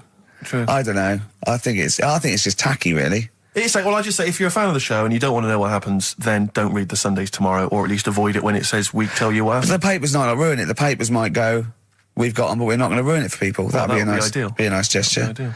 But I don't know. All I can say is it's a good job that I send out the prizes. Because that Michael Palin around the world in 80 days will be going to the person who won it. Yeah. And if someone else receives it, they better not try and, do you know what I mean, keep it. It should go to the winner. Yeah, exactly. That is a very good point. So, be warned. Don't open things that weren't addressed to you. Yeah. I did Pandora's that time, box. There's some sort of lesson there. Yeah. What happened? All the evils of the world, wasn't it? Pretty much. What? Yeah. Oh, don't try and explain brilliant. it to Carl. No, Pandora's box. Go on. Well, told not to open it, opened it, released all the evils that are in the world now. But did the person say if you open it, loads of evil will come out? It's not true. It's not true. It didn't really happen. It's not like evolution. It's not the truth. But you remember that? Yeah, you won't listen to some of my stuff, like goldfish and stuff. No, it's not that we don't listen to it. It's that you would pass off how all the evils in the world got here. Because on Anna Nova it would be, Pandora opens box. Outcast. Hey Ya on XFM 104.9. I'm Ricky Gervais. With me, Steve Merchant. And over there, Karl Pilkington. Now we've got a new feature. Well, I don't know if it should become a feature every week, Rick. I'm not sure it's got legs for that. But maybe in the absence of Rockbusters. Basically, I was looking through the pigeonhole, and we got a lot of stuff sent to us, a lot of junk, you know, stuff we don't really want. Yeah. And a lot of people, for some reason, they send us... Begging letters, a lot of that. We get sent a lot of CDs by people, bands, artists, who have not yet been signed. Maybe they've knocked something together in their bedroom. They got a band... And they just, for some reason, they want our feedback. They want us to sort of give them some thoughts on what they think, where they're going wrong, stuff like that. And I just thought, I was having a clear out, and I thought, why not just give them a little chance, you know? Yeah. Just throw them a bone, Rick. Honest critique? Honest critique of some of the artists that sent us stuff. Okay, go on. These are bands that have not been, they've not got a record contract. This is exciting. Okay, name the 3 bands well, first. we'll go through them individually, and I'll hear a little snatch, and then I'll get your opinions, both from you, Rick. I know you've been in the music business, you've got a good general knowledge of music, you've got good taste. Big time, and big also time. Karl Pilkington's views as well. Yeah. We know what to think of them. So this first band is called Kellerton Road. I'm sure they're very excited. As I said their name then, they probably can't believe it. They're phoning each other now. They're getting so excited. All friends are phoning them now. Yeah, Turn your exactly. phone off. They can't people in believe this that. band. You don't want to... Yeah. Well, okay, then Kellerton Road. Kellerton Road. Play a track from them. So that's Kellerton Road. I think that's a track called Secretly. And looking on the back here, there's 6 of them in the band. They all pretty much look the same. They've got the long hair, the usual sort of look. What do you make of them, Rick? All right. Yeah? Quite like yeah, that? good, yeah. I mean, bit generic. The chorus was a little bit simplistic, but I like good production, good Yeah. good Reminds you of musicianship. something maybe like the Thrills, that sort of thing. Yeah. I mean, yeah, good. Jukebox or junk box? What's a junk box? It's just, I'm just trying to make it sound snappy. Jukebox or junk box? Don't, because you haven't got it. Don't ever stick to what you're good at. Okay. What, being sexy? Just sort of watching Doctor Who and stuff. You like that, don't you? Yeah, I love it. Okay, then, right, what's the next one? So, well, let's just ask Karl Pilkington's opinion. Karl, what were your thoughts? Yeah, it's all right. Yeah? That's it, is it? Yep. Is that why you're no longer right for the enemy? Go on. So what's this next one you've got for us then, Karl? Toffee. Toffee? It's called Born Depressed. Oh, dear. Brilliant. Is it about you? There we go, I Toffee. quite like that. Yeah? That's sort of bit glammy, bit underground. Yeah. What do you make of the name, Toffee? I don't like the name. It's not great, is it? No, but I quite like that track. Quite like the track. I'm If just that's looking at the representative. CD, they've made it themselves, and basically the band feature on there completely nude. Oh. What do you... Well, we know what we think of that. What do you think of that, Karl? I'm happy with that. Let's have a look, though. Have a look there. That's no point, is it? There's quite a lot of blokes and there's one naked lady. Just having a look, though. Yeah. What are you looking at the blokes? What are you looking at? Why are you looking at the blokes? Let's Knob. just having a look. But you look at their knob. I can see by the way your eyes are looking. I'm looking at the woman's knob, though. Well, she won't be happy with that. No, that's a bloke, Karl. Yeah, that's where you've been going wrong. Yeah, that's the woman. Yeah, Yeah. that's what I was looking at, that one. The woman's knob, so that's all right. Yeah. Good. So Rick, hit parade or shit parade? I don't know if it's going to be. I don't think it's going to be a hit yet because I haven't got backup. But I think we're looking more about whether they get A record deal. Do you think they deserve one? Yeah, thumbs up for both of them. Okay, excellent. Well done. All right, well done. And Carl, play the last one then. What did you make of it? Sorry, we didn't ask your opinion. We weren't interested. Like to see him on CD UK. Just like that on the CD cover. Okay. And this last act, I think, is this right? Picture Centre? Yeah. Picture Centre. Picture Centre. My favourite. You like that? Yeah, that's my favourite out of all of them. Good, there's a bit of Amy Mann in there. A little bit Cocteau Twins. Yeah. No, really good. Really good, really intriguing, that. Karl Pilkington? Yeah, it's all right. If you didn't like it, what would you say? It's weird though, isn't it, music? No, do you know what I mean? It's like, it depends what you're doing. Do you know what I mean? That's all right. If you're just having a game of crib or whatever, it's just on in the background. That's the thing with music. I don't think you can sort of slag any of it off. It's times, and it depends what mood you're in and stuff. Yeah. So this is a pointless feature. It's a pointless feature. We'll do it well, I again, didn't come up with it. No, I don't. All right, don't slag it off. Okay, we'll do that again then. I was quite enjoying that, but okay. No, do you understand what I'm saying? Well, that it's not worth having an opinion about music. Well, I'm not that bothered. I'm just saying. Imagine if he was on the panel of Fame Academy or Pop Idol. Yeah, that'd be great. He'd go along, and Nicky Chapman go, "Yeah, you've really improved. I really like that. I don't know what you're wearing, Dr. Fox. You were hot, baby. I loved it. Like your legs, like all your boobs and all that. Brilliant. Come to Carl. Not bothered. All right. Yeah. Brilliant. No, we'll keep it up. Play a record. Yeah. Oh, come on. This is my favourite. Can I change? Well, this is my favourite out of all four of them. Lynyrd Skynyrd. Yeah? Yeah. Slam dunk this puppy. Jet. And roll over DJ on XFM 104.9. All right? Carl, just an email. A question for you. Can you please let me know which school Carl went to? What school do you go to? Sesav. What? Sesav. Sesav? Yeah. What does that mean? It was on Cecil Avenue. Cecil Avenue in Manchester? Yeah. It's just, he says, I'd like to know so that I don't send my kids to the same place. He also says, P.S., does Carl look like Gollum in Lord of the Rings? Yes. He does, doesn't he? Yeah, that's very good. Yeah, in fact, I was just putting a little bald wig on you, wasn't I? Like he needs one. Yeah. So, if you want some of the fun and games we have when the songs are on. Yeah, did it hurt? Just a little bit. The bit that worried me is when you said, let me just staple it. Yeah, well, I was trying to get it under your chin because it looked funnier, and he was scared. Oh. Can I just give you a little fact here? Someone's emailed in for you, Carl. They've sent an interesting fact for you. I think you're going to be interested in this. Don't read it on the email. Let me read it for you. I think you'll be excited. An interesting fact from Carl. That's from Toby. He says, Attila the Hun punished some fella who annoyed him by cutting off his arms and legs. You'll love this. And stitching his arms back where his legs should be, and vice versa. Look at his face. Look at the little smile that's just cracked on his lips. That is the kind of fact you've been waiting for all day, isn't it? So go on, again, so... Attila the Hun, right? Some guy he didn't like. He cut off his arms and his legs, and he stitched his legs on where his arms should be, and his arms where his legs should be. Look at him looking at his body, trying to picture it. Yeah. I'll let it sink in for a little while, then I'll ruin it for him. Carl, what are you thinking? I'm just picturing it. Right, he would have died. It would have been tokenistic. There's no way that person could have lived through it. So it was just for Attila the Hun's fun. He probably put him on a stick outside his gate or something. There's no way in those days that he could have gone through complete limb amputation and... So would he have wore a jumper for pants? Who's the winner of the competition? From Walthamstow, it's Joe Ogden. Well done, Joe. You got the correct answer, which was what? The fella with two heads at number 50. Number 50. Is that it? Are we off? Yeah, that's it. Yeah. All right. Cheers. More of the same drivel next week. Bye. Bye. Placebo, special needs on XFM.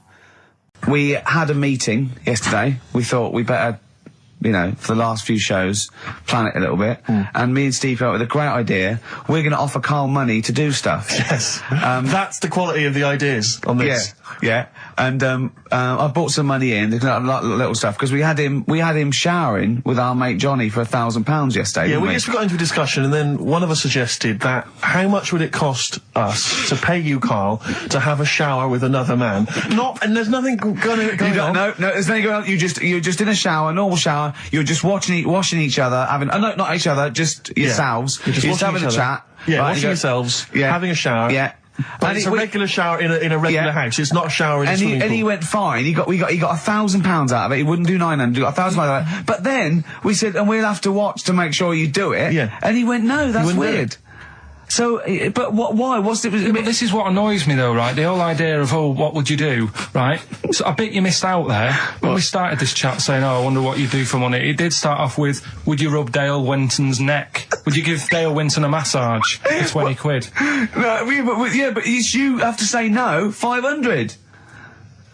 We're trying to find out what your price is. What price, Carl, is the name of the show. So would you give Dale Winton he's got a knot. He's got a bit of a knot. He's stressed. He's been doing supermarket sweep, and he's furious. One of the contestants was answering back, calling him names, and he's got all knots in his neck. You just just give him a little bit of 5 minutes.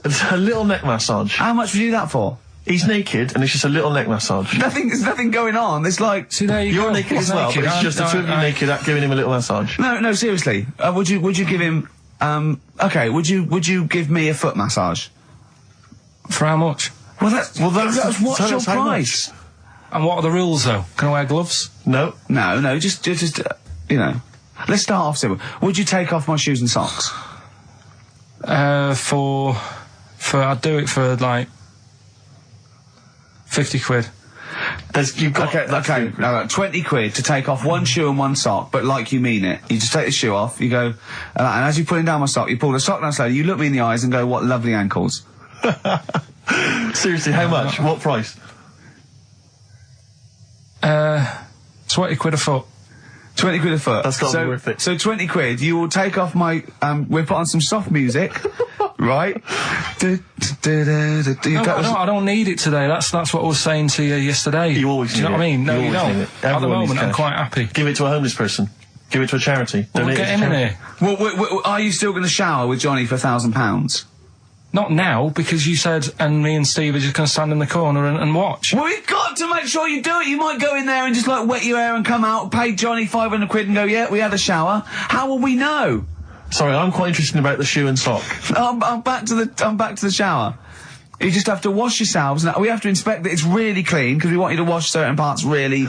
Right, well, why have you both got to be in there, then? Well, no, just one of us. Can we just take... yeah. Or can Steve film it? as evidence. Just as evidence. Or I'll tell you what, we'll leave the TV camera in there. Neither of us to be in there, then we can just watch the video. Yeah. Are you a couple of benders? Are you a couple of benders? No. No. But can we discuss further the taking of the shoe and the sock? Because I think there's £20 in. I'm willing to pay £20 to see that. Peace train. Well, is there monkey news? I tell you what, I've been having a bit of a problem this week. Why? It's just been a struggle. Normally, I can come into work on a Monday and there'll be something that's happened over the Saturday, over the Sunday night. Do you know what I mean? Over the weekend, the monkeys have done something. Been very quiet. I thought I'll be all right. Let's see how the week goes on. I don't know if they've caught on to the fact that we're giving this coverage now, or I don't understand. Normally people are emailing me stuff all the time about monkeys. Been very quiet week. Been checking. I was looking in books last night and stuff. Is there any monkey news? I've got some, but just because it's not that good, something else I found out that I thought I'd share with you. Go on. I was looking in the Guinness Book of Records, right? Because I thought they'll have something in there about monkeys or something, right? Mm-hmm. And there's a little monkey, I think it lives in Asia, right? There's loads of them live in Asia. Might just be travelling, but yeah. And something they found out, I don't know if they've got it right, and that's why I want to bring it up. Apparently, it's the mammal, right, that's got sort of the pointiest eyes that pop out of their head. Steve.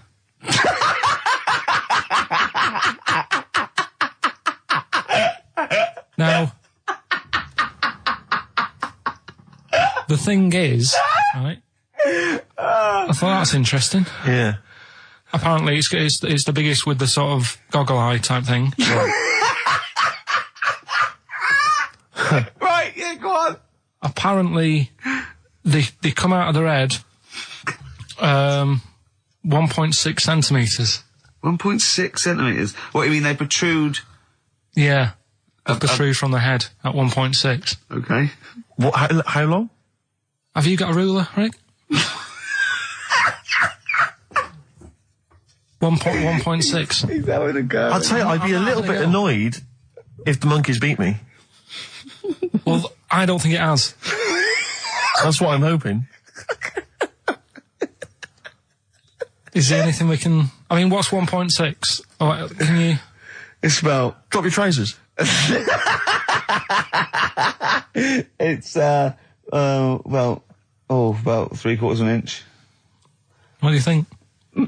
I don't know. Have they got it right, or what? Maybe I should come down to Monkey World with you next week.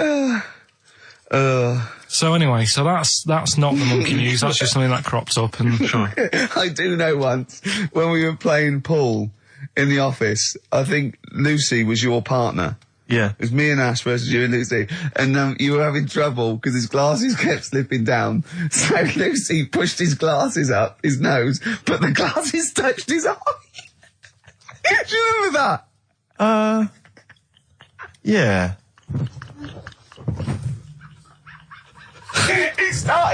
He started it. Well, you're the one who joined in. No, I know, and I feel bad now. Yeah. He makes me nervous when he goes, yeah. It's like, play a record. No, I'm just trying to think about which part of your fat, middle-aged physique I can pick on.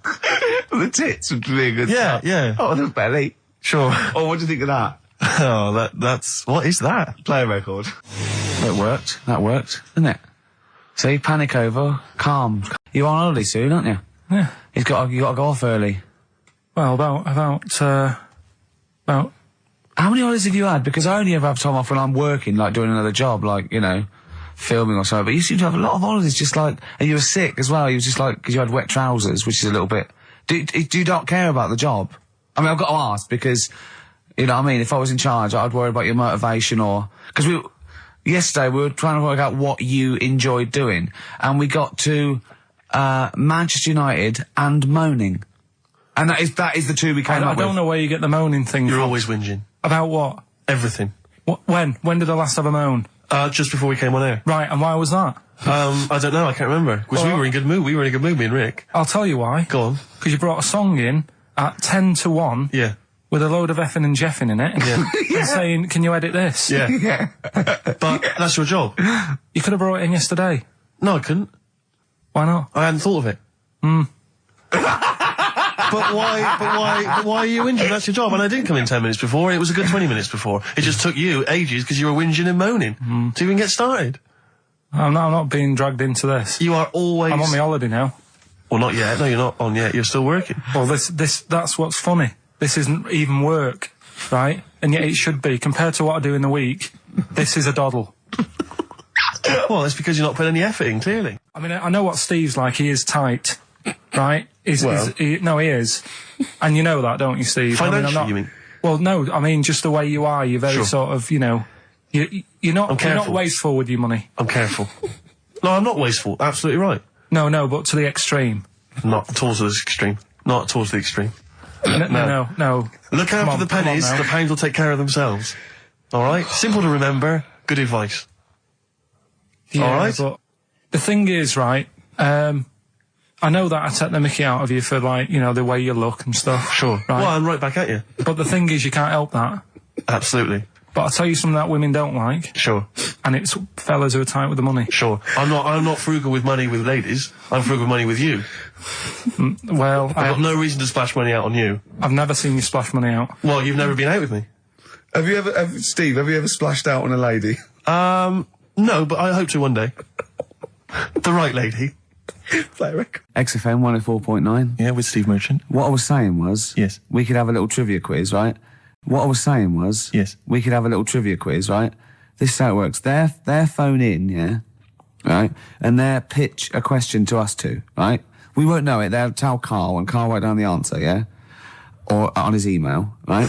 And then it might be something like, who was the first woman MP? And write down the answer, and they go, okay, Steve Ricky was the first MP. We'll write it down. You know, and you'll write down something like the Queen. Yeah. And I'll write down Britney Spears. Yeah. And they go, well, Ricky says Britney Spears. And the answer is, you see? Yes. And then whoever's... So they phone in, or can they email as well? They can email as well, Steve. Right. Okay, so let me just try and clarify this, because I didn't really follow that, and I know what the competition is. Right. People listening, phone in or email in with a question, a trivia question. It can be about anything. I don't do game shows. But one which we may be able to get, right? They phone in with that, or they email it in. But only Karl knows the answer. He asks us here in the studio the question. Ricky and I write it down independently. We hand it to Karl. We see who's got the right answer. It's like 15-1, but 2-1. And the great thing is that the best question that we'll vote on at the very end of the show can win these 3 CDs. We've got Feeder, Echo Park, The Essential Bob Dylan. That's a 2-CD set, Rick. Maybe keep the questions highbrow to show our intellect, not things like pop and trivia. And good idea. And we've also got this big compilation, Reloaded 3. That's also a 2-CD compilation. We'll start phoning and emailing now. Phoning, emailing go with berserk. your trivia Absolutely questions. Go berserk. For Gervais. I'm best at science. Well, don't start don't giving say hints. That's that. not fair, because I'll say I'm best at films if they want me to. Yeah, but I've win. already said don't do trivia and entertainment and that. Well, they should do. They should do trivia and entertainment. Music and films is what they should do. No, they shouldn't. Or That's old stupid. TV. That's the cliche of XFM listeners, and I know they're more intelligent than that. They're not. They're not, Rick. They're stupid people. They're stupid people, and they only know about a few things. Garbage, Cherry Lips on XFM 104.9. Well, either they really want those CDs or they want to embarrass us. Because the phone lines are going mad. And they are going mad. We didn't even give out the phone number or the email, Rick. Shall I just give it out now? Well, obviously I need to. Well, I ought to anyway, for those that didn't hear it but didn't know it already. Of it. 08700 800 1234. Sorry, that's not 08700 08700, because I started again because I sort of fluffed slightly. Yeah, go on. 08700 800 1234. And when he says he fluffed, like that's not how he got into television. Exactly. Ricky.gervais@xfm.co.uk if you want to email the question, and only Karl can see the screen, so there's no cheating. Probably people don't know what fluffing is, do they? No, I don't think so, Rick. Karl, have you had a question? What, already? Are we doing it now? Should we do it now? I think we should just drip them in throughout the course of the show. Yeah, you could one dripping them in. Go on. Ask us a question. I thought this was a good one. It's from Clive. Go on in. Clive? We've got a listener called Clive. Wow. That's all right. Who was the first James Bond? Oh, it's his film one. I know No, that. but wait a minute. I know this ambiguity because we've talked about it. We've talked about this ambiguity before. You see, he might be deliberately embarrassing us because the old myth is that someone played it on radio that we all know and love.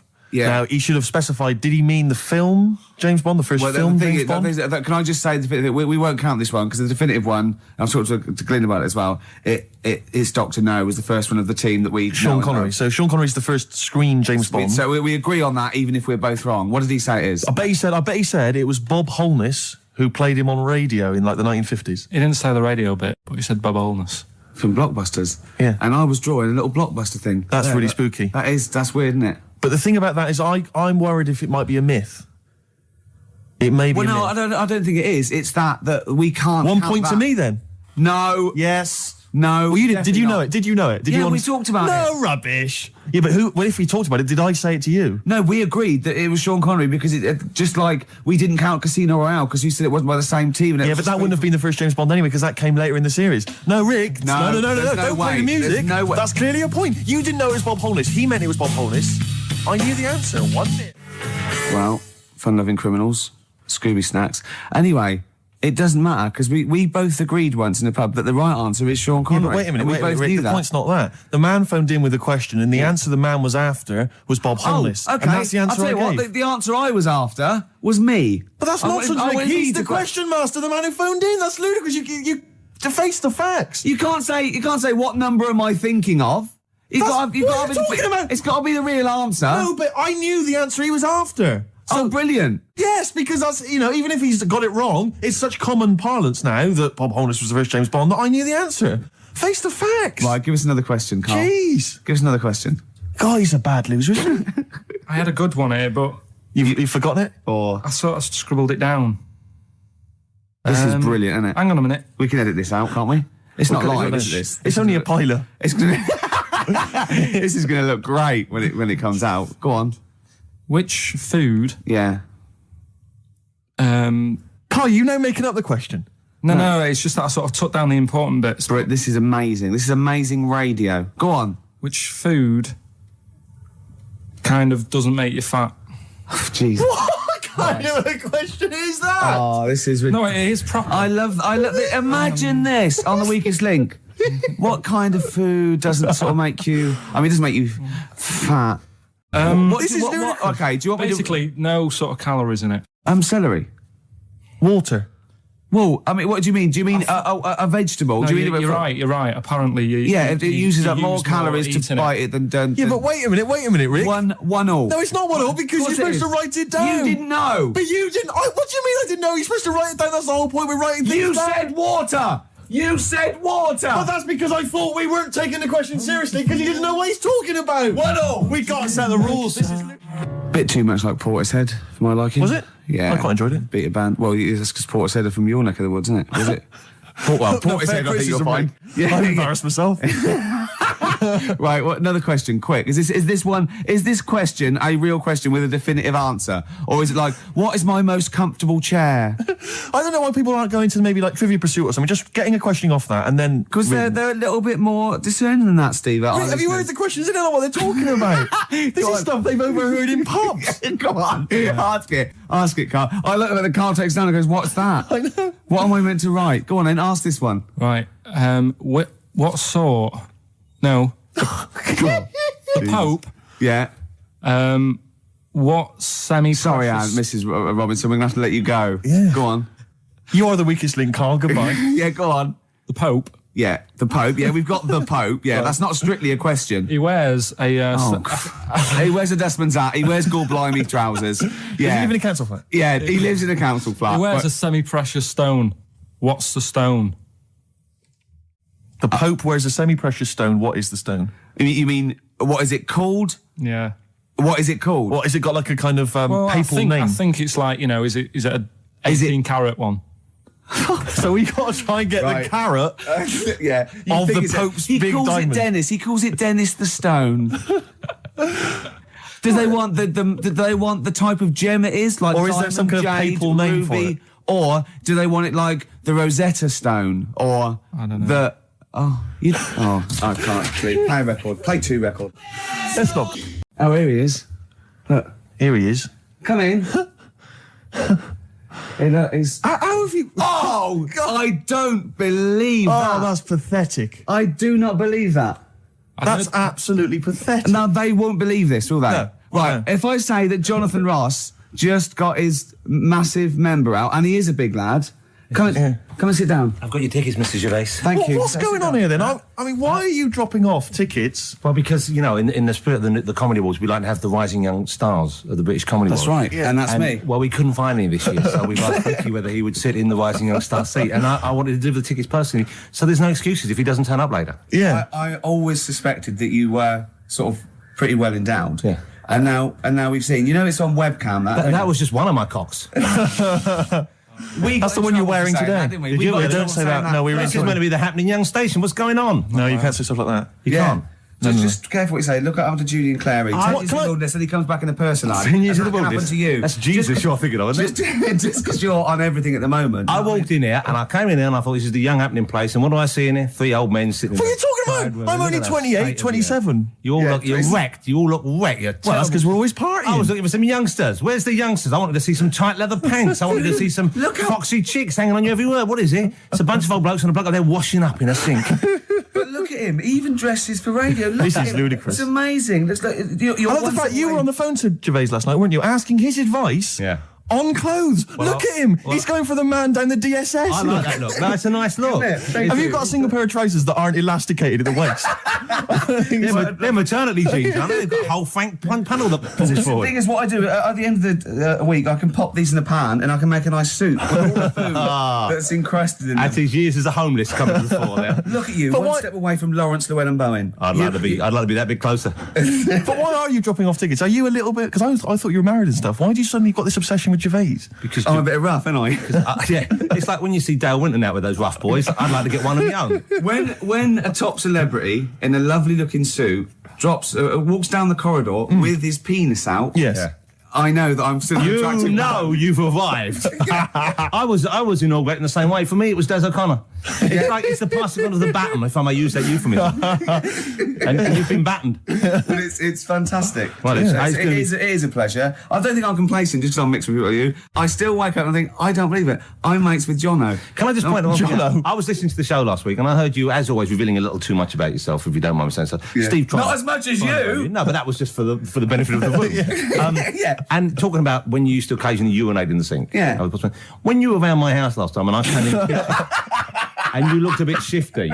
No, please reassure me. It was more ownership. I was like, I went to my territory and then other people that come in that go, has Gervais been round here? It's like just marking my territory. Because my coffee the next morning had a hazelnut tang to it that I don't remember putting in. Can I just say something? Because I mean, I used to, mention to you, Gervais, when we first started getting involved in the business. Yeah. I used to say, if there was one celebrity I'd like to be friends with, it's Jonathan Ross. Yeah. Lo and behold, Ricky's befriended Jonathan Ross. I'm nowhere to be seen. But Not Ricky invited round. Ricky told me that I could be his friend, providing I never extended the arm of friendship. Right. Yeah, if you ever... I thought as much. He tries to keep everyone else down he works with, from the office, all the other shows. He tries to keep them down. I didn't even want you to come in. I wanted to Yeah. meet you on the steps. Yeah. I didn't even want to tell you you were around. But you called. He went, who's that? And he saw your name come up and he went, well, can I meet him? Well, you're all coming tonight, aren't you? This isn't Radio 2, by the way. These links are way too long. This is snappy radio. We have to play out... Yeah. You might The be kids have lost lost, interest. But the kids want to hear Coldplay, Catatonia, You know what I like? Faithless. How about some more of that instantly forgettable hip-hop you play each week? One of those obscure hip-hop hooray. That's the worst feature on British radio. You should be ashamed of yourself. Wait a minute, I wrote you a As I was quiz on saying to Radio Bruce 2. Forsyth the I'm other day, I allowed. said the hip-hop's had its day. You saw that one. Put it away. Put it away. I'm Carl. Carl, how you doing? I'm all right. Got a question for you. Quiet man. Got a question. Yeah. The Pope. Yeah. What semi-precious stone does the Pope wear? That is easy. Go on. Topaz. Is that the right answer? I don't know. I might have wrote it down. I'm really sorry, Jonathan. It's not what he publicly admits to, but I have to know because I was hanging out with him at the Groucho one night, and he was saying, "Oh, look at this, look at this, look at that topaz. Go and buy that. Look at that. Vatican City. Look at that. We can make a nice ring out of that." He said. Didn't go anywhere, but thanks for asking. I better go. I've got to go. I've got to go and buy some winkle pickers. Thank you very much. Okay. Enjoy Nice to it. meet you, Steve. Carl, I wish I could say it'd been a pleasure, but actually it was quite creepy. See you later. Yeah. Rick, we've got a couple of emails in here, and they're saying they enjoyed your performance over the Christmas period on a programme called 100 Greatest TV Moments. Yeah. Did you do an interview or something? What was the deal? I didn't see this. Yeah, the Office was in there, wasn't it? And I was interviewed for it. But what are they talking about? They enjoyed your performance. Come on, tell me You what know, do you? No, I don't. It's the thing that I did on Razzmatazz. Oh, is this where they found a clip or something? Yeah. No, I was in a band and we had one single out or something, and I did one TV appearance when I was about, oh God, and they showed a bit of it, about 7 seconds, me on Razzmatazz. Oh God. Razzmatazz, for those that don't remember, was like a kind of, I suppose, what was it, like a kind of CD UK of its time? Yeah, exactly, yeah. And, oh God. And it was of the time, sort of new romantic. And they showed a clip of this? I looked about 10 and about 5 stone with hair and makeup and girly clothes. My sister actually said I look like Posh Spice. Brilliant. There's a funny story about that, right? Because we were rushed and we had to do this thing, and we oh God, and we were meant to take a flight to Newcastle. And where were you travelling from? London? Yeah, but we got there and we didn't have tickets, we were told to be there, but the A&R man overslept. Right, for the record company, overslept, and it was terrible, and we were fretting, and eventually it was too late to get the plane, we missed the plane, we had to get a train, and it was really kind of fine, they were back and forth, going, yeah, if they come now, we can still do it, we're going to miss it, and this was like a big promotional thing, and we got there, and they went, oh, God, right, and I had this sort of like jumpsuit I was wearing that I'd cut off, put that on backwards. A jumpsuit? Yeah, Brilliant. I know, Is this what was bad. on the clip? Yeah, I had that on back to front, and there was no time, and I think I even mimed wrong at one point, and it was awful. But the funny story is this, that when we were there, we didn't have our tickets. This was at the airport? We bumped into Bucks Fizz. The guys and girls from Bucks Fizz and their manager, so there's like 5 of them, right? And there's 2 of us, and they had 5 tickets, and Bucks Fizz tried to smuggle us through. And so they went through the things, right, and they went, tickets please, and he just waved 5 tickets that he had, like that, goes, this is us, right, and they went, well, can I have a look at them? And they went, there's only 5 here, and they just looked at us and went, sorry lads, we tried.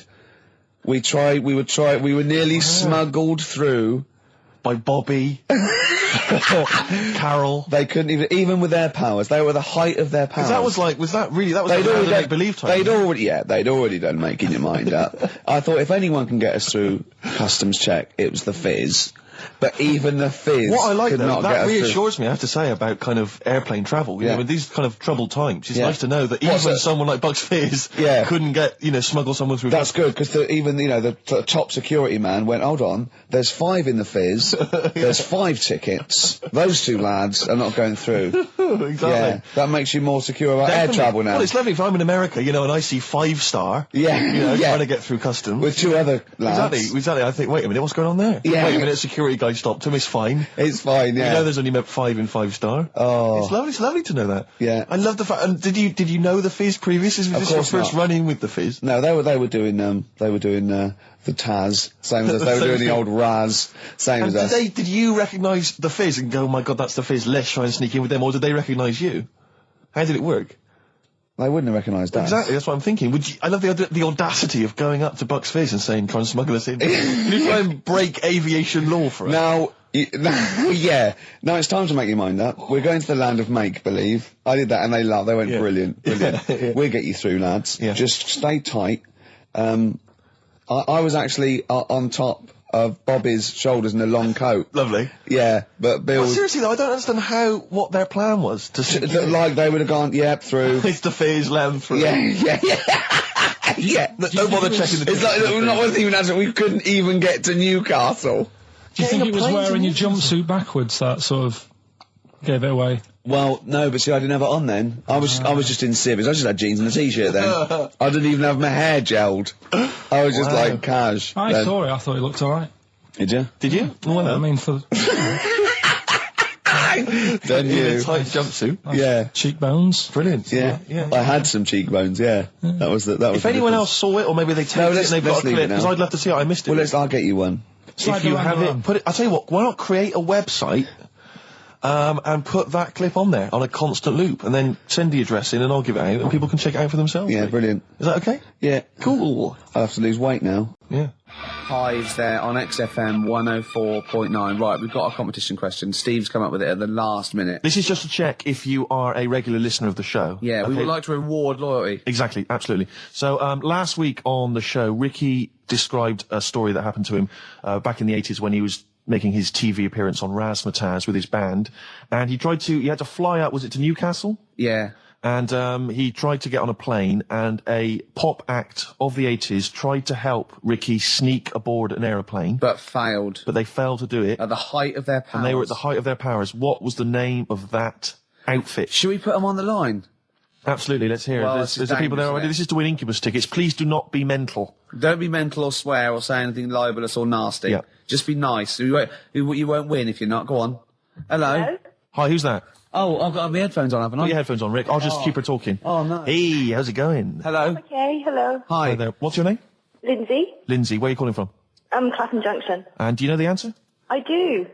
Okay. Bucks Fizz? It was indeed Bucks Fizz. It was the Fizz. It was indeed the Fizz. Well, do you like Incubus? Yeah. Right. Right. Oh, yeah, you see, if I was interrogating you, I'd go, you hesitated. Yeah. There's so many people phoning up who are desperate for these Incubus tickets. Please don't make us give them to you. No, to be fair, they're rightfully yours. Right, I tell you what, I'll have a T-shirt if you give them the tickets.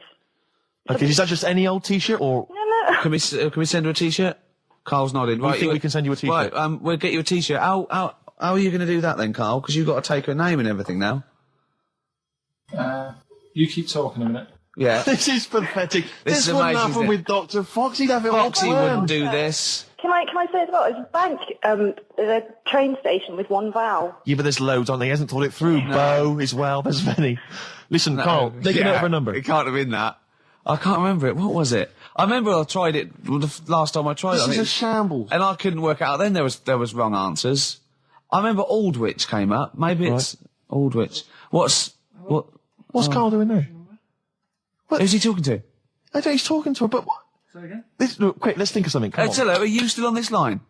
No, he's picked up the phone now. So what am I doing? We're giving away. We're letting people behind the curtain. Let's keep up this veneer of professionalism. This is so rubbish. Come on, no, don't draw attention to it. Okay, all right. But let's just talk and make. So, Steve, what are you doing tonight? Looking forward to Pop Stars? I'm looking forward to a lot. Who do you want to win? I'm glad you've asked, Rick. I'd love to see Darius have a bit of success, but I don't think it's going to happen. I think it's probably going to be the stutterer. I think it is going to be Gareth. He has a name there, Steve. I think it's going to be Gareth. Yeah, apparently in the polls in the week he's getting twice. We're back, don't we? Okay. All right, Carl. So she's getting a T-shirt, is she? Lovely. Right. Who's that on the line? Next contestant. Hello. This is amazing. An error. I mean, we couldn't do this worse. Go on. Exactly. Hello. Hello. Hello. Who's that? It's Dan. Dan. Hello, Dan. Danny. All So, right, do you want to go to Incubus? I'd love to, man. Okay. Hold on. This is pointless because he's just heard the last. He's heard the answer. Yeah, definitely Bucks Fizz. This is mad. We didn't think this through. No, but let's be honest. He wouldn't have been on the line if he didn't know the answer. Are you cheating, No. Dan, he said he's not cheating. This is failsafe. That's failsafe. This is our rigorous. I can't believe this. Dan, you're going to Incubus. Oh, cheers, man. Well That's done. blinded. Well done. Oh, Nice one. Thanks for cheers. listening. Cheers. Carl, what do we have to do? Do we just hang up or what happens? No, you play a song and... Play a song then. You've got his details. Yeah. Oh, Play God. it. He's on a different plane you to can't us. say like that. As I was coming in, there was a bunch of posh lads, I think university students, trying to get in because they're doing one of those scavenger hunts that they have to get points for charity and do stuff. And one of theirs is get on a live radio show. Right. So I sort of felt sorry for them. So I said they could come on here just for 5 minutes. Who are That's they? all right. They're just Are they toffs? they are sort of like toffs, but they're trendy toffs. They're obviously Trendy toffs? I don't know Yeah. what's that. Is that like Lady Victoria Hervey? Is she? No, I don't mean that. No, they're both sort of like that. Will of Pop Idol. Right. They're like him, sort of like trendy but posh. Okay. They seem nice enough, and they're doing it. They're just for a cancer charity, and they just get They got what is it like? They got their sponsor to do various. Exactly. charities. I don't know quite how it works, but they're gonna come on and because we get for coming on this live radio show, they get 17,000 points. Right. Good. If I can put that in context, Yeah.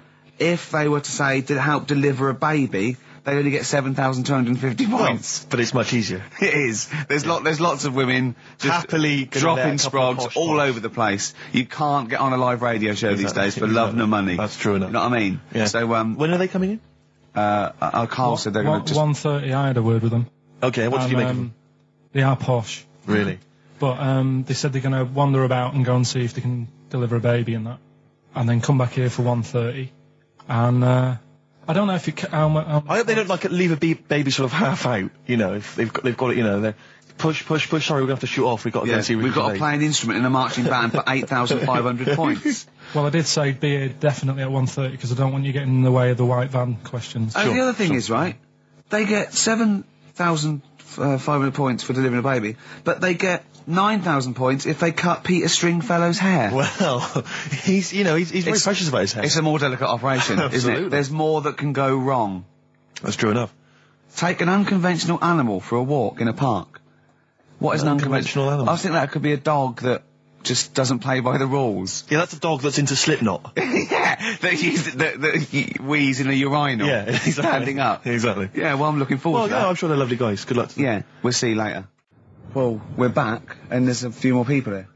Absolutely, well done. Yeah, yeah. Well observed. Yeah. Do you want to say hello? Hi guys. And what are you doing here?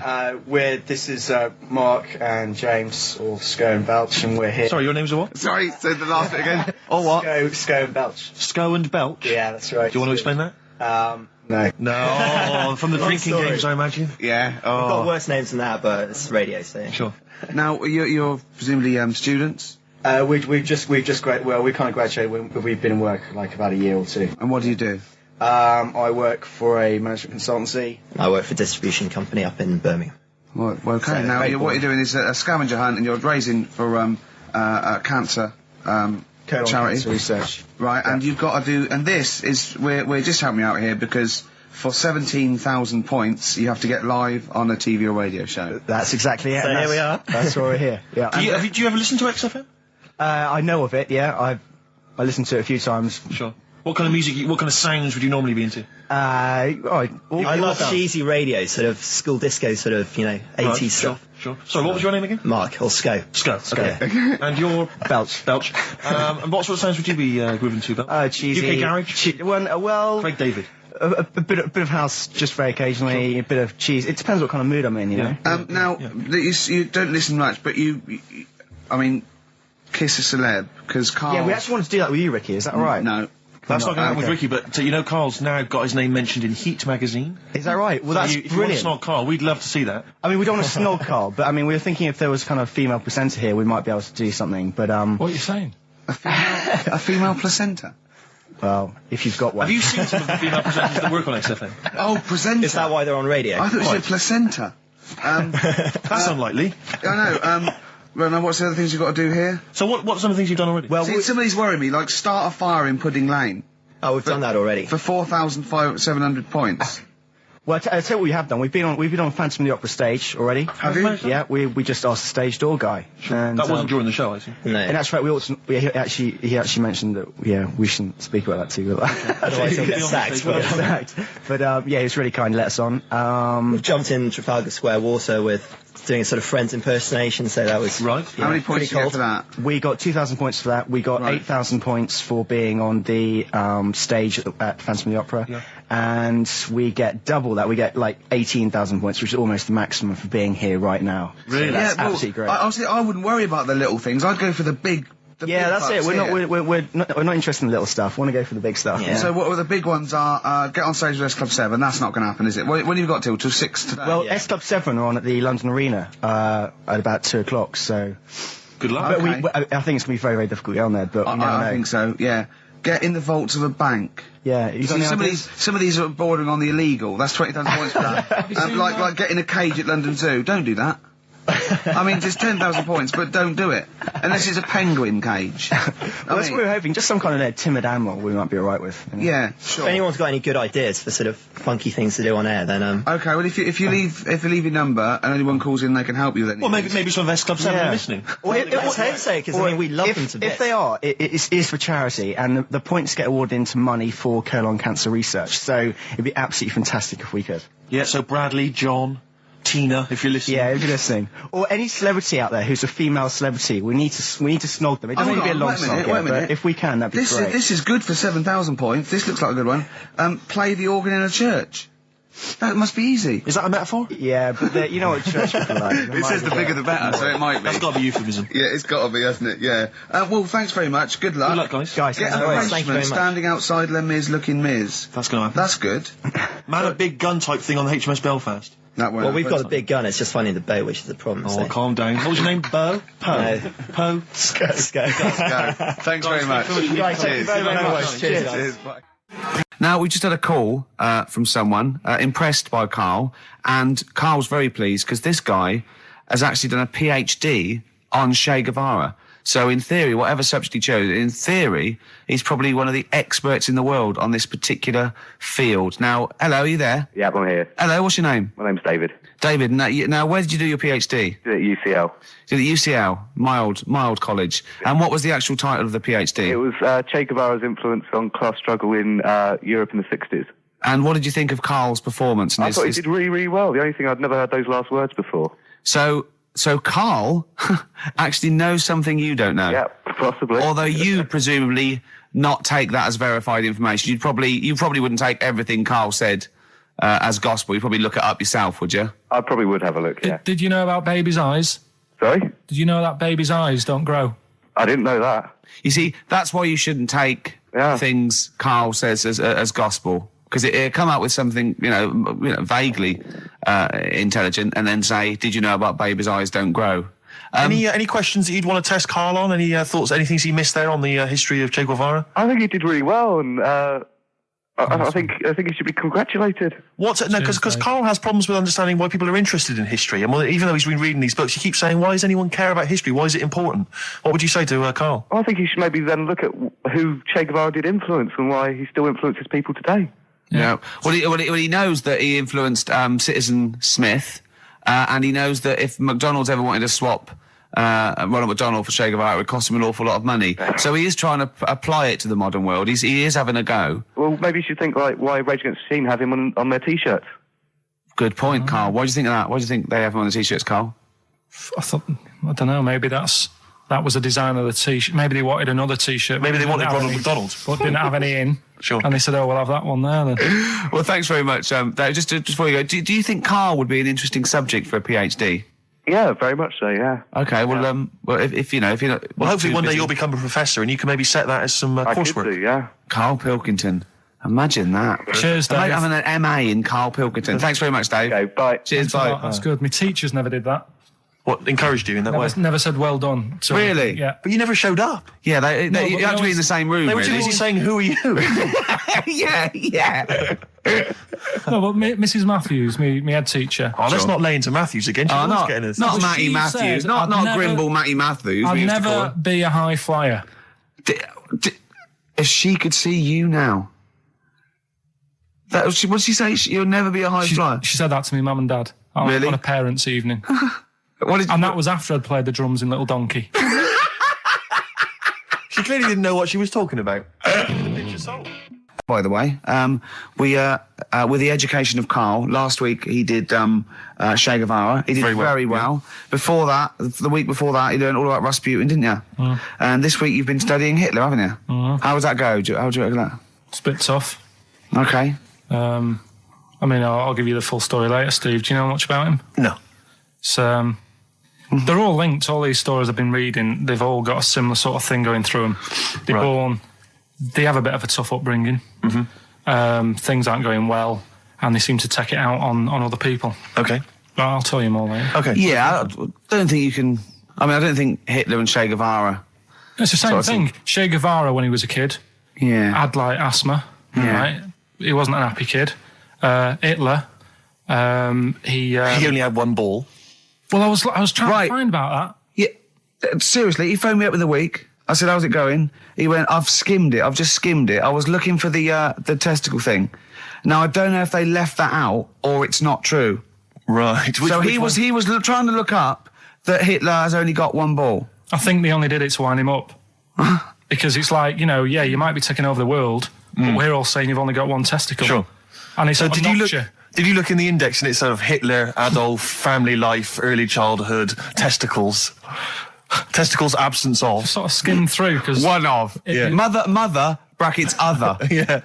Albert Hall. The only thing I could find was at one point in like when he was trying to run the place, there was a meeting going on. And somebody had put a bag in the meeting room and it blew up. Yeah, and I'm wondering whether it was under the table. Yeah, but... What, you're wondering if it blew a testicle? It was the testicle was under the table. No, the bag blew off the ball. No, the ball sack was probably hanging below the protective top, and so that's where he could have lost. But why would he have only just lost the one? Because the way he was sitting. Cross-legged or something. Sure. Sure. Okay. Well, I mean, again. Last week we had a Che Guevara expert phoned up. Maybe they could. Maybe there's a Hitler expert this time who could maybe phone up and confirm the testicle theory. Yeah. What's the number again, Carl?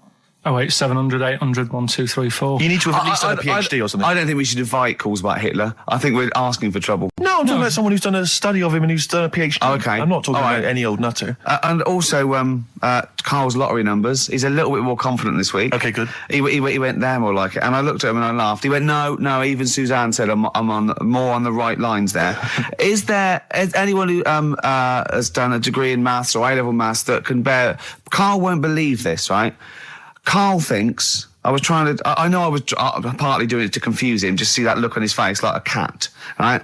But there is the chances with a random numbers, for example, the lottery, of getting 1, 2, 3, 4, 5, 6 are no greater than any other single combination. Right. Now, that's true. I don't mean you're more likely to get 1, 2, 3, 4, 5, 6 than any other combination put together, but than any other individual combination, they're all equal. It's counterintuitive, I know. I know you think that to get a run of 1 to 6 is less likely than anything else, but it's not.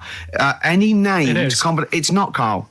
If there's a probability... Well, it's never happened. It's never happened. Yeah, but there's any number of combinations that never happened. Every one of those combinations that have come up have happened, and they're just as likely or unlikely as any other combination, right? It's just that you feel intuitively, right, that 1, 2, 3, 4, 5, 6 is less likely than 1, 7, 12, 34, 60. You know what I mean? Well, I didn't win. Play a record. Okay. Girls and boys. You embarrass yourself then, Gervais. What? Well, we've had a number of calls and emails pointing out that the Hindenburg disaster was not because the Zeppelin was filled with helium, hydrogen, but filled with hydrogen. All right, okay. Well, I thought about that when he told me in the week. Well, yeah, but I assumed he must have got that off from the documentary.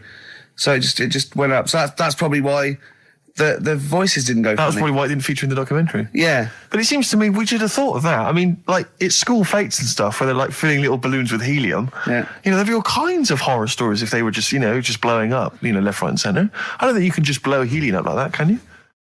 What? Isn't that the point? What I'm saying is it can't be as potentially lethal as hydrogen, helium. Well, like, hydrogen isn't as bad as helium? No, helium's not as bad as hydrogen. I don't know what you're saying, because the Hindenburg was hydrogen. Yeah, and I'm saying, why did we think it was helium? That's crazy. You go to school fates and stuff with, like, little kids, and they're filling up little balloons with helium. They wouldn't have big canisters of helium, a charity event, or, a small kind of bring and buy sale if it was deadly. Yeah, but it's not as big. I mean, when you buy those balloons at a fair, it's not as big as that big But presumably balloon. it's still flammable, is it? But it wasn't the fact how dangerous the rare gas was, or it was the fact that it was made of this thing that caught fire and just went. There was nothing. A hole in it would have been as bad. It just burnt quickly and fell to the ground because the hydrogen or helium escaped. It wasn't. It was irrelevant that what the gas was, wasn't it? I thought it was that there was supposed to be some kind of explosion. Well, I don't know what it was, but the point is because the outer thing was so thin, right? The gas inside escaped and it fell to the ground. So it just fell to the ground like when you've popped a balloon. Well, not. It didn't quite. sort of go. It didn't like flap all over the place and make a zany noise.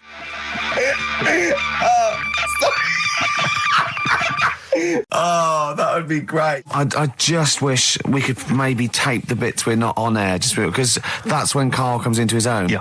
He just said to me, I don't know what I was doing, I was sort of like pottering around, dancing around, doing something annoying probably, and he just looked at me, I don't know, and he was looking at me, and I looked back, and he went, have you ever used a Y-front properly? Genius. It's a great question because the answer is definitely no. Definitely no. Does anyone use their Y-front properly? And by that I mean get your winky out of the little sort of slot provided, as opposed to like put it to one side or pull them down or whatever. Has anyone used a Y-front properly? I don't think I've ever done it. I don't think I've ever done it. I've never seen anyone in a toilet doing it, Rick. You should be looking. I wish I hadn't said that. I caught you. Really? Yeah. That's actually how you prove people are gay. Yeah. Get them into this conversation. Yeah. Yeah, it's a trap. Yeah, it's a trap. It was the trap. Yeah. I'm not gay, by the way. Yeah. You didn't prove I was gay. I double bluffed you. Because I knew the old gay trick. I thought it was the old gay lord say no thing. That is another method. Yeah, there's innumerable methods of doing it. That's how Oscar Wilde was caught. Yeah. Yeah. What happened there? Well, the judge went to him, did you see that film last night? Gay Lord Say No, and he went no, and they went take him away. Yeah. Take him down to the cells. Yeah, take him to Reading. It is true. Well, it originated in America. Yeah. So many of these things do. It's a brilliant point, Karl. I'd like to hear from anyone listening who's, and I mean, they'll just lie, wouldn't they, I suppose? Yeah. I don't even use sort of flies. No? Usually. I sort of pull my Y-front, my sort of tracksuit. So that's why I wear sort of like elasticated waistbands all the time. Exactly. Just sort Speed. of like... Yeah. You got to get in there with the minimum of effort. Yeah, and out. Sure. Often I won't shake. No, well, no. To my detriment, because it often leaks out a little bit later, doesn't it? Ever been out on a date with a girl where it's just trickled down your leg and you wish it hadn't, and you're thinking, what if she gets my trousers off later? She might smell or see it. What? What? I don't know. I don't know what I said there. Right. Darkness growing on me. Love that. Love the darkness. This is the Best Of Show on XFM 104.9. I'm Ricky Gervais, with me Stephen Merchant. Yes. I hope you're enjoying the Best Of. Couple of emails. Monkey Matt's emailed us. Who? Monkey Matt. Oh, Matty, yeah, go on. Yeah. He says... How's the Monkster? He's all right. He says, Karl has missed a cracking headline from The Sport. Hide-and-seek champion found dead in cupboard. I hope it's real. I don't know if it is. I doubt it. Just looking through some of the news stories that Karl did make it into Karl's news roundup. Yeah. This one you might be interested in. Headline, woman says partner ran off to become vampire. Yeah. And it says a young mother says her partner has dumped her to become a vampire. Rebecca Roberts from Somerset says Matthew Barrett fell for a blood-worshipping woman in a US cult. The 23-year-old mother says he began shaving all his body hair, dressed in black, and used Rebecca's lipstick to redden his eyes. Rebecca caught him performing weird blood rituals in front of his computer at night, cutting himself to prove commitment. She said, I thought it was just a hobby. Everyone's got a right to one. I was pleased he'd found an interest. Brilliant. This is apparently from The Sun. Apparently he's left. He's gone to America. He's living in this Ohio-based cult. But it's the last bit where she's been asked whether or not, if he came back, would she take him back? Sure. And this is where I wonder if the journalist, you know how journalists are supposed to just report the news, be objective. Yeah. I wonder if maybe the journalist here has maybe had some interference. Made the quote better for them than go on. Because it says, I never thought this would take over his life. Now, if he came back, I'd say fangs, but no fangs. Oh dear! I can't believe. Imagine you're the woman, Rick. Okay. And I've come round. You're the to interview you. journalist. I'm the journalist, and I've come in and I've said, okay, I read about this. All I have to do is not say that thing. You've come. I understand you're obviously quite upset. Your husband's gone gutted. off. If he came back, would you take him back? Definitely not. Right. What would you say to him then if he came back? Just get lost. Right, but I'm really pissed off with you. Would you perhaps say something a bit more pithy? Not in this situation, no. You're upset? He cuts himself, he drinks blood, he's left me. Sod off. I'm not interested, mate. Because I tell you what. Go on. I mean, I like what you said there, but I wonder if we could condense that a bit more. If he came back, would you say... Go away. Would you ever say something like, thanks, but no thanks? No, because it makes it flippant, because I'm really angry. I know you're annoyed. And I'm upset, so I wouldn't say... I certainly wouldn't say thanks. I might say no thanks. But what if you sort of said it like aggressively, like you were giving him the finger, thanks, but no thanks? Like you didn't really mean it. Sort of sarcastically? Sarcastically, would you possibly say I might say thanks, but no thanks, and that'll be it. And that's and I'd leave it there. I'd never change that. Sure. I'd never change those words. Can I ask you a question? Go on. Do you like puns? Hate them. Right. I don't like Countdown. I don't like QI. I don't like any of those posh Cambridge, Oxford types. I hate puns. If you had to say thanks but no thanks in the form of a pun, what would you maybe say? I wouldn't. I never would. Right. I'd say thanks but no thanks. I would. I mean, I feel embarrassed that I'd even say that because I don't think I would even say thanks but no thanks. Okay. But if I did go that far, I'd leave it there. Sure. So, have you ever noticed, as I have, go on, the similarity between the word thanks and fangs? Not really. It's very similar. Not thanks, really. Fangs, F-T-H, there's a K. Fangs very much. G, it's A and S. Well, the A, the N and the S, but that's about it. Would you agree it sounds marginally similar? Yeah, Is it possible you might one day say fangs but no fangs? I wouldn't know. Right. I could put that though, could I? But don't say I said it. Right. I mean, yeah. Fangs, but no fangs. Yeah. This is the thing. Just, if you ever read an article in The Sun, The Mirror, anything, do not believe it. Really seriously question and query it, because... If it ends with fangs, no fangs. If it ends with a pun, almost certainly they never said it. The Cure, Love Song, classic on XFM. So that's the crabs that you can download their memories. But what about other animals that are in the sea, in that same sea, eating the stuff? Have they tested them yet? I don't know. I think they just took it on because their biology, something to do with, I presume they could take up minerals and, I don't know why. I don't know. But anyway, next one, it's just on the horizons, a bodybuilder, yeah?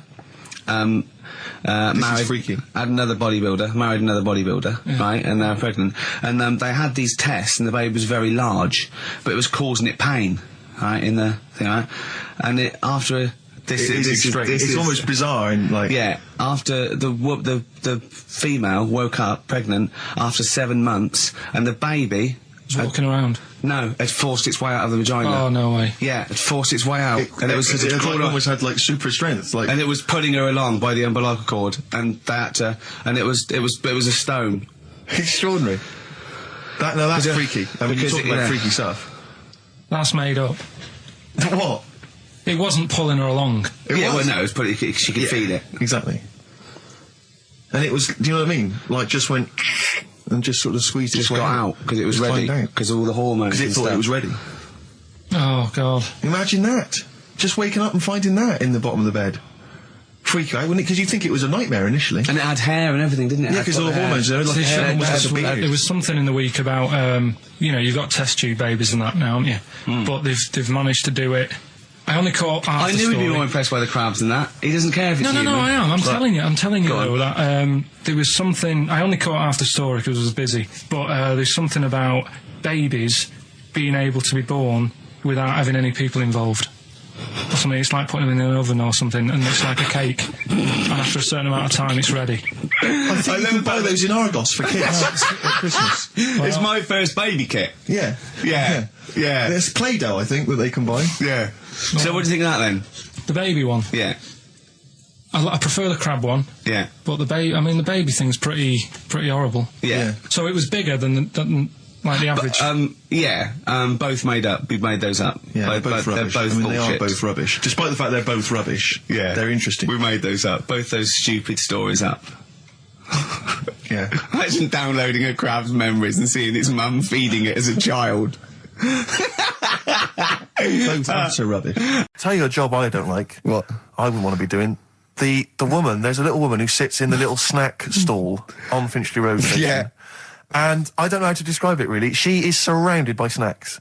She can't move for snacks. Does it look like American Beauty, but with different... Not dissimilar to that. Yeah. It's a little hut on the station. And it's like, if you go to the seaside, you can put your head through one of those cardboard cutouts and it looks like you're a big fat person or whatever, and you can have your photo taken. It's like an equivalent of that, but it's just snacks everywhere. She's got bananas up to her chin. She's got chocolate coming down to her eyes, crisps either side of her. She can't move. She can't do 360 degrees. She's like packed in there. I don't know how she gets in there. I think they put her in there first, and pour in the bananas. Yeah. Then they go pour in the nuts. She has 2 hours of makeup before they open. Exactly, yeah. Dressing her in there. Because I'll ask for something from the fridge, and she cannot turn her head to see.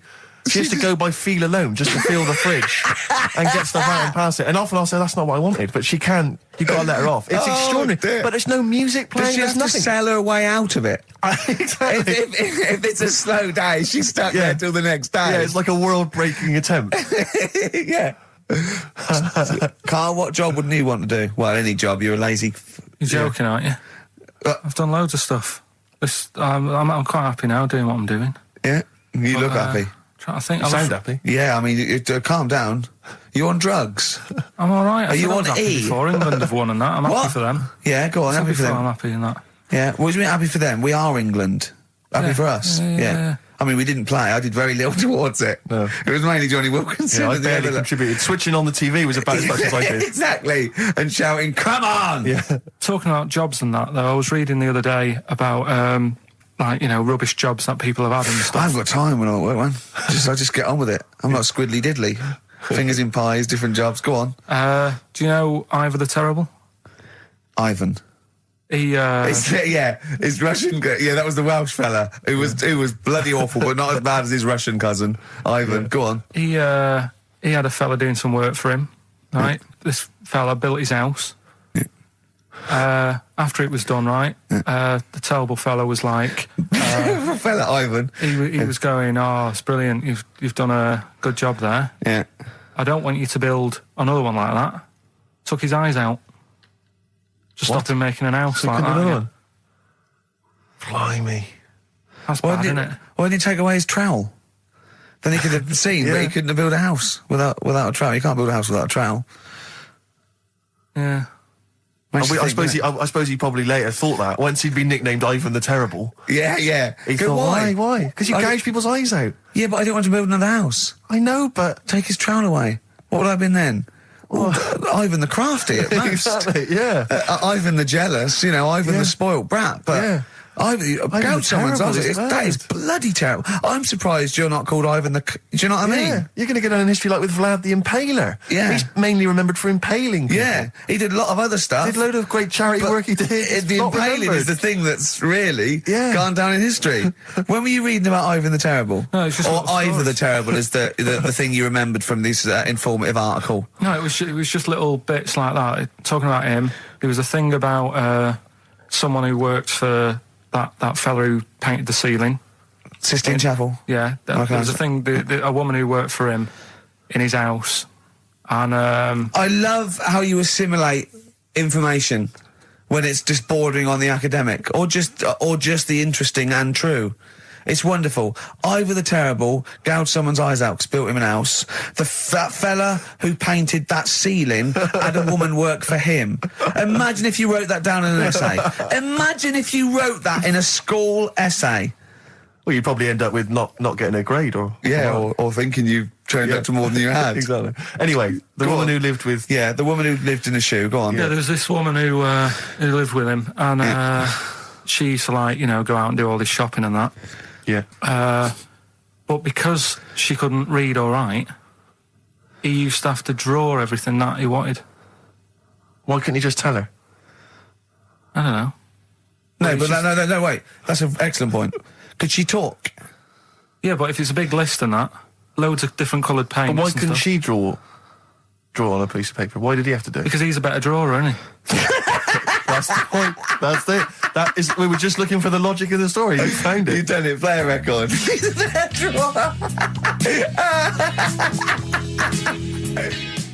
That was great. That was very, very funny. What indeed. a wonderful clip that was. I enjoyed Do you it. remember that? Yeah. Wow. It was a few weeks ago, wasn't it? Really? I mean, I think it was last week. we'd have to have very, very bad memories not to remember that hilarious clip. I'd like to hear that again, maybe in a couple of weeks' time when I'm away. Yes, absolutely. It's embarrassing, isn't it? And we, but the good thing is, on telly, I feel a bit guilty about putting out shoddy rubbish because I'm getting paid an awful lot. Yes. But here, I don't give a They can bleep that. They will do. Well, I didn't really want to make it a Christmassy type show because I don't really like it. Oh, he's done it again. What, you did Christmas once, didn't like it? No, my dad always said... All right, steady on. Dad said Christmas morning was for for me. So he used to stay in bed. So he never... That's brilliant. That's a great thing to say, isn't it? Yeah. Christmas morning's for you. Run wild. Do what you want. Just don't bother me. I'm going to Honolulu for 2 weeks. That's great. Dad, it's Christmas. Do I have to do anything? No. So my mum used to get up because she used to like to see my face light up, when I open my presents. And then... to keep the fireworks. And then then I'd have to go to my bedroom from about 6 o'clock onwards because my mum and dad were into having big Christmas parties and I wasn't old enough to go. Right. So they'd say, right, you've had your fun there, you go up to your bedroom, stay in there. Really? Yeah, I remember one year, right, I got a train set, that's what I wanted. Yeah. Right? It's brilliant. Playing with it all day. I thought, I don't mind about the party, I'm happy staying up here playing with this. Brother comes in, he's had a few, right? He's going, yeah, give us a go on your train. How old is he? He's a bit older than me, so he might have been let's see. Well, let him be 18. Yeah, probably about 18, 19, And how old something were like you? that. I had a train set, so I don't know, about 14. something like that. Yeah. Right, so I'm playing on that, loving it and stuff. And then he comes in and goes, oh, give us a go. He turns the transformer up to 14. He went really fast for about 5 seconds, broke it, and then he went back downstairs. Wow. So Christmas, I hadn't even got to Sounds Christmas like Day. the Conservative government with British Rail. Satire, that is. Rick, I just thought that there's satire. If there's any satirical shows listening or it magazines... doesn't work in any way because there's the analogy falls down apart from there being a train. Think it through though. British Rail was trains. Yeah. And the government broke the trains in many ways. They didn't break them, not officially breaking them, but they kind of... It does work. It's perfect. Oh, I'm very pleased with that. And I can't... And no one's asked him to be on Have I Got News For You? It's weird, isn't it? Because it's strange that when you've got a satirical mind that's as quick as that. Yeah. And he's broke your little train set. So what did you do? I just watched telly and had some sausages. I bet you were happy with that though, weren't you? Oh, it's a bit annoying though, isn't it, when your main present of the year has been broke. And did it ever get it fixed? No, that was it. Put away. I'm intrigued why your parents wouldn't let you come and join in the festive fun. Was it like really debauched down there? Was it like eggnog everywhere? Well, no, but I mean, that's fair enough. 6 is a little bit early, but I just think, if you're a kid, he had those fun, put them to bed at 8 maybe. And Do you think so on Christmas Day? I thought that was a day for family. Well, not if there's a party going on. Well, don't have the party on the Christmas Day. Well, that's another option. Yeah. Your parents are weird, aren't they? A strange breed. Well, I think that was the year, right? You're talking about buying presents and stuff. I think I did treat my mum to... I didn't buy my dad anything. I think that was when I got a bit older, I used to get my dad something because he wasn't that bothered anyway. No. So, got my mum... there was a cheap shop, right? Of course. Thank God for that. Called Snips. Right? So I went in there and I thought, let's see what I can get her. And remember Victoria Plum? I don't think so. Well, it's like a fairy character. Right. I mean, mum's into gnomes and stuff, right? So I thought, right. She must be pleased with you, then. Victoria Plum. I was thinking, is that one of the neighbours? Is it like a brandy Do you liqueur? remember Victoria Plum? Victoria Plum. Victoria Plum, yeah. It's like a little fictional sort of character, right? Okay. So I saw it. I thought, yeah, she'll love that, right? So I did my paper round, saved up for 2 weeks, right? Aww. Got that sorted, went to Snips, bought the Victoria Plum, Next day, I'm in town with her, right? So I think, I know what I'll do. I said, come in here a minute, right? So we go in and we're looking around, and I tested her, right? I went, look at that there. That's all right, isn't it? And she goes, oh, it's bloody awful. Oh, Carl. Oh, Carl. Oh, God. So then Christmas Day comes. I said, don't bother opening it. She said, no, why? I said, Oh, no. Why did you still give it to her? So, well, it's too late. I'd already bought it. Oh, Carl. So she opened it, and I was like, and she said, oh, that's nice. I said, why are you saying that? I said, the other day, said it's bloody awful. She said, oh, no, I thought you were pointing at something else. Oh, no. So that's why I don't get anyone anything anymore. Oh, God. Play record. Oh, God. Oh.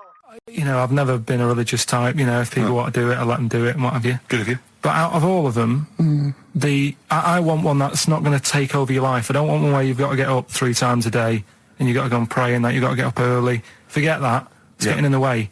But if it's something like... I was walking to work the other day, right, across Oxford Street. There's a little Hare Krishna fella there. And he sort of had... he had a leaflet and stuff. And he said, you know, are you interested? And I said, what do you do? And he said, well, you know, we're against getting stressed out and what have you. And he gave me a plum. They hand out food for some reason. But I sort of asked a few questions. Just the imagery. These two bold people, one of which is wearing an orange smock, holding a plum in the middle. He hands the other one a plum. It's almost like you can imagine some kind of religious painting. Exactly. Yeah. But you know, what is their sort of main thing? Because he didn't really tell me that much. He was a Japanese bloke, so I didn't know what he was saying that much. Why? He wasn't speaking English? Not very well. He wasn't the best sales bloke to send out for them, is what I'm saying. Yeah. But what's that? Are they? You're saying they're nothing like? Well, I believe Hare Krishna is a kind of as an offshoot of a sort of Buddhist faith. It is. I think they are Buddhist, aren't they? Yeah, and obviously their kind of trademark, as it were, is that they have to say. I believe they have to say Hare Krishna in a certain rhythm, in a certain order, a certain amount of times per day. That's why you see them walking down the street saying Hare Krishna, because it's actually a sort of religious chant which they're obliged to do.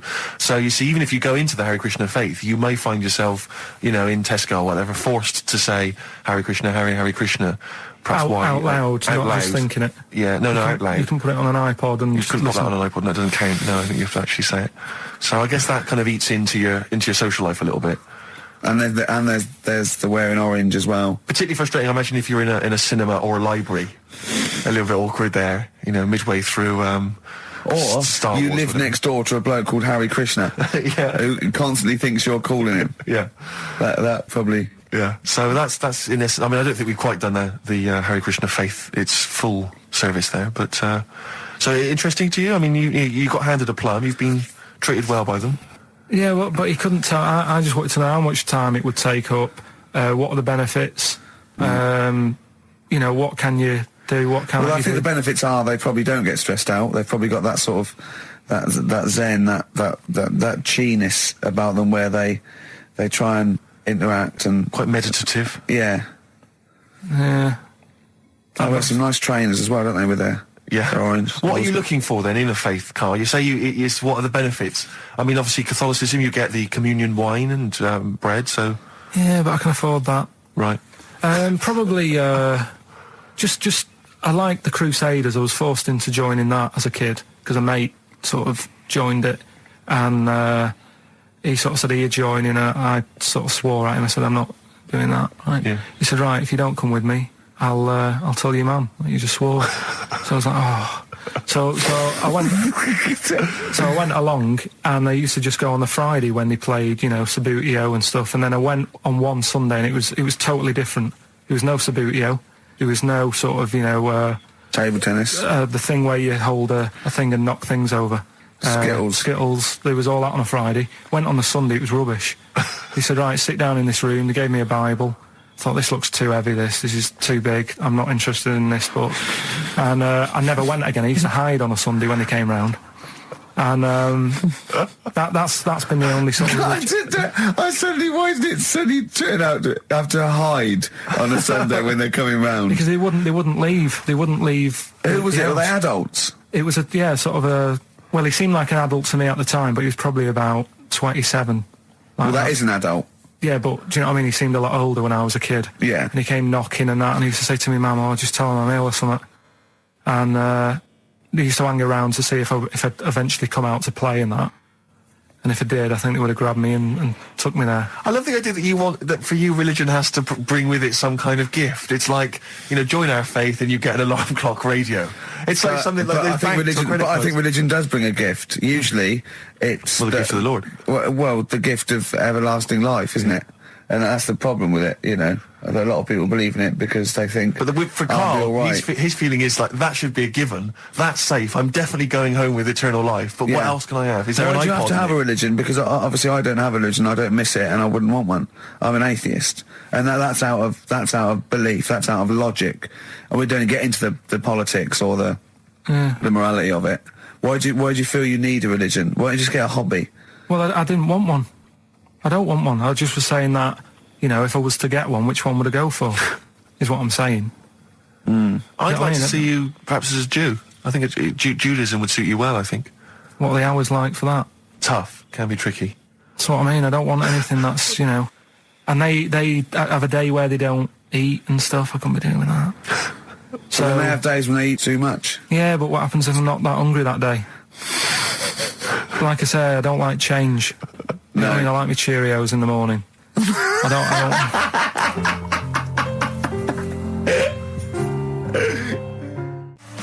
Anyway, Karl, look, you almost let it slip then as you were talking about your filling out that application form. There's some big news that everyone needs to know, which we were stunned by in the week, although the more we sort of talk to you, the more it starts to fall into place. Yeah. But Karl, what's the story? That I haven't got my exam results from my GCSEs. He never turned up to get his exam results. I was working. And so, how many did you take in the end? Because you weren't even sure about that, were you? You think you took maths and English, don't you? Yeah. And you think you've handed in the artwork for art, don't you? Now, art was continual assessment, wasn't it? Coursework. And what was that you made? I made a man sort of putting his arms into a car. You made a model of a man putting his arms into a car. What was this? So that one's passed. Was that this a homage to break-ins in Manchester? Was this? What was this?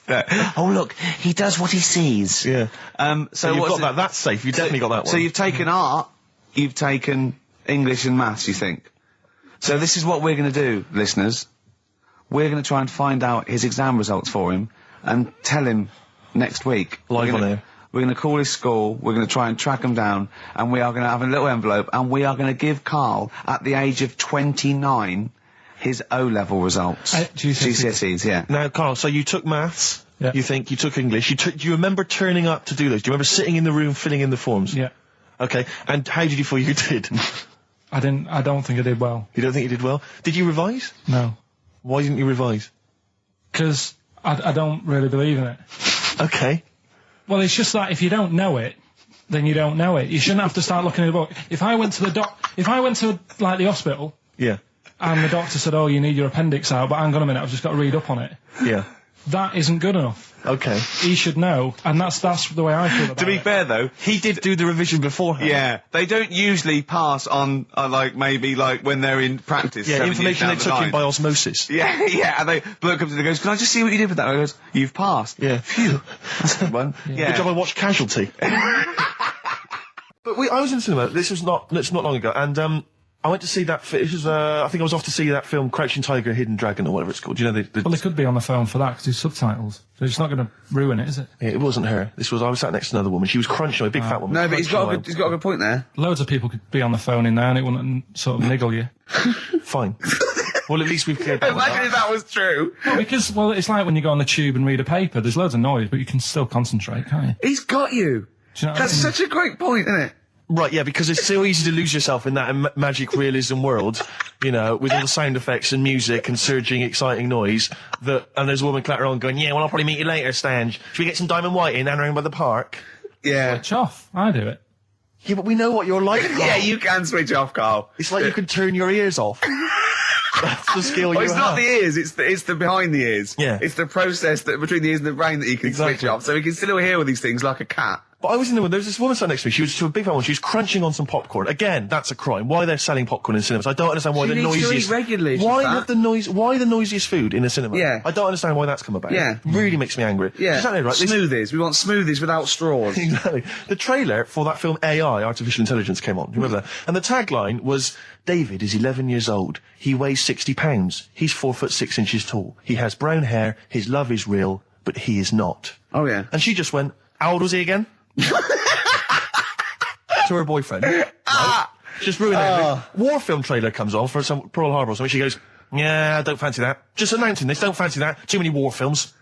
So then the trailer, then the opening credit comes on for Crouching Tiger. And before that, you know that thing that comes up that says it's signed by the BBFC and it has the kind of certificate and everything, and that certificate to say what age you have to be to see it. That came up, and it said Crouching Tiger, Hidden Dragon, in brackets subtitles. She went, it's not subtitled, is it?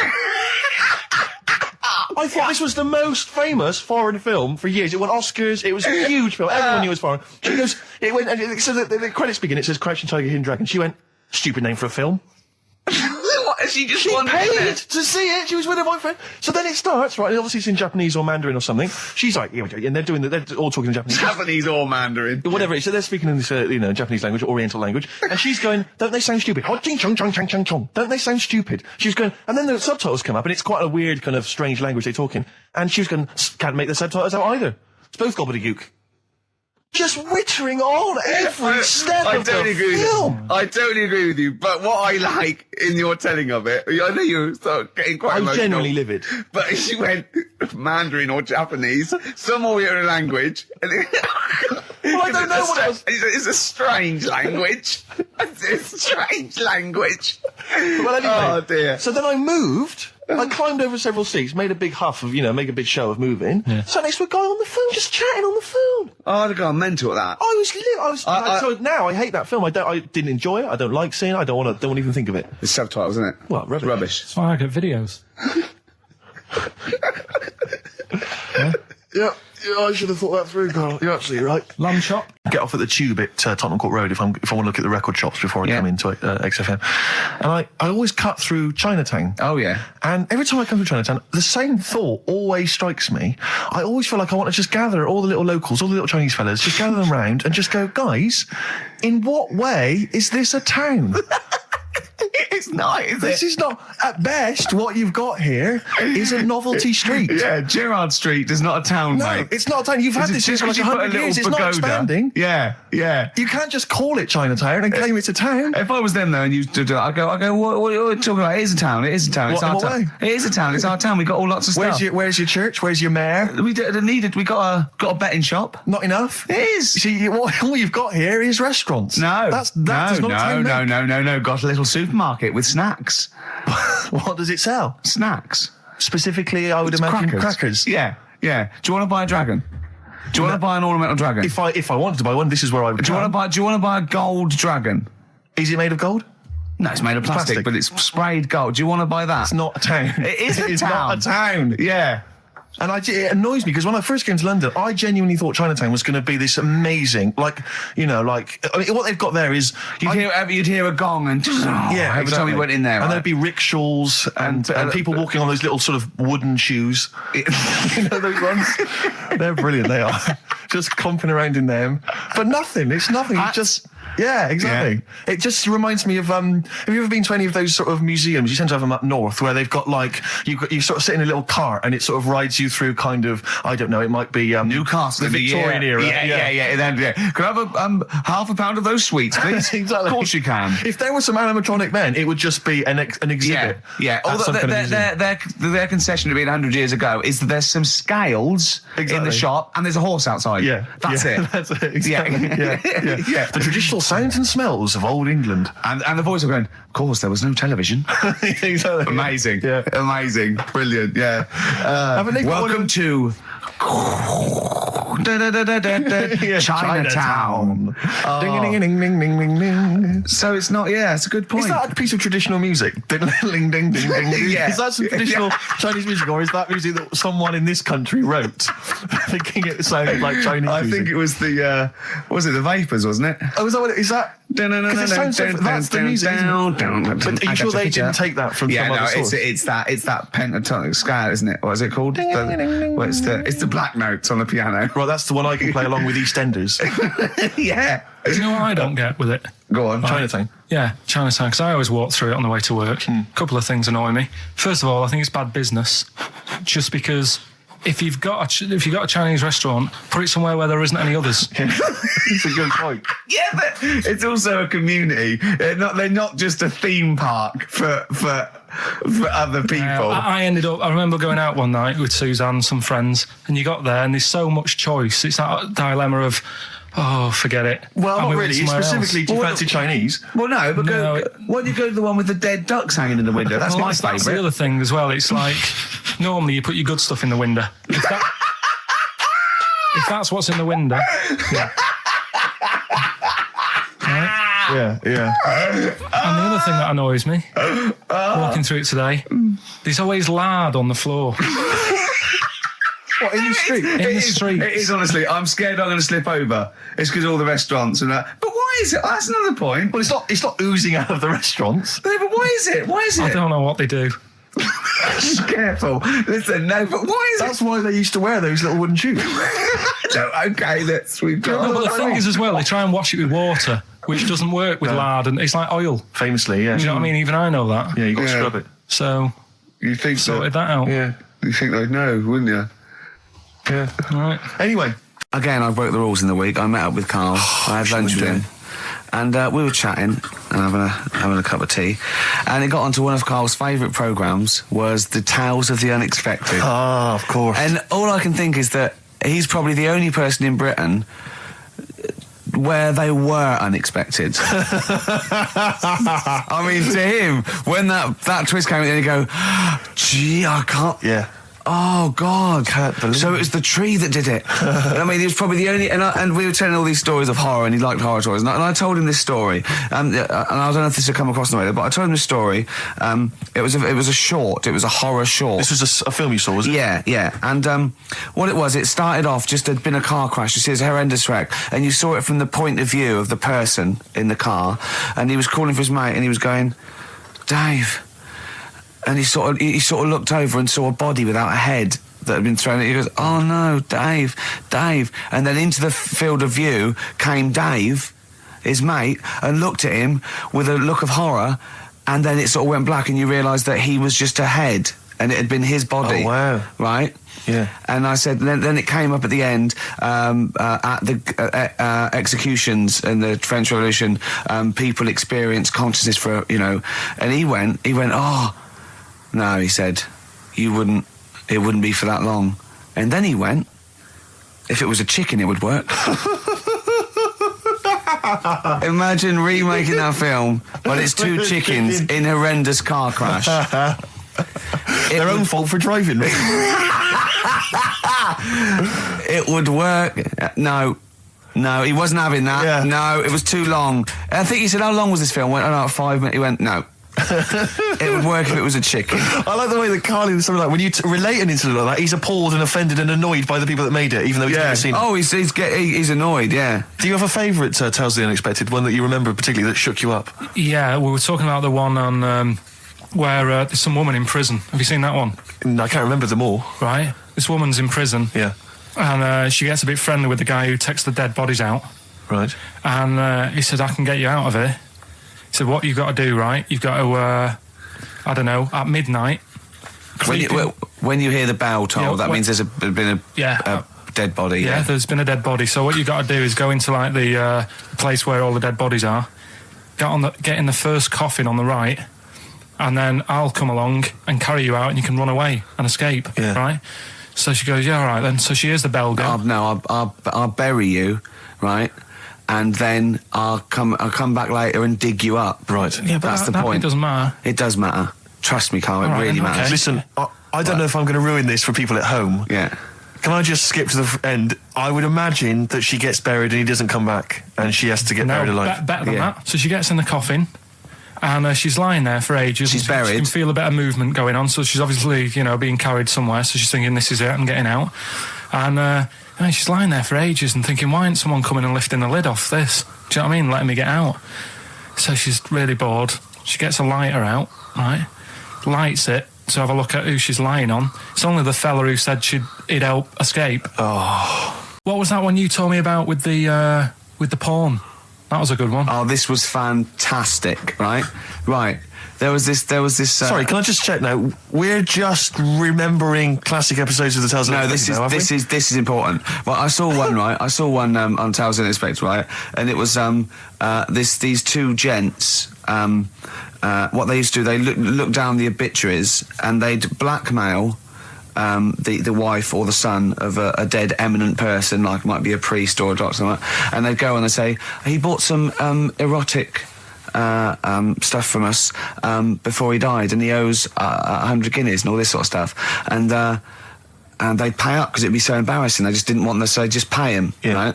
And this one bloke said, who are these people? I'll meet with them. And he goes round there, and he goes round, and they go, your father. He goes, my father could not have bought any erotic material from you. No, he did. He goes, he couldn't have. He's blind. Right, and that was the twist. And Carl went, so it was magazines, not videos then. Yeah. Now think about it, Steve. Is that so stupid? Well, presumably it was set in olden times because professional pornographers don't tend to call it, erotic material. Yeah. They tend to call it, juicy jugs or whatever. But more than that, I don't understand how a video is going to be any use to a blind person either. I know that you can hear the sound, Carl. Look at you nodding like you caught me out. Yeah, what sound will you hear? Do, do, do, do, do, do, do, do, do. Your meter needs looking at? Yes. Cut. What's then? What's that? Then it's just noises, isn't occasional it? groans. Yeah. Right. You could listen through the wall at your neighbours. He does. I mean, that's why I save a lot of money.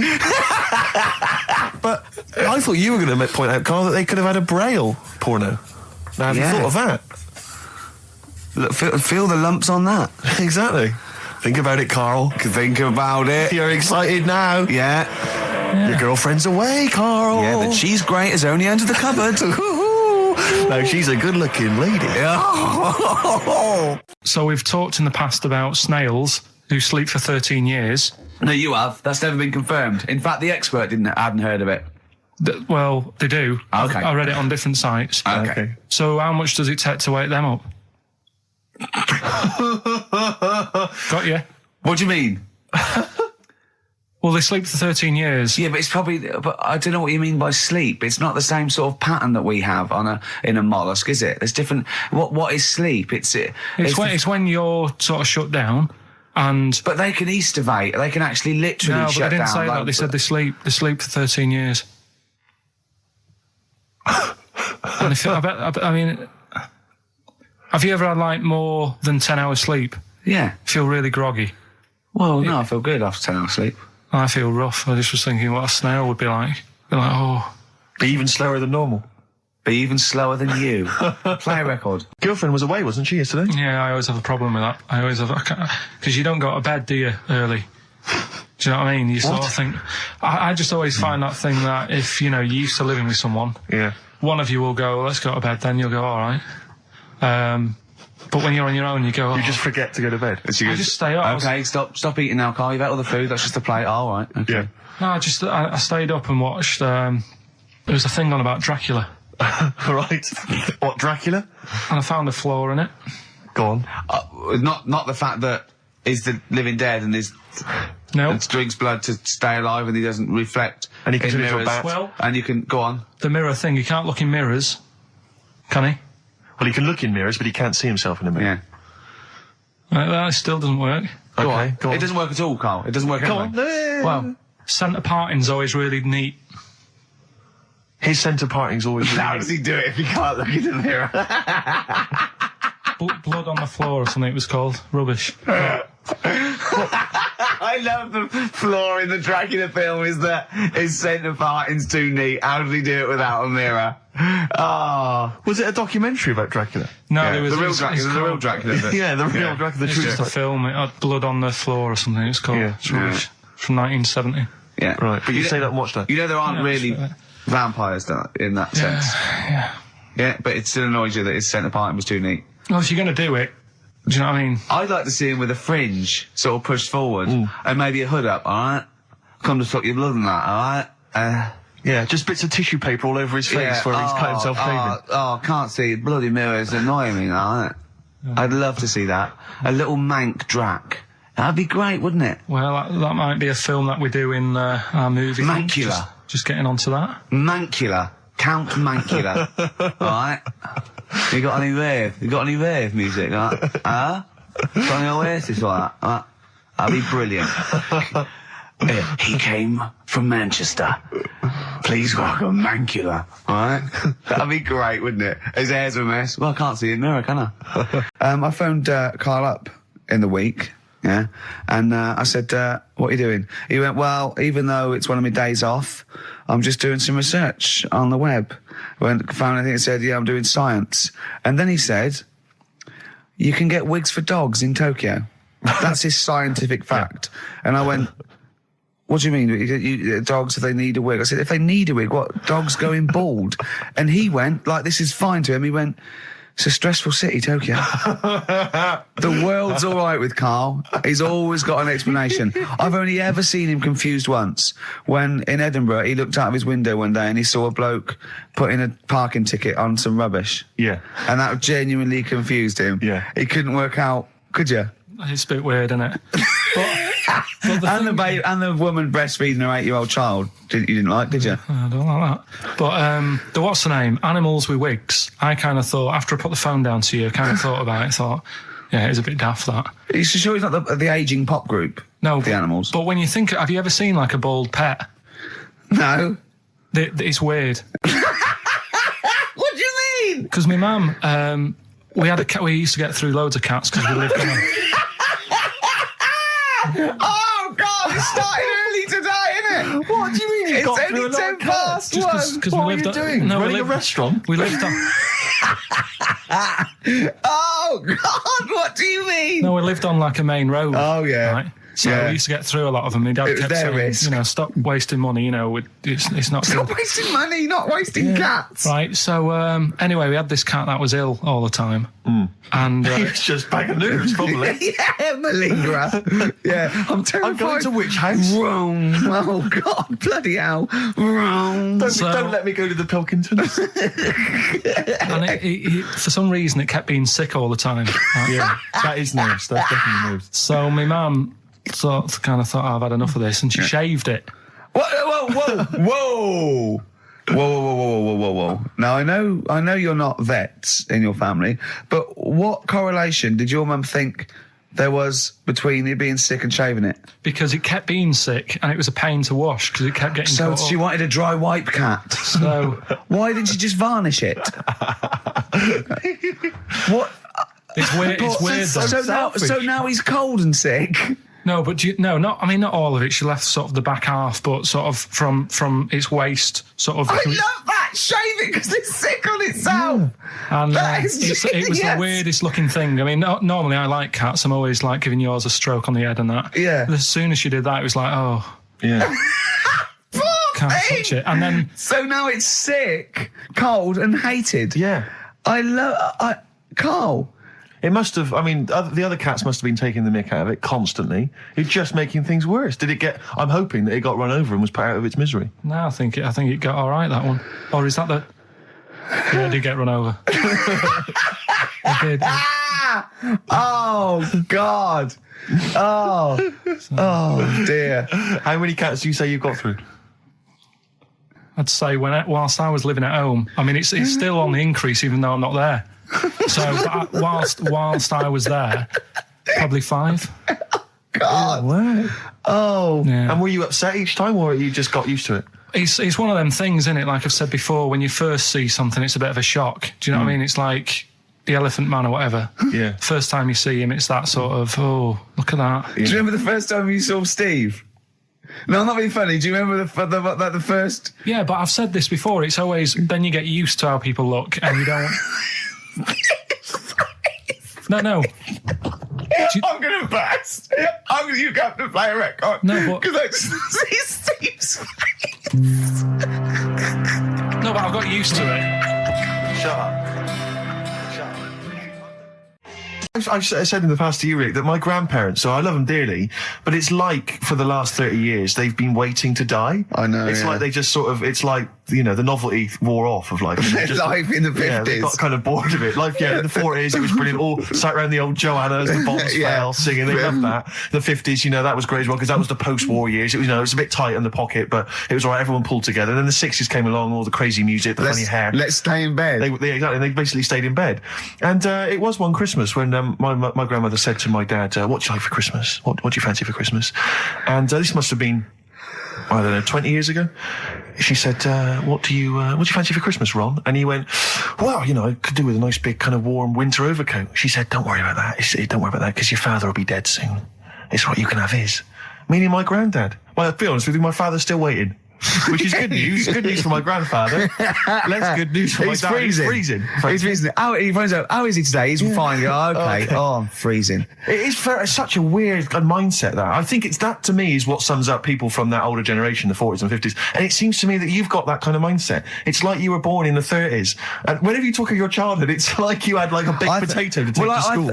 And a hoop and a stick is a Christmas The gift. other thing is, I think that that sort of generation, it seems that the man is dependent on the woman. There's a total dependence. Oh, absolutely, If she dies, he's done. Yes. He's done for. It just pine away. If he dies, she's got 30 years of pottering. Absolutely, yeah. Do you know what I mean? Yeah, and going to, like, you know, the youth club and the church. I know what you mean, yeah. It's sort of like that. It's sad. Of course, it's sad for them, but it's not the end of their life. No, sure. And it sort of is the other way around. I don't know why that is. Yeah. It's terrible. That's a little melancholy thought for I know, Christmas I've really you brought it down, you've brought it down, I've brought it. This isn't a nice show at all, this is terrible. Well, We're going to have people just killing themselves. What? Well, I didn't really want to make it a Christmassy type show, because I don't really like it. Oh, he's done it again. Well, you did Christmas once, didn't like it. No, my dad always said... Oh, right, steady on. Dad said Christmas morning was for, like, you know, for me, so he used to stay in bed. So he never... That's brilliant. That's a great thing to say, isn't it? Yeah. Christmas morning's for you. Run wild. Do what you want. Just don't bother me. I'm going to Honolulu for 2 weeks. That's great. Dad, it's Christmas. Do I have to do anything? No. So my mum used to get up, because she used to like to see my face light up, you know, when I open my presents. And then... to give fireworks. And then... then I'd have to go to my bedroom from about 6 o'clock onwards, because, like, my mum and dad were into having big Christmas parties, and I wasn't, like, old enough to go. Right. So they'd say, right, you know, you've had your fun there, you go up to your bedroom, stay in there. Really? Yeah, I remember one year, right, I got a train set, that's what I wanted. Yeah. Right? It's brilliant. Playing with it all day. I thought, I don't mind about the party, I'm happy staying up here playing with this. Brother comes in, he's had a few, right? He's going, yeah, give us a go on your train. How old is he?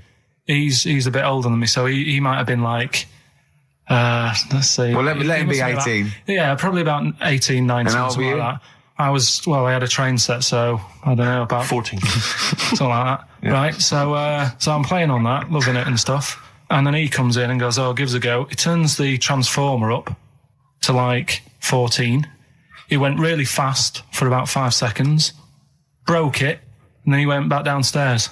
Wow. So Christmas, I hadn't even got to Sounds Christmas like Day. the Conservative government with British Rail. Satire, though. Rick, I just thought that there's satire. If there's any satirical shows listening or magazines... It doesn't work in any way, because there's the analogy falls down apart from there being a train. Think it through, though. British Rail was trains. Yeah. And the government broke the trains in many... Well, they didn't break them, like, not officially breaking them, but they kind of... It does work. It's perfect.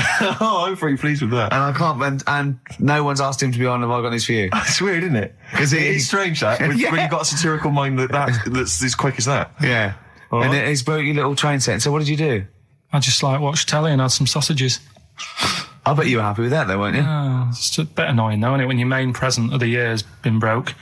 And did it ever get it fixed? No, that was it. Put away. I'm intrigued why your parents wouldn't let you come and join in the festive fun. Was it like really debauched down there? Was it like eggnog everywhere? Well, no, but I mean, that's fair enough. 6 is a little bit early, but I just think, you know, if you're a kid, you know, he had his fun, put him to bed at 8, maybe. And do you think so on Christmas Day? I thought that was a day for family. Well, not if there's a party going on. Well, don't have the party on the Christmas Day. Well, that's another option. Yeah. Your parents are weird, aren't they? A strange breed. Well, I think that was the year, right? You're talking about buying presents and stuff. I think I did treat my mum to. I didn't buy my dad anything. I think that was like when I got a bit older, he used to get me dad something because he wasn't that bothered anyway. No. So, got me mum. There was a cheap shop, right? Of course. Thank God for that. Called Snips. Right? So I went in there and I thought, let's see what I can get her. And remember Victoria Plum? I don't think so. Well, it's like a fairy character. Right. I mean, mum's into gnomes and stuff, right? So I thought, right. She must be pleased with you, then. Victoria Plum. I was thinking, is that one of the neighbours? Is it like a brandy Do you liqueur? remember Victoria Plum? Victoria Plum. Victoria Plum, yeah. It's like a little fictional sort of character, right? Okay. So I saw it. I thought, yeah, she'll love that, right? So I did my paper round, saved up for 2 weeks, right? Oh. Got that sorted, went to Snips, bought the Victoria Plum. Next day, I'm in town with her, right? So I think, I know what I'll do. I said, come in here a minute, right? So we go in and we're looking around and I tested her, right? I went, look at that there. That's all right, innit? And she goes, oh, it's bloody awful. Oh, Carl. Oh, Carl. Oh, God. So then Christmas Day comes. I said, don't bother opening it. She said, no, why? I said, Oh, "Don't." no. Why did you still give it to her? So, well, it's too late. I'd already bought it. Oh, Carl. So she opened it and I was like, and she said, oh, that's nice. I said, why are you saying that? I said, the other day, she said, it's bloody awful. She said, oh, no, I thought you were pointing at something else. Oh, no. So that's why I don't get anyone anything anymore. Oh, God. Play record. Oh, God. Absolutely. The Ricky Gervais Show with Steve Merchant. Hello there. And Claire Sturgis. Hello, Indeed. boys. Carl's ill. Well, he's not here. I mean, I never believe people when they're ill. I think they're always malingering. I never take any days off work. I just think you can drag yourself in unless it's life-threatening or... To be fair, Rick, can I just stop you there? It's not so much that you take days off as you'll just suddenly decide around lunchtime that you've overeaten and you need to go and lie down. But I'm my own with boss. a cold compress. Yeah, and but a I'm Swedish masseuse. I'm my own boss. Yeah. So it's not so much you take days off. It's not so much you take days off as you never actually do a full day's work. Yeah, you actually exactly. prevent that. I never take that hour and a half off a day. Exactly. XFM 104.9. So what's the story, Claire? Do you know anything about Carl? Do you know what his illness is? I think he's got this this sort of cold virus that's going around. He phoned me yesterday. He did sound poorly in his defence. A little bit croaky. Well, I'll tell you what. He coughed a bit. I'm not being funny. He better be in hospital. To miss this show. To miss this show. Flagship show of the week on XFM. Do you know, you are right, because, and you've been away, haven't you? Been away 2 weeks. We had the best of again. But let's part of the best of. Yeah. Let's part of the best of the last 2 weeks, shall we? Yeah. I mean, we're going to try and get him on the phone. We're going to phone him, and I want him to really explain himself because, I think he's malingering, to be honest. Well, he phoned me in the week and he said, Steve, don't forget, there's a documentary on Friday night about Oliver the Humanzi, the human monkey. He said to me, it's going to be brilliant. And it wasn't. And it wasn't brilliant. It was. I especially stayed in and watched it. I taped it and watched it afterwards, and I've never seen so much hype and desperation. They kept showing the same clip of this chimpanzee that walked upright like a lot of chimps can. Exactly. Right? Yeah. It lost its hair, so it was half human, because all humans are bald. Yeah. So that's the half human bit. It didn't have hair. I'm sorry, humans do have hair on their heads. Yes. The other thing was this desperation to go, could it be half chimp? No. It's a chimp that superficially looks less like a chimp than other chimps. So Lee Evans looks a bit like a chimp. Is he half chimp, half human? Yeah. No, he's a human who looks a bit like a chimp. That's libelous. Yeah. That's a bit insulting, Evans isn't could it? have you Should there. we just play some music? Yeah, now? I'm really sorry about that. I'll get back to you on that. TikTok, that's Coldplay and Clocks on XFM 1FM. Sorry. Well, we can't get hold of Carl, right? We looked, it's got his old number out there. His home number? Yeah, it's a hold on. So we went to the new records. He hasn't even given him this new home number. So something's funny going on. He doesn't want to be contacted. He hasn't given me his home number. I've tracked down a friend who's looking it for us. That phone might ring any moment. I apologise for that. But why is Carl not available? It's interesting that neither you or I, and I like to think of ourselves as being fairly close friends of Carl. Yeah. We have made him the man he is today. We cannot get in touch with him. In We the cannot same way, contact in the him. same way that bloke bought Oliver. Sure. I think that Carl is now ours. Yeah, exactly. Well, exactly. I think very much that's true, yeah. Yeah. Carl is very much like a humanzi. If we in look, many ways. we're going to lose contact with him and find him 5 years in a circus in Manchester. Exactly, they're doing experiments on him. Yeah, they're going We can't figure him out. Yeah. Well, there's something wrong with He his looks like a chromosomes. human, but He acts like because usually humans stand upright. Yeah. And Carl likes to walk on all fours whenever he can. yeah, he's not interested in other human women. He's only interested in apes. Yeah. It doesn't make sense. Oh my God. And he's bald. He is bald. Oh look, there's as much evidence for Carl being a humanzee as Oliver. Yeah. I think there's more. And well, Carl barely walks upright. I know. Scared of fire. Yeah, I know. It is interesting, isn't it? Oliver was built, wasn't he?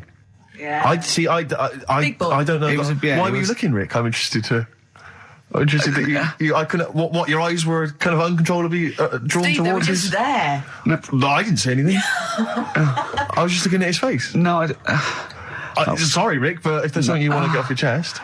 Yeah, and that was the human part of it then, was it? Being built like that? Because that's humans, but... Yeah. Although Carl's is very tiny and hidden behind.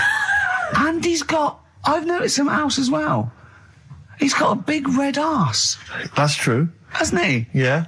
Yeah, it's all beginning to slot into place. And I've seen him climb up a cabinet and eat a banana as well. Just over lunchtime. And peel it with his toes. It's all coming together. Yeah. Right, we're going to track him down because he's malingering. He's definitely... Yeah. I'll tell you what, he's at home now in the garden swinging on his tyre. He's not ill. I think more truthfully, someone said to me that I said Carl might be ill. They said, right, are you not going to do the radio show then? Well, that's what annoys me. I mean, that's the biggest problem is that, let's be honest, we haven't got anything without All Carl. we've got is the hook. People are staying listening because eventually they think we might get through to him at home. Yeah. And there'll be fun on this show to be had. If we don't get in touch with Carl, I think we may as well just shoot off and leave Claire to do the show. You're listening to XFM 104.9. Coming through today, it's noisy again out there. It's a nightmare. A lot of people marching up and down. What's that about? Well, from what I can work out, there's hundreds of them, millions of them, and they're all shouting really loudly. What do we want? Peace. When do we want it? Now. What do we want? Peace. I want to go, shush. Yeah. We all want a bit of peace on a Saturday. Yes. Keep it down. Please, I can barely hear myself think. I know. And he's not listening. Tony's not listening. He can't hear you from there. You may as well give up. He's not listening. There was 1 million of you last time. It didn't do anything. Hey, but Steve, there's no attitude. You know what? I couldn't find Boy George's War is Stupid, so here's a bit of Dylan. Bob Dylan. The times, they are a-changing. The thing is, Rick, it makes me wonder if the times, are they changing? I mean, it seems to me that life's pretty much the same as it was way back in the 60s when Bob Dylan wrote that song. Got any idea what you're talking about? No idea whatsoever, You Rick. don't really know about politics, do you? Know anything about it. Don't even read the papers. Got no interest, really. Yeah. Not particularly informed. My life's cushy. Won some awards and stuff. Doesn't bother me. So, on a serious note, though, it is a bit worrying. I want somebody to put my... Do I have to get gas masks or something? No, because there are guys out there in Leicester Square today wearing novelty hats. If they don't sort this war out, then no one can. Okay, well, I'm not talking about it. You would worry about it. I would worry about it. Well, maybe, Steve. Why? Sort of people who are successful are worrying about it more than other people. Just because, they've got more to lose, haven't they? Right. No, do you know what I mean? You see, like, Bruce Willis on the telly saying, it's not good, is it? And it's because he's got a big house and loads of cars. If you live, on a council estate, it's like, well, if it gets bombed, probably doing us all a favour, we'll get nice new blocks of flats to live in and that. It happened with Manchester, with the bomb that happened, and they bombed the Arndale Centre. Did us a favour. Got a nice new Marks and Spencers and that. So this puts a whole new twist to the argument when people say bombing the world's poorest countries is wrong. Because I remember when the Afghan problem was on, people were saying bombing the world's poorest country is wrong, but it's like home improvement, according to you, then. Yeah. Because they've got a brand new B&Q, have they, overnight?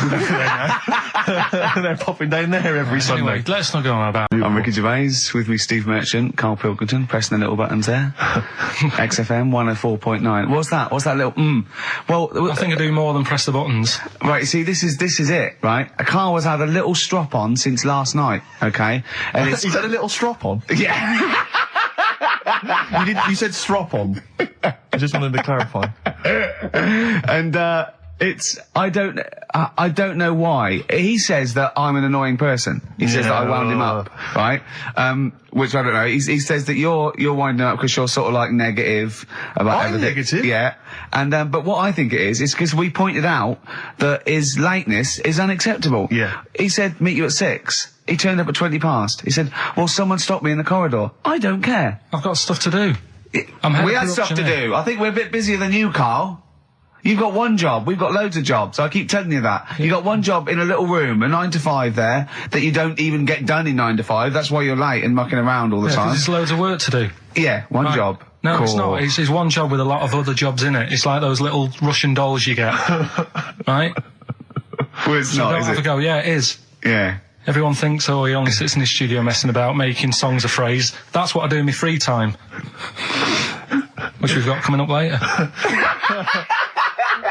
Super slick. I still think 20 minutes late is an outrage, though. Yeah, 20 minutes late is... Yeah, but I didn't say bang on 6. I said around 6. No, you didn't. You said 6, which means 6. Well, it doesn't. Wait, sorry, it doesn't? If it was a newsreader, I'd say, yeah, you've got to be on time. Do you know what I mean? If it was a 6 o'clock news, I wouldn't want to be late. But it's the fact that I said to you, I'm busy, I've got stuff to do. No, you didn't say that. You said 6 o'clock to sort out tomorrow's show. I didn't. I know what I said. So yeah, well, you don't, because I remember you sent me a text. You didn't even. It wasn't even a phone call. You didn't even have the politeness to call. Stephen has stitched him up by being a little bit more precise than him. It was a text, and it said, "See you around 6 tomorrow?" Question mark. Around. You just said it. Well, you must. That doesn't count. That doesn't mean anything. Well, yeah, no, it does. What? So all right, you told me you said 6. Well, he did. I'm paraphrasing. 6 o'clock, Rick. To me, even if it was around 6 o'clock, that would be 5 to 6 or 5 past 6. It would not be 20 minutes after the event, because that is late. Well, you can't even. You've got nothing. You see, you haven't even got an excuse. Yeah, but then I turned up, right, and I said, right, well, I think at one point you were trying to be sick on my leg. I do remember that. Yeah. Why? Just for fun? Yeah. All right. That's when I started getting annoyed. He was very annoyed last night. No, yeah, okay. Yeah, I can see where that could be annoying, but you just got to think, hey, look, so what? It's, Well, I think you rub each other up the wrong way. Yeah. No, that's the problem. Well, no more cheap as chimps today. Right. Nothing to replace it because we didn't have a chat.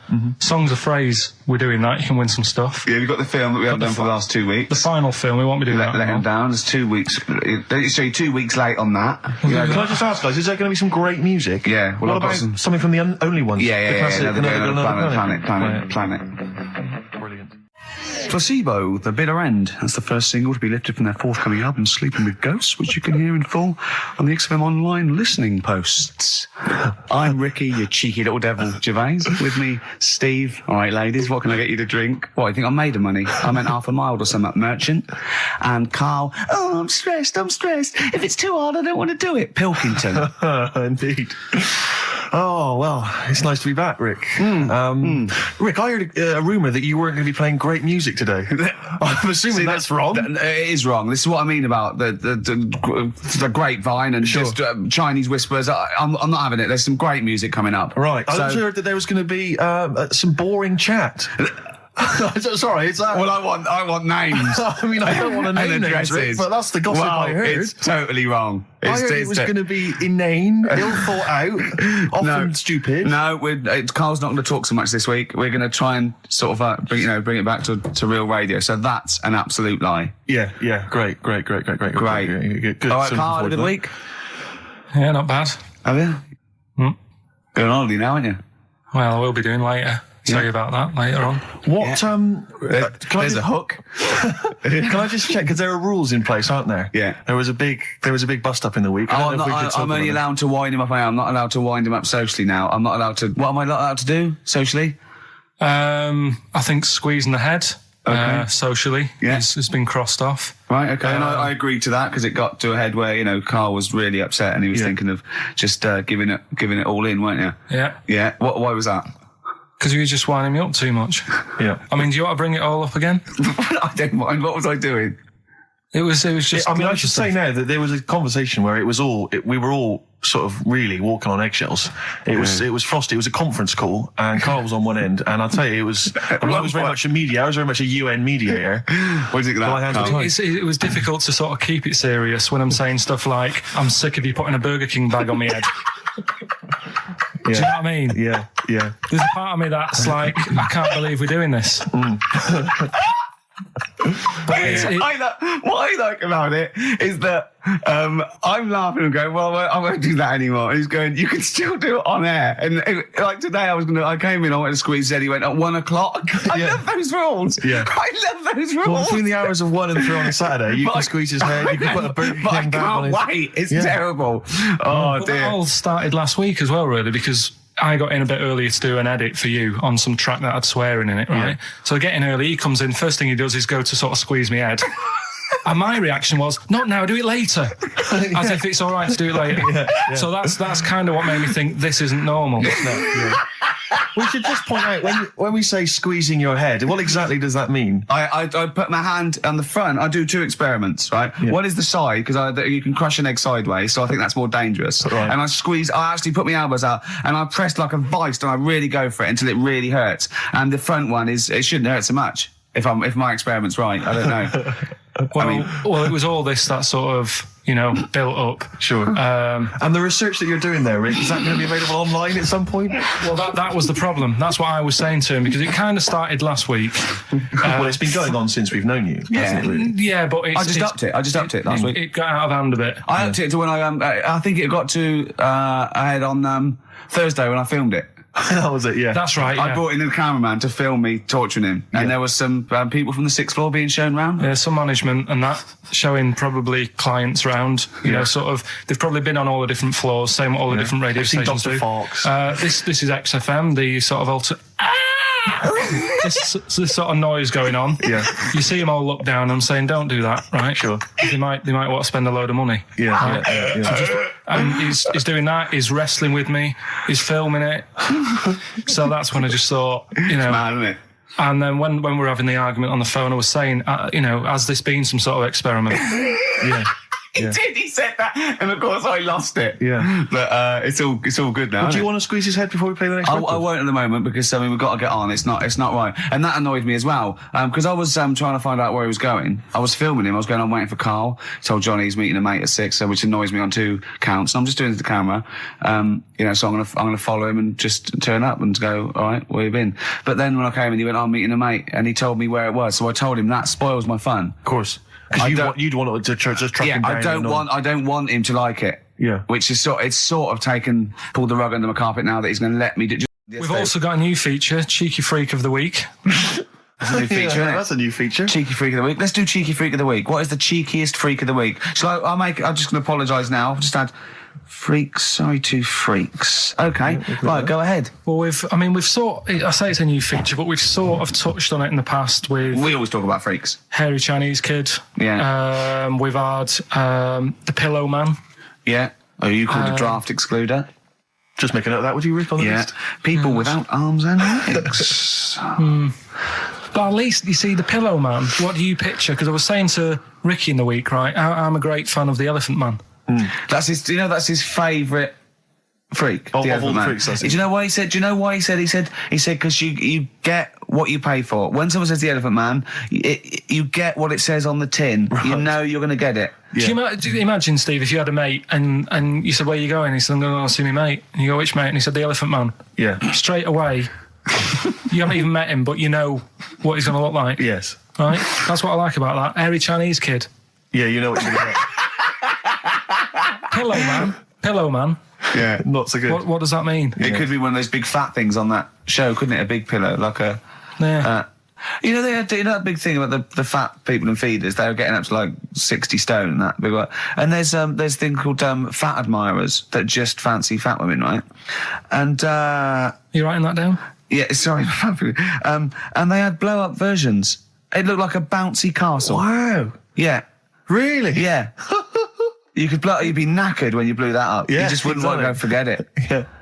Oh, God. That's people being cruel as well, isn't it? Because after watching the programme on Channel 4 about the fat people and fellas who like them and stuff, there was a story on one of the news websites about some fella in Germany, right?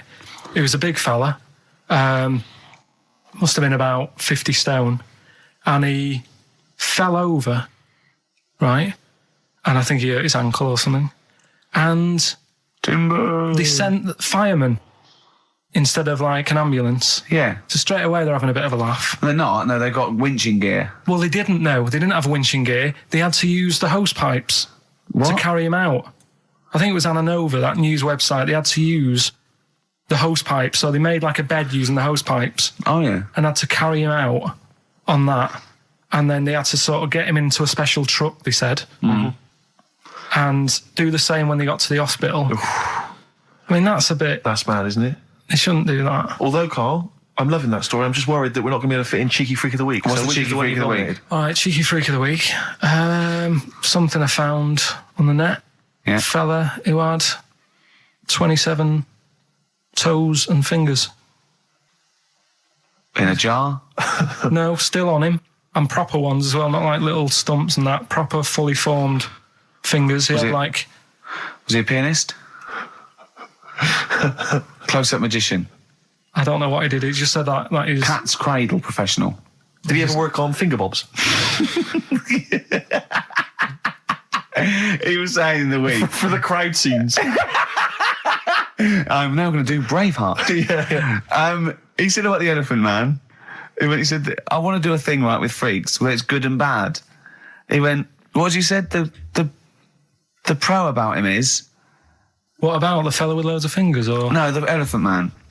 Well, he said the bad thing is he stretches his jumpers. When he puts them on. Yeah. And what's the good thing? Sort of, he never gets up and goes, oh, my hair's a bit of a mess today. No. He's always having another bad face day. I'd like to complain about this head and shoulders. You're taking the piss. Yeah. Oh, dear. So that's freaky. Didn't you see an elephant woman in Manchester? Yeah, leave that. What do you mean, leave it? No, because it is sad. I know it's sad, but I mean, I don't know what my next sentence is. No, people always that think... should be the end. I don't need to say anymore. People will know what she looks like. It's a good name for her. Did she like buns? Oh dear! It was when my dad was a taxi driver and he used to sit in the front. Yeah. And she used to get a lot of taxis. Yeah. And he only charged you half price, didn't he? He was a good guy. Well, the bad thing is as well with people like that, you don't want to offend them because they never forget.